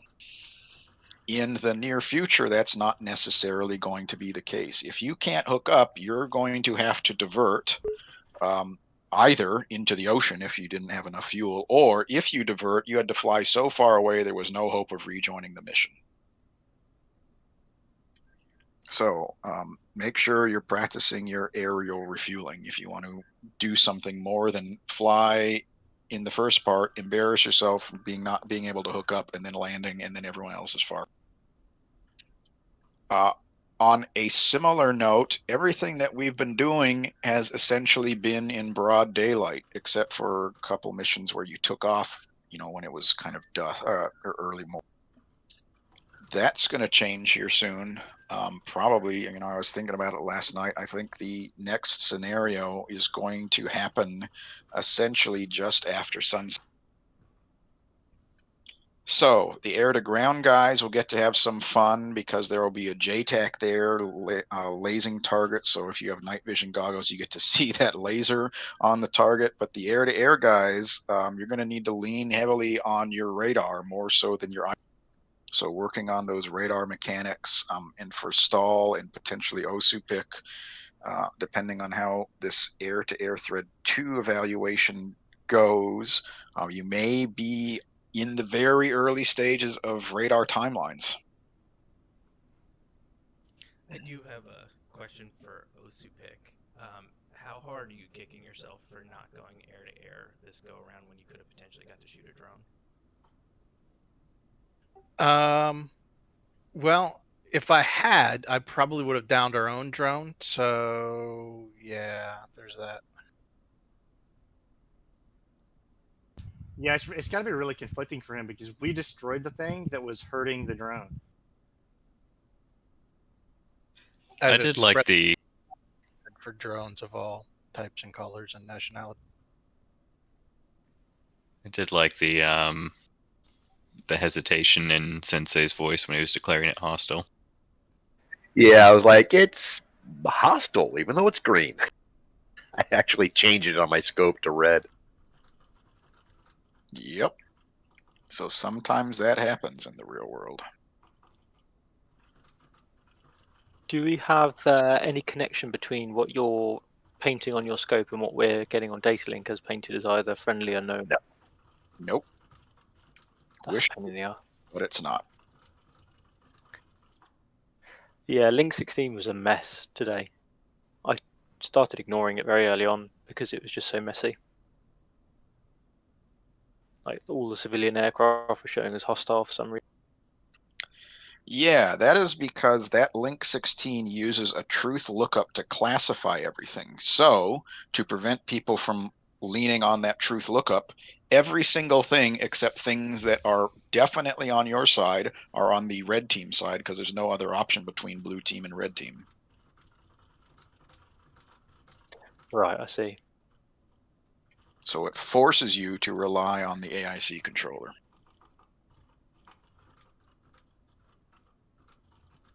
Yeah, and the other thing is it's just so busy as well.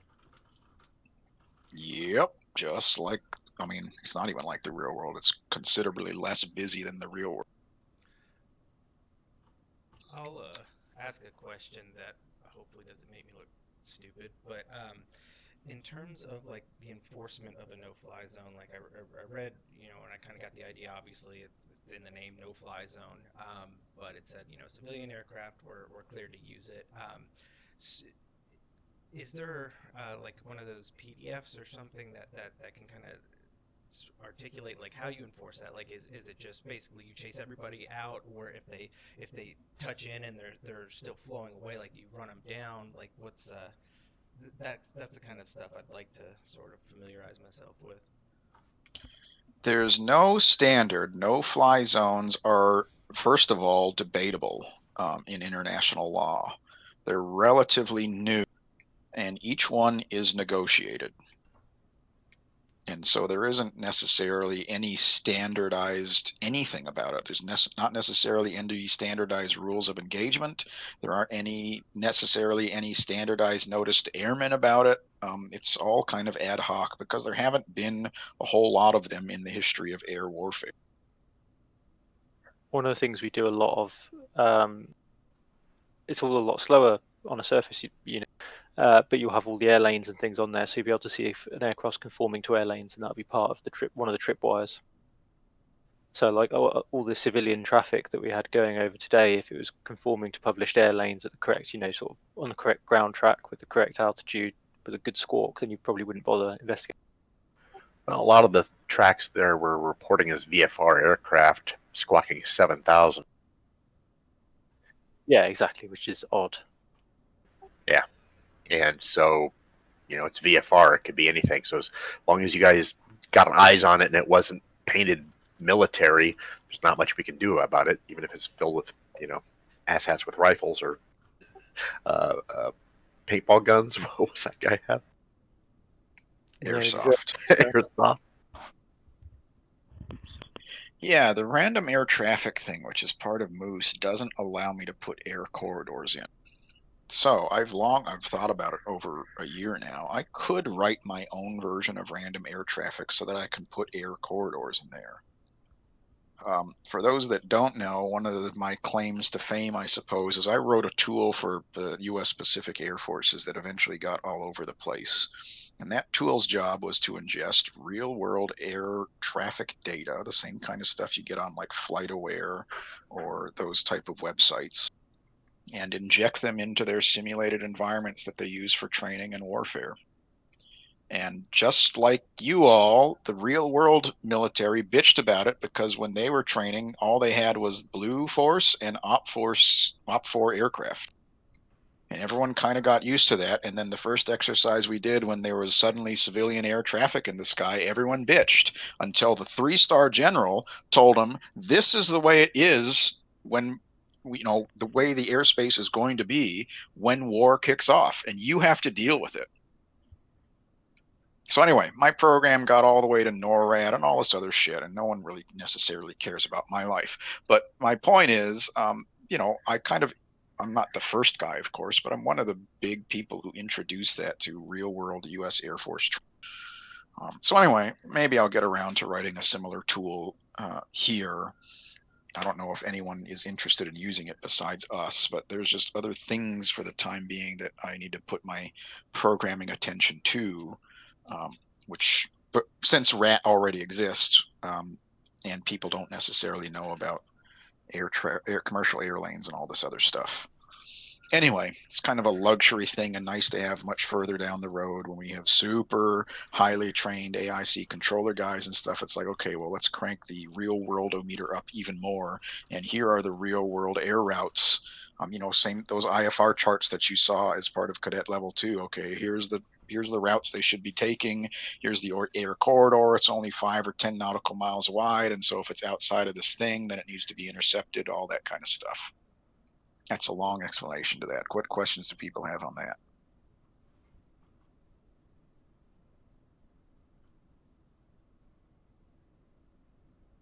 Is there what sort of coordination is there between the civilian air traffic control and the military AI?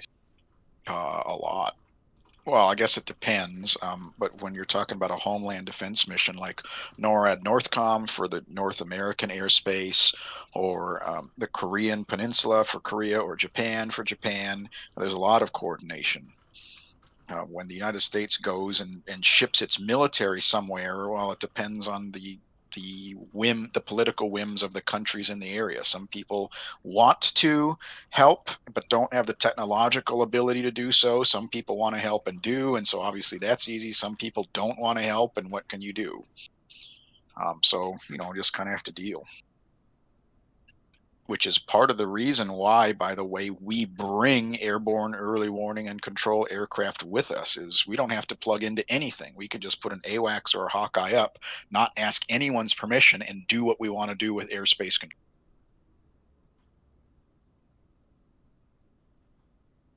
So in a situation like this, though, I mean, they could call up, Oman or UAE and say, are you talking to this guy with respect to some of the rat?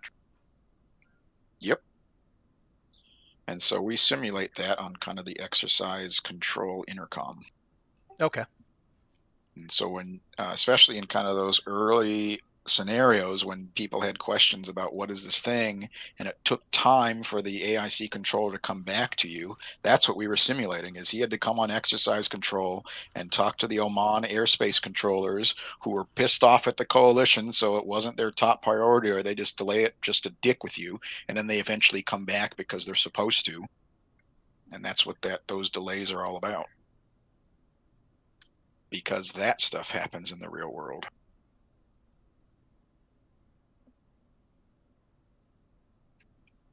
Okay, what other questions or comments do people have about everything we've talked about today? A quick question about the UN vehicles. Presumably, somebody would have communicated to them, "Hey, there's going to be some Mark 82s going off about a mile north of you." Whose responsibility is that, and does that change based on who? Because like we were told that they're UN vehicles, but say we got there and realized, oh, hey, there's UN vehicles here. What do we do? But what does that look like in terms of how it affects the timing and stuff like that? Yeah, so dealing with UN stuff is always a gigantic mess. And so the answer is it's a gigantic mess. It depends on which particular area of the world and which treaty they're operating under and all this other stuff. And then even then it operates day to day. I mean, it changes day to day. So, maybe the most accessible movie you can watch about that is Black Hawk Down, where towards the end they start talking about getting the Pakistanis at this football field nearby who are part of the UN coalition and getting their armored vehicles to get the injured guys out. And they allude to some of the messiness that goes on with UN peacekeeping forces. But all of it is messy. And that's one of the criticisms about the UN is, you know, supposedly they roll in to prevent genocide and warlords and all this other stuff. But then at least that system was easy to understand. It wasn't messy. So the UN rolls in and now everything's messy and no one knows what the fuck's going on or who's allowed to engage who, where, and when. So, you know, whatever your individual views are on UN peacekeeping missions, but just be advised that there's, you know, there might be 17 different peacekeeping missions today, and that means that there's 52 different rules of engagement just this hour. You can read all about that if you go to the UN site and click on their peacekeeping stuff. They have all the forces around the world. I guess long story short is in the cockpit, we just have to rely on the controllers and what they tell us to convey the.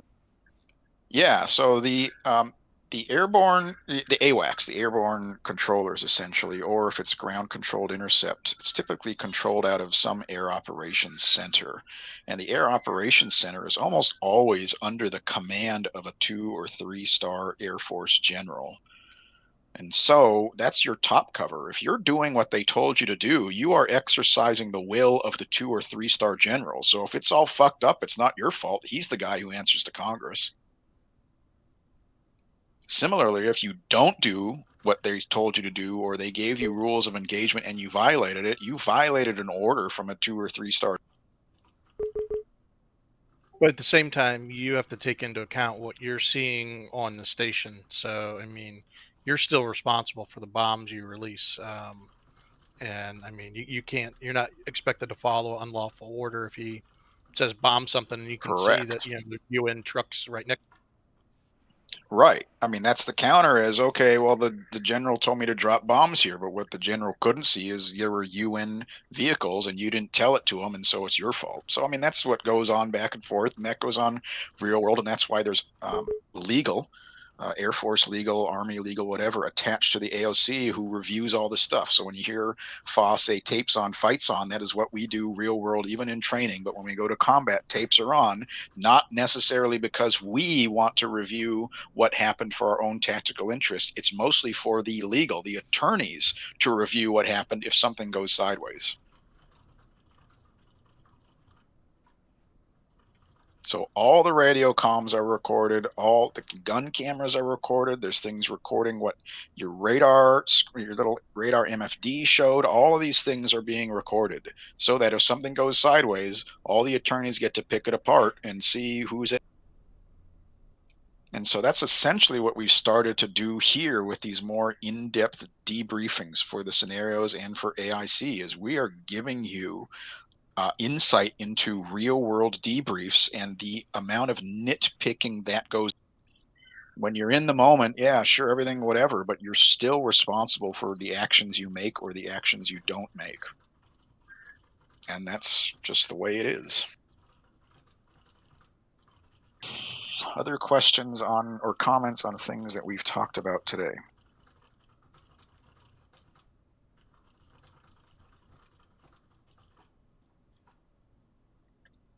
Okay, so later on this weekend, I'll start writing about Scenario 5 to give you all a preview, I guess. As I mentioned, Scenario 5 is going to take place. It'll probably start as the sun is setting. So the meaningful part is essentially after sunset. It'll involve air-to-ground, essentially strike missions and some air-to-air stuff, and may finally have human op for. We'll see if people are up for it. But I came up with the sketch last night when I couldn't sleep, so I'll make the mission file here in the next 2 days or so. Should be pretty interesting. I'll fill you all in with the details as the mission file gets written and the briefs and everything get written. So that's what's coming up. I think it's going to happen next Saturday, unless there are extenuating circumstances. It is not possible to have a scenario the following Saturday, the 23rd. So if scenario 5 does not happen next Saturday, the next opportunity is May 30th. So that's kind of the scenario that's coming up. What questions do people have about upcoming scenario number